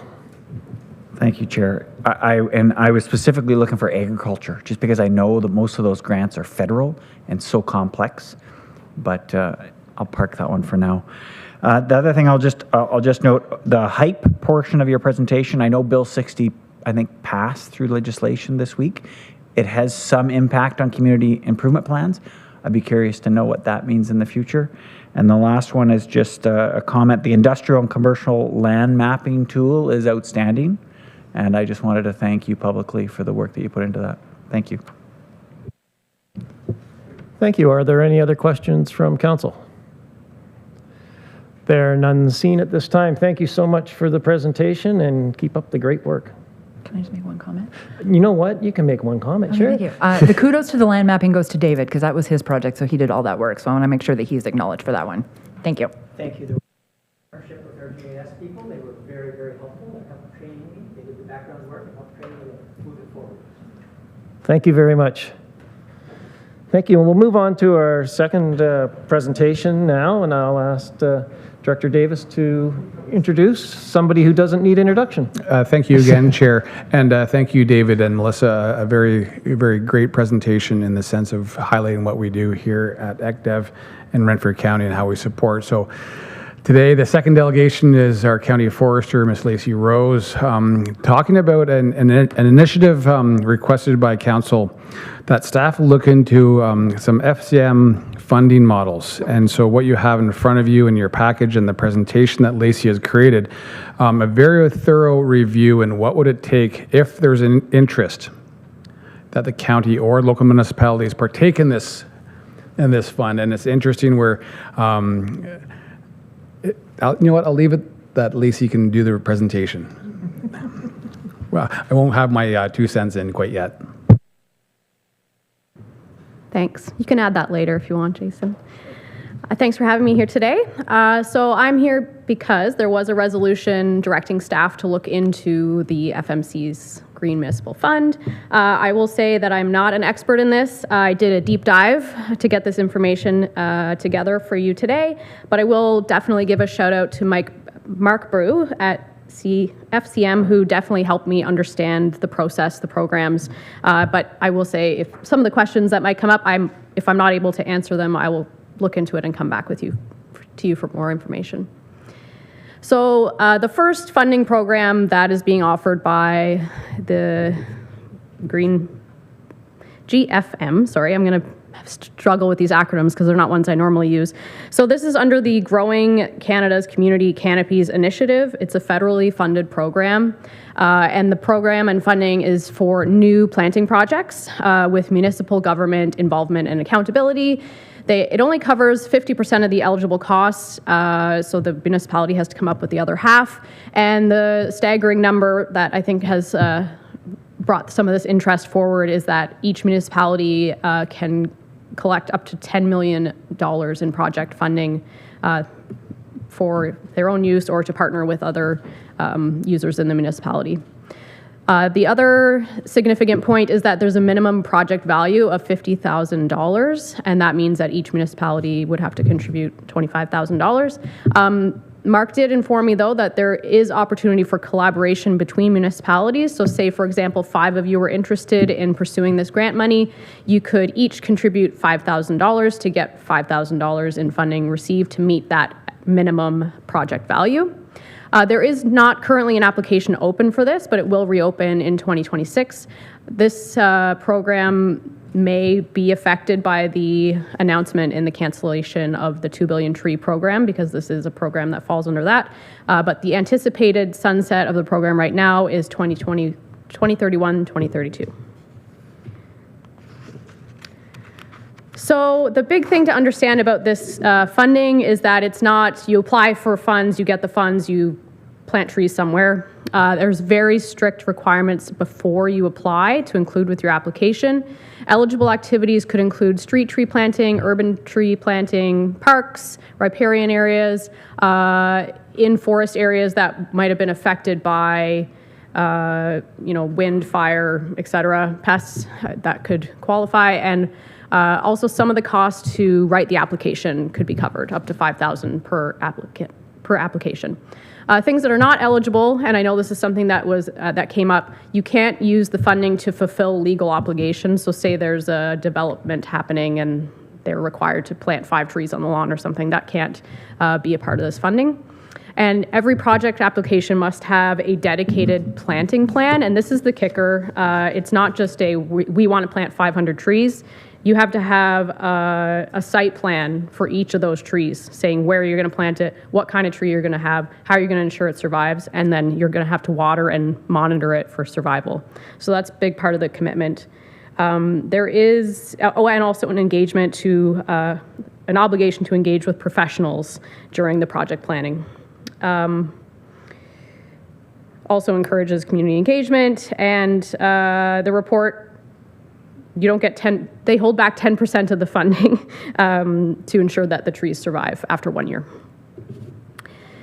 So that's funding program number 1. The second one that just came out not that long ago is the urban forestry plans and studies. And this is where I was like, oh, okay, this could be really helpful for municipalities. So this funding pool is open right now, could be used to create those tree and forest inventories within your municipality. And the funding is a lot better of a contribution from the grant, up to 80% of the eligible costs, or up to 90% for municipalities with populations less than 10,000. And 1 grant per municipality of up to $175,000. And the deadline for applications is April 15th of 2026. The project must be completed within 2 years of receiving funding approval. One thing that Mark did point out, though, is if this is pursued, it creates tight timelines to apply and implement the tree planting funding. So say you were going to do this to get a tree inventory and figure out where you're going to plant trees and get the planting plans made. If it did take 2 years to do that, then you would only have like 2 years to get your tree plant funding and implement that. So cutting it a bit close there. So how can local municipalities make use of this funding? If you already know what you have and what scope you want to work on, and you have like maybe at town hall you want to plant 10 nice trees, you can give her and apply for this funding when it becomes open again. And some areas have done that. The town of Arnprior, which I'll use it as an example, they have successfully gone through this process for the tree plant funding. And some of you might have the staff and in-house expertise to do that as well. If you don't, the funding, like I said, isn't set up to just get trees and put them anywhere. You need to do the planning. The planting plan is elaborate, as I mentioned, but Tree Canada does provide free coaching for applications. So that is a resource that is available for creating those planting plans. I did a bit of research on, because I'm not an urban forester and I don't have much experience with this, neighboring cities with major annual street tree programs who have a lot of experience and data on these kind of projects estimate that it's about $1,000 a tree to plan, purchase stock, and install those trees and water them for 2 years. So it's not like the scale that I work on, where you get a bag of 250 trees for $300. These are significant trees. You can't plant tiny stock in cities. They just won't survive. They need to be big enough to survive like someone just walking around and like snapping trees off, which this is a thing that happens. They need to be large caliber stock, and those have significant costs included. One of the questions that had come up before I started this was, is it possible to give away trees? There's an example the City of Ottawa has done, but there's a lot of administration that comes with that also, and the municipality is still responsible for the planning and survival of those trees. So you need a signed agreement with every private landowner with commitments, and it's ultimately still your responsibility.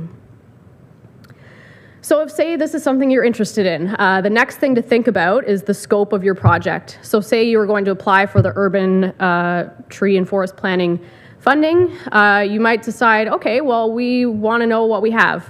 That could include doing surveys of your rural road right-of-way assessments. The thing that comes to my mind in that is emerald ash borer is decimating our county right now. You might have areas where you have a lot of ash trees that are dead or dying that are going to cost you in the future to remove. So having that information could help you with your public works planning. You might have road areas that it would be beneficial to plant windbreaks within the road allowance so that you get less snowdrift and reduce your plowing costs. Another way that this could help you is tree level inventory in settled areas so that you know what you're responsible for, that you already have, and you might be able to have predictions about what trees would need to be removed and then replaced. You could also have inventories and assessments on your parks, cemeteries, rest stops, and all that kind of stuff. And you might even have, I don't know that this would be included within like the project funding, but if you were getting this kind of plan done by someone, you might want to consider including your forested area for management potential. And I did a little like query and went creeping around the Whitewater region, and you do own forest land, so you know there's potential there. Also, something you could think about is afforestation of abandoned lands and fields, and that would be the opportunity to plant those little trees that don't cost as much if you do have abandoned fields that you could reforest. So potential outcomes, zooming in a little bit more on Whitewater here. If you did an inventory, it would come with recommendations for planting in parks. You could do that succession planting for street trees, the beautification around your own buildings, the town halls and municipal facilities. And also that, like I mentioned with emerald ash borer, that readiness and response to threats from invasive species. It's not just ash, there's beech, hemlock woolly adelgids on the way. Knowing what species you have a lot of is going to indicate to you what you're going to need to do when they're all getting taken out by these invasive species that are growing to be more and more of a problem. There's also an ecological and social benefit of increasing tree cover in certain regions, particularly ones that are facing increased pressure from clearing for development and agriculture. So I just wanted to provide some examples of what you could see from one of these urban forest plans. This is a little clip from a vintage document that we did for the town of Deep River back in 2013. So the town of Deep River actually had 981 trees that we, with cooperation from Algonquin College at that time, were completely surveyed. The species, size, condition, conflicts with infrastructure, and recommendations on whether they needed action taken was all surveyed for each one of those trees, and then a nice document and map given to the town that might help them with their budget and maintenance plans. And along with that, we also did a urban forest patch survey. There were 66 urban forest patches in Deep River, whether that includes, back alleyways, parks, large median or like cul-de-sac areas that are all owned by the town. And each one of those the size was in a table, priority for action. And some of those actions might have been to remove hazards, plant more trees, monitor and control invasive species. So now to just look at some options for you, if you were interested in this funding, how you would go about it. The town of Arnprior I'm going to use as an example, they did all this in-house. So they were a successful applicant for the funding, for the tree plant fund. Town staff completed the application and planting plan with assistance from a landscape designer and a project coach. They were going to plant 181 trees in 2026 on 13 different sites. The focus areas were parks, cemeteries, trailside, and schools. And that includes the purchase of stock and planting of trees that they're going to tender out. So that project is $150,000 and 50% funded by the town. And they indicated that $15,000 in staff time was allocated for that project. You recently heard from Renature Foundation, who is partnered with the Renfrew County District School Board to create outdoor learning spaces. This is another user of this fund. So 19 elementary schools across the county, $100,000 project cost for each school, so $50,000 funding ask for each school. And they're going to focus on those outdoor learning spaces. And Renature's applying for the grants, coordinating it, and overseeing the project. So they're a full-service contractor, and the school board's going to cover the unfunded cost of the project or seek other partners. And they are also committing to maintain the spaces in future. Something else that we only have that Town of Deep River example for in the past, but you could consider a collaborative approach led by the county. I will say that the Renfrew County Forest that we own and manage as the County of Renfrew is ineligible for any direct funding through this. Our land is already forest. There's no area to be afforested, and we don't have urban forests. Urban forest management is, like I said, very different than our regular business, so there's not that level of in-house expertise on the urban front besides our projects that we've completed in the past. The county could coordinate on behalf of local municipalities on the fee for service like was done with Deep River, but we can't apply for or receive funds directly. Like I mentioned before, the municipalities could collaborate, but they would draw from their own allocation for that tree planting funding or the plans. I will also really like to point out and emphasize that we don't currently have capacity to do this kind of project. It's very large in scale. We are 2 staff in the County Forest Division, and we're pretty strapped for time, lots of new issues coming up all the time, and just in the process of rewriting our own 10-year forest management plan. And so I would also add on that additional staff would be required to implement this kind of collaborative approach. And just thinking about and hearing about the process and the time required for this, it would be 1 full-time coordinator position and then some seasonal staff depending on how many municipalities wanted to be involved. And we haven't gone through a process to score the positions through human resources or anything. This is just a preliminary example of an option for you. They would also need vehicles to drive around in, and computers, gas, supplies, all that stuff. But a really rough estimate would be $230,000 to $250,000 a year.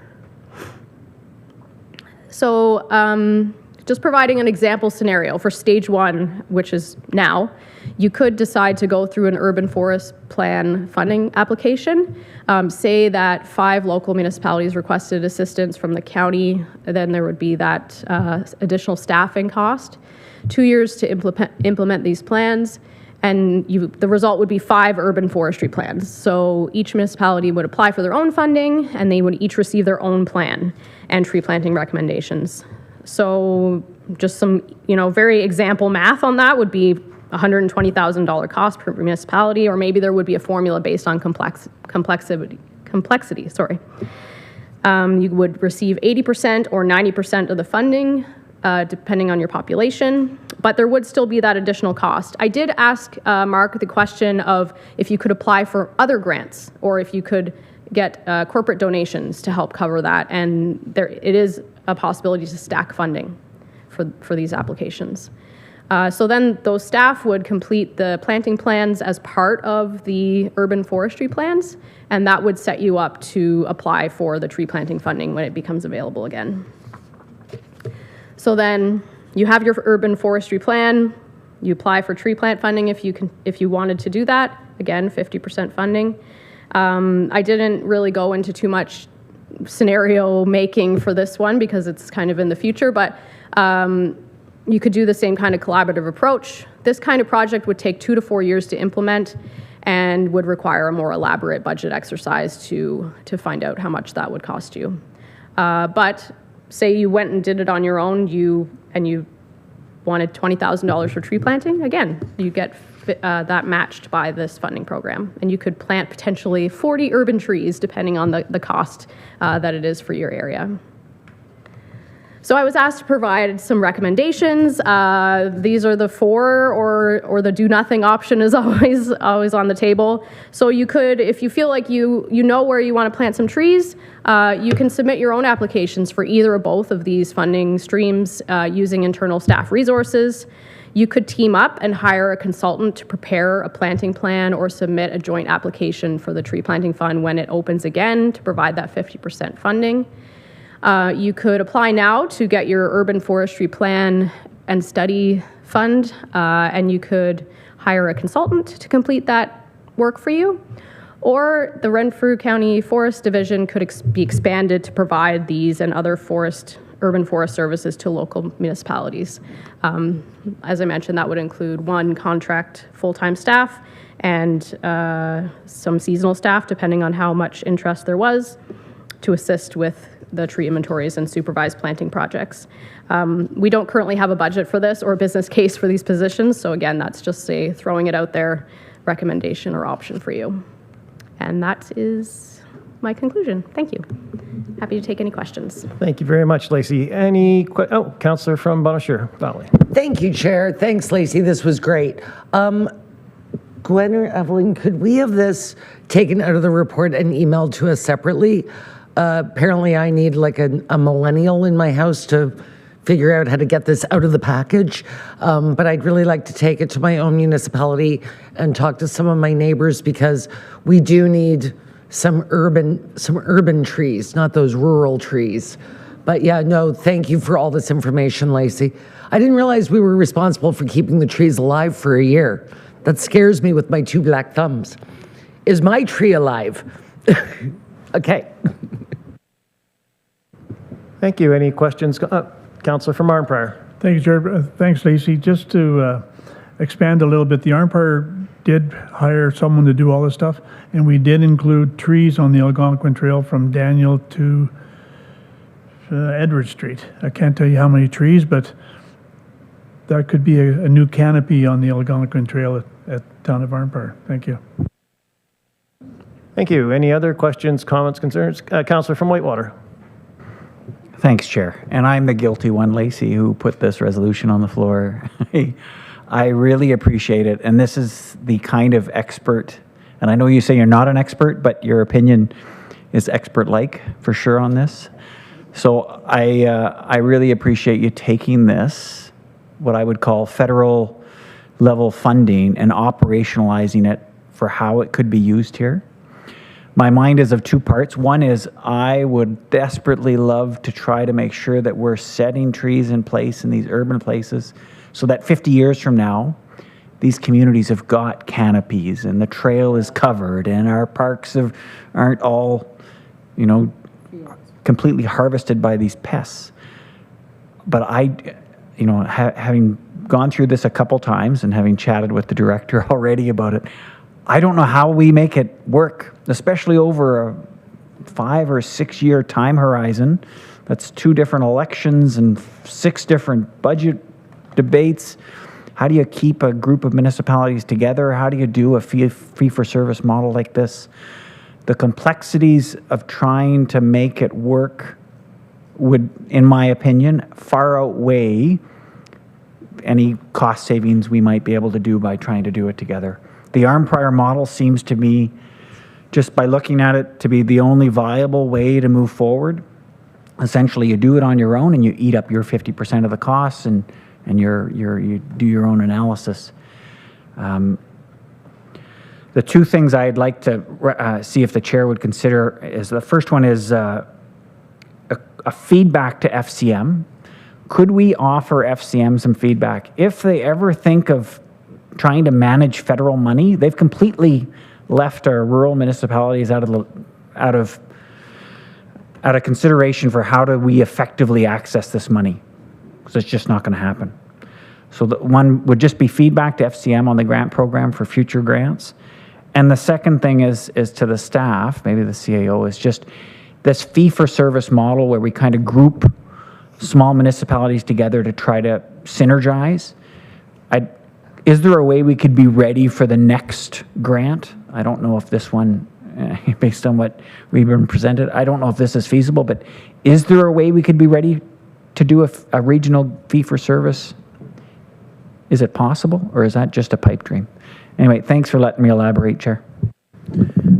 Through you, Chair. Well, no, not a pipe dream. Obviously, things take time. Things take time for resource planning.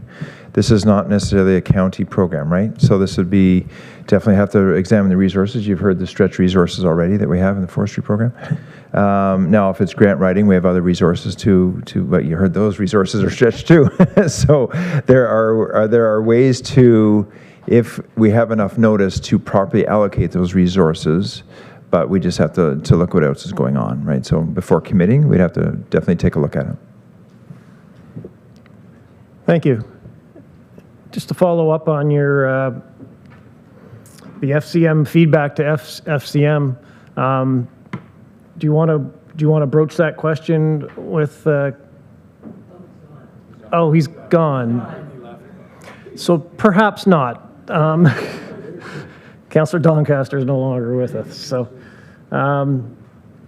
CEO, for the feedback to FCM, should that just go through Councillor Doncaster and ask him to? It should definitely go through Councillor Doncaster as your representative for FCM. Yeah. Yep. Yeah. So I suggest we hold that until we can speak to him. Okay, thank you. Any other questions, comments, concerns, discussion items?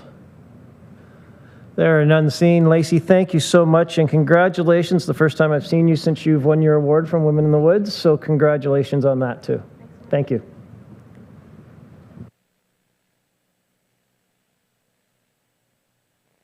We'll now move on to communications. We have the ER and Cell Gap project monthly update recommendation that that the communication be received as information. Do we have a mover and a seconder? Councillor from Bonnechere Valley and Councillor from Laurentian Valley. Discussion? We've all had a chance to review it. Is there any discussion on this item? There is none seen. All in favor to receive it as information. Thank you. That is carried. We'll now move on to consent reports. We have 21 consent reports today. Director Davis is just going to highlight from 20,000 feet a few of them, and then if there's any questions on any of the others, we'll go through them. So, Director Davis. Highlight. Thank you, Chair. And again, just if I could, to follow back on Lacey's presentation, the FCM grant opportunities is a good grant opportunity, but like other federal grants, the administrative portion of these grants sometimes outweighs the benefits of the grant themselves. Our CAO, Craig Kelly, and myself, we talked about CMHC and some of those grants where they put conditions on some of the funding, and the conditions don't meet the needs of us. Anyway, I'll leave it at that. Thank you, Chair. So, yes, 21 items in our discussion reports, consent reports. I'll just highlight a couple if I could. Again, a reminder that we had a great opportunity. Item number 3, the Renfrew County Economic Development Summit, Rooted in Resilience. Very well attended yesterday at the Best Western. Thank you to Melissa and her team and Cindy Phillips at CFDC that hosted this event. It's really good to get people involved and have that communication for economic development in Renfrew County. Item number 6, the Ottawa Valley Tourism Conference. Again, did not attend myself, but what I've heard through the discussion and what you see on pages 46 to 48 on your committee package, very well attended. A lot of good feedback, and I know the chair, I think the chair, you were there, and some of the other council members, you weren't there. Very well attended, though. Thank you very much for this, for the summit. An opportunity on item number 7, the 2026 marketing opportunities, the road and cycling map advertisement. So this is a chance for your OVTA members to add any information onto this cycling map. This is very well received. This hard copy map and digital map is spread out throughout the county, and again, very well received. Item number, actually 3 items, number 13, 14. is updates on the Whitewater Paramedic Base. Needless to say, longer than anticipated, but we did finalize the completion of the sale from Whitewater Region. We're in our hands. We have 2.01 acres for a new paramedic base. It was a little bit delayed from what the staff perspective, but we've engaged our consulting. They're working with us, the team, and their EMS or paramedic team, and we're hopefully to be on site to do maybe some site work before the snow and frost comes in, but for sure, early in the spring to get the Whitewater Paramedic Base hopefully started and then operational as soon as possible. Item number 14, the Renfrew County Housing Corporation triplex. Just as an update, and since we don't have an RCHC meeting for the end of the year, very well nearing completion of this 1 for 3. So again, this is an old wartime house on Francis Street in the town of Renfrew. Converting that, we actually sold the building. It got moved off site, completing a 3-unit structure for our RCHC portfolio. Again, a good news story. We talked about this in Queen's Park in front of the associate ministers, how we move our assets along on the RCHC portfolio. A number of changes from the provincial government. Item number 18, you'll see in the committee packages on page 62 and 63 of your hard copy packages. Development Charges Acts from the province doesn't impact the County of Renfrew, but I'm sure impacts those municipalities that have DCs. Item number 19, the Conservation Authority press release. Again, we do not have a conservation authority here in Renfrew County, or just a small portion of it through Mississippi Valley Conservation Authority. But you see in the press release, the province is really streamlining the conservation authorities from 37 down to 7. So that will impact our friends in Southern Ontario. And more importantly, Bill 60, as mentioned earlier on today, it passed the legislature this past week with some kerfluffles at Queen's Park. But this will impact a number of our planning files. And if you go to page 38 of your package, I'll just highlight just the top 3 for you to be aware. Okay, 2 then. Streamlining the land use planning and trying to include IT solutions and AI solutions. That's interesting to see how that will be implemented. And especially the 3rd bullet, establish simplified, standardized official plans. We all know in this room how onerous an official plan amendment or a new official plan can be.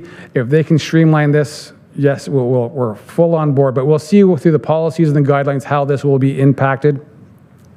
And last but not least, I do believe I'll talk about some delegated authority.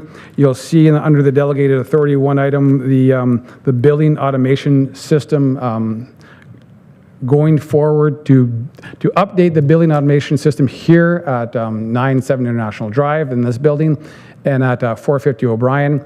So this is what at 80 McGonigal, and this is to upgrade the building automation system that's out of date currently. So again, sorry for the speed and the highlights, but willing to take questions. Thank you very much. Do we have any questions, comments, concerns, discussions items on any of the 21 consent reports?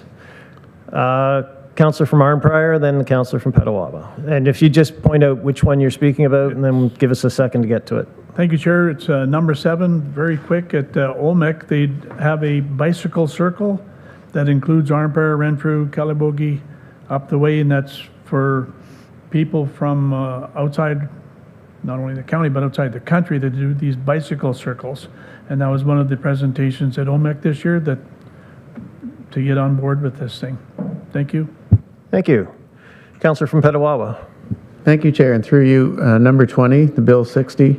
I know that we at the county are landlords on some of our housing units, but should we be concerned at all with some of the new legislation that concerns tenant rights and the fact that evictions could take place faster and they've reduced appeal times to the landlord and tenant board?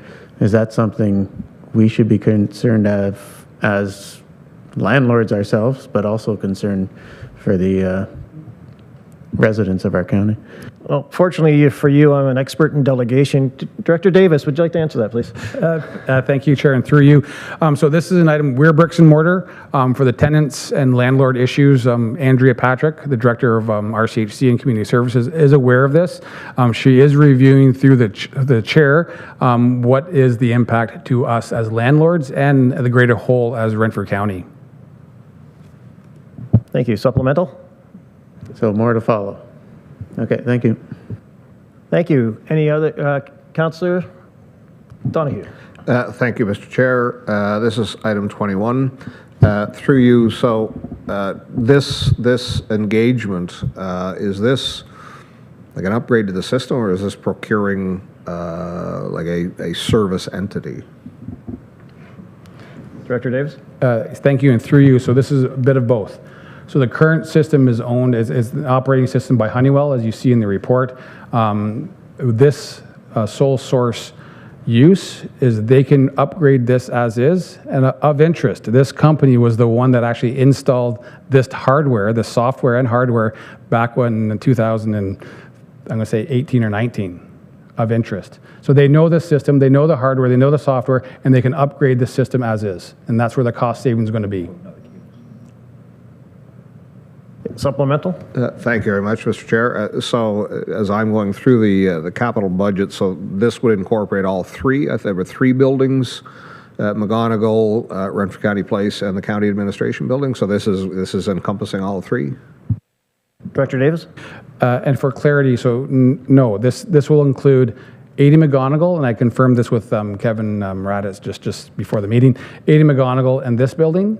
And then next year, we're going to be looking at the 450 O'Brien and the OPP station we have in the town of Renfrew. Thank you. Does that answer your question, sir? Yes. So ultimately, then, we've received a little bit of savings because 31,000 was budgeted for McGonigal and 75 for this building. So we are going to come in at below that then. All right. Thank you. Thank you. Councillor from Whitewater. Thank you, Chair. 2 points. First one is just with item number 2, and I apologize. I stepped out of the room, so if this was already spoken to, it's just those dates for that strategic meeting correlate to Roma. I'm just wondering if it's possible to deconflict it, or is there a conflict for participating members? Director Davis. Thank you, Chair, and through you, I do not think there's a conflict. However, we can bring this back to see if there's any way to either reschedule or see how we can include any person that might not be here. Thank you. Supplemental? Good. Thank you, Chair. And the second item is number 20, just to build on to Councillor Services' comments. If we're looking for Director Patrick to come back, I would be curious if, 1, the impact internal to Renfrew County Housing Corporation, but 2, the impact to the community. Are we seeing homelessness rates increase as a result of this legislation being implemented? So those are if that's possible, to get a feeler or just to put that out for feedback at a future time. Thank you. Thank you. I got the head nod from Director Davis that can be done.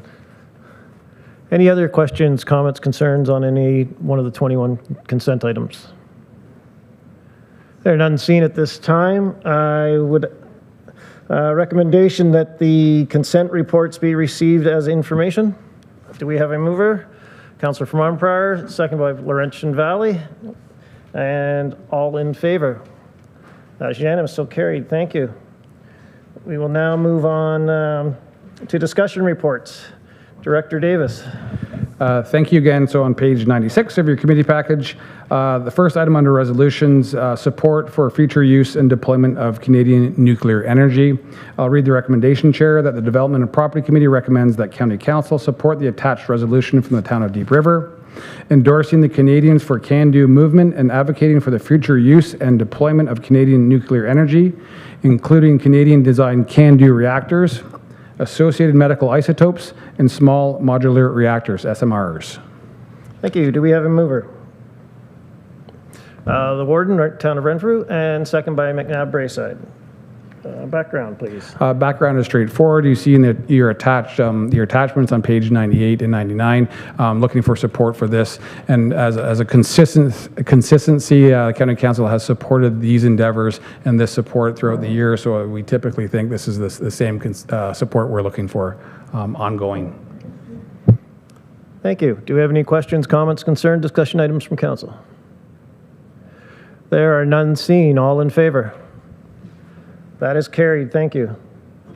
Move on to number 2, housing unit conversion, 224 Vimy Boulevard, Renfrew, Ontario. Director Davis, recommendation, please. Thank you again. The last recommendation, the last recommendation in open, that the Development and Property Committee approves the award to TS General Contracting, Pembroke, Ontario, for the conversion of the building at 224 Vimy Boulevard, Renfrew, Ontario, into a 2-bedroom housing unit in the amount of $61,985.95 plus applicable taxes, and that the project be funded through the 2026 capital budget. Thank you. Do we have a mover? Councillor from Madawaska Valley, second by Killu Haggerty Richards. Background, please. I think this is a very interesting project and a very interesting idea. Back in 2019, the County of Renfrew took over this housing complex, and part of this complex was this storage maintenance building. We've been under pressure ever since the MESA program to find more units within our housing units, to add new units. And staff critically looked at this original and existing building to see what would it take to make it into a unit. Instead of storing things there, make it into another unit to help out with our wait list times, to help out with the hotel costs.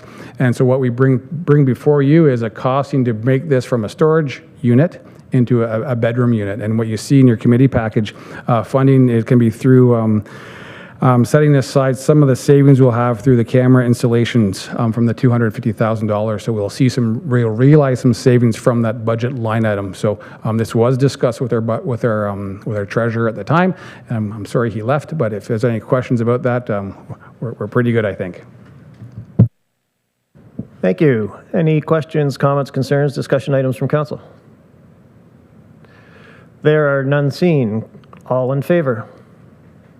That is carried. Thank you. Now have a recommendation that the discussion report be received as presented. Do we have a mover? Township of Abmaston Bromley, second by McNabb Brayside. All in favor? That is carried. Thank you. Deferred reports, we have none. We have verbal report. Councillor Lynch will speak on the environment stewardship meeting. Thank you, Chair. Just a couple of quick highlights that's already in the report.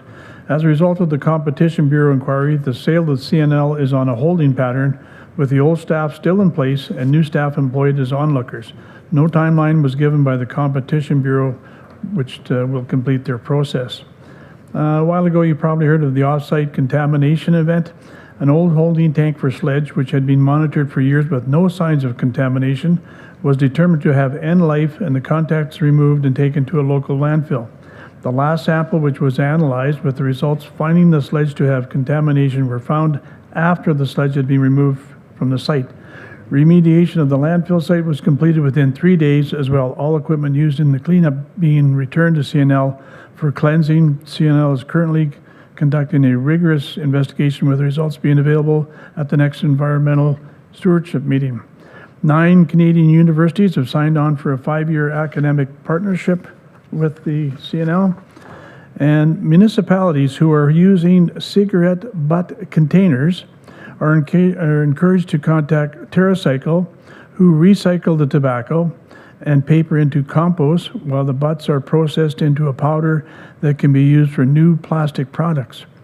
And lastly, the CNL Robotics Department is a world leading in developing technology that sends robots into contaminated areas where information found can be analyzed and then remediated by a robot.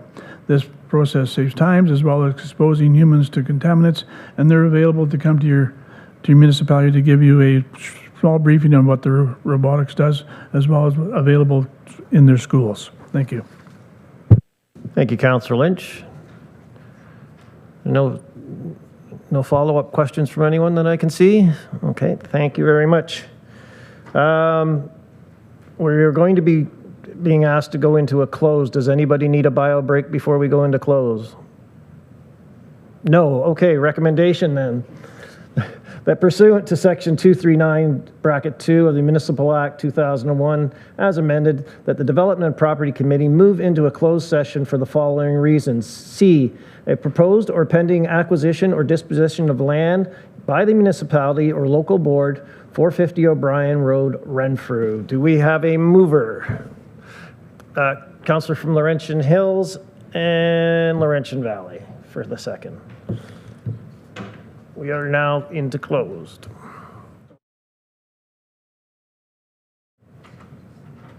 Yeah, all in favor?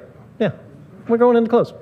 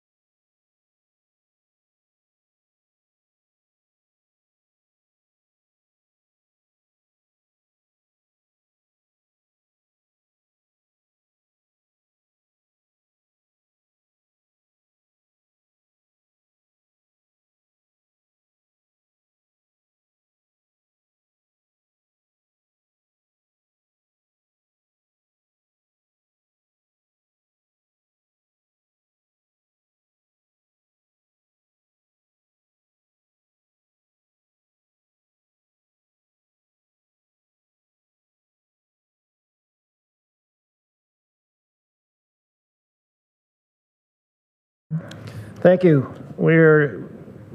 We've just now moved into open.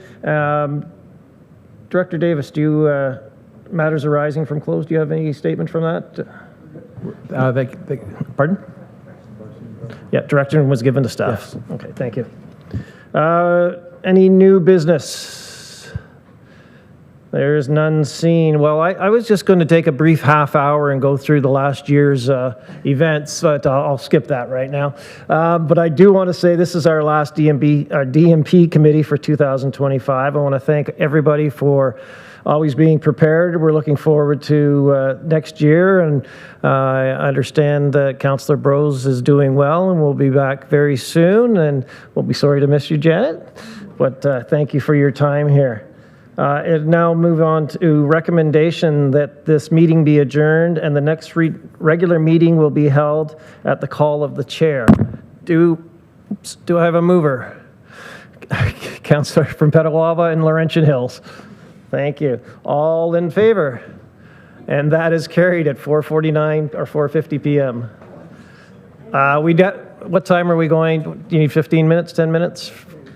Okay, so 2 minutes. I'm glad it wasn't one.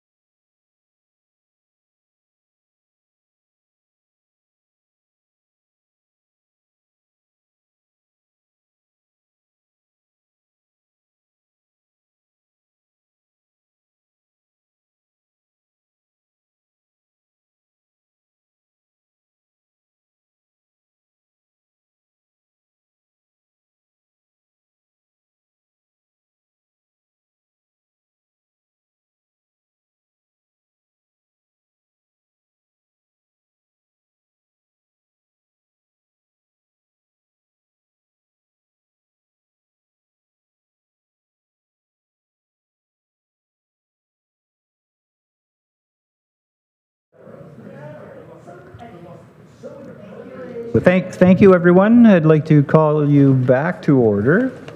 And we have some, for our viewers, we've resumed our council meeting. We recessed it to get the committee information out into the public domain.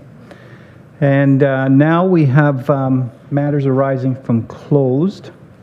Direction was given to staff on the Keys Public School, and the resolution is that County Council directs the Warden and Chief Administration Officer, Deputy Clerk to execute all relevant documents pertaining to the co-ownership agreement and limited partnership agreement of 167 Brockhouse Way, formerly Keys School, Deep River, and that a bylaw be adopted to enter into a new co-ownership agreement between the town of Deep River and the County of Renfrew, and further, that a bylaw be adopted to enter into a limited partnership agreement between Ottawa Valley Developments, GP Inc., the town of Deep River, and the County of Renfrew, and further that bylaw 133-24 be repealed.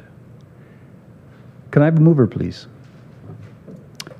Member from Greater Madawaska, seconded by Madawaska Valley. Discussion? All those in favor? Opposed? None. It's carried. Thank you. Oh, I'm sorry. My apologies. I think that there is a limit to expediting the time that we are taking, Mr. Warden. Thank you. Sorry, I was looking down too fast. I learned that from somebody, I'm not sure who. Are there any reports from representatives appointed to external boards? I see none. Notice of motions? None. Members' written motions? None. Announcements? I believe, yes. I'll be really fast. Anyway, I would just like to say thank you to all of the County of Renfrew staff, the directors, the councillors, and the warden. I'm so grateful for the opportunity to have worked with you, even though it was for a short period of time. All of you have been so welcoming to me, and I've learned a lot, and I now realize what a difference you all make to Renfrew County. You are not only making it a better place today, but you're making it a better place in the future. I want to express my sincere gratitude, and I wish you all the best in the future. If you haven't already got my little thank you, please get one on the way out, and please give it to all staff, even Daniel, who's left. And the product came from my neighbor, and he calls it liquid gold, and that's what you guys all are, is gold. Thank you.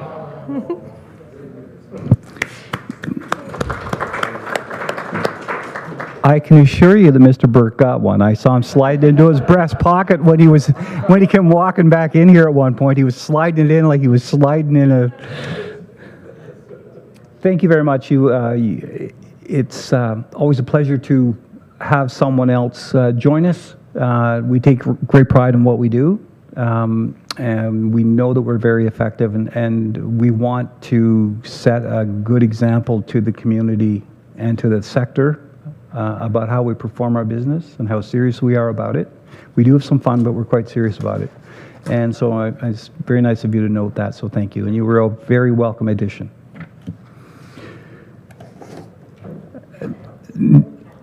New business? Seeing none. Bylaws. That the bylaws listed be deemed read 3 times and passed. Can I have a mover, please? Member from North Algona Wilberforce, second by the member from Arnprior. Discussion. All those in favor? Opposed? None is carried. Thank you very much. That the bylaw 138-25, being a bylaw to confirm the proceedings of the Council of the County of Renfrew at the meeting held on November 26, 2025, be now numbered, deemed read 3 times and passed. Mover, member from Mr. Bromley, second by member from Laurentian Valley. Discussion. All those in favor? Opposed? None. It's carried. Thank you very much. Sorry, I must have missed something. With that, we will have to call a special meeting next week for a couple of hours. We have some things left to attend to. My apologies, but as you can see, it's been a busy day. Can I have the County Council adjourn? Mover, please. The member from North Algona Wilberforce, seconded by the member from Keeloo Haggerty Richards. All those in favor? Opposed? None. It's carried. Thank you very much. We are adjourned.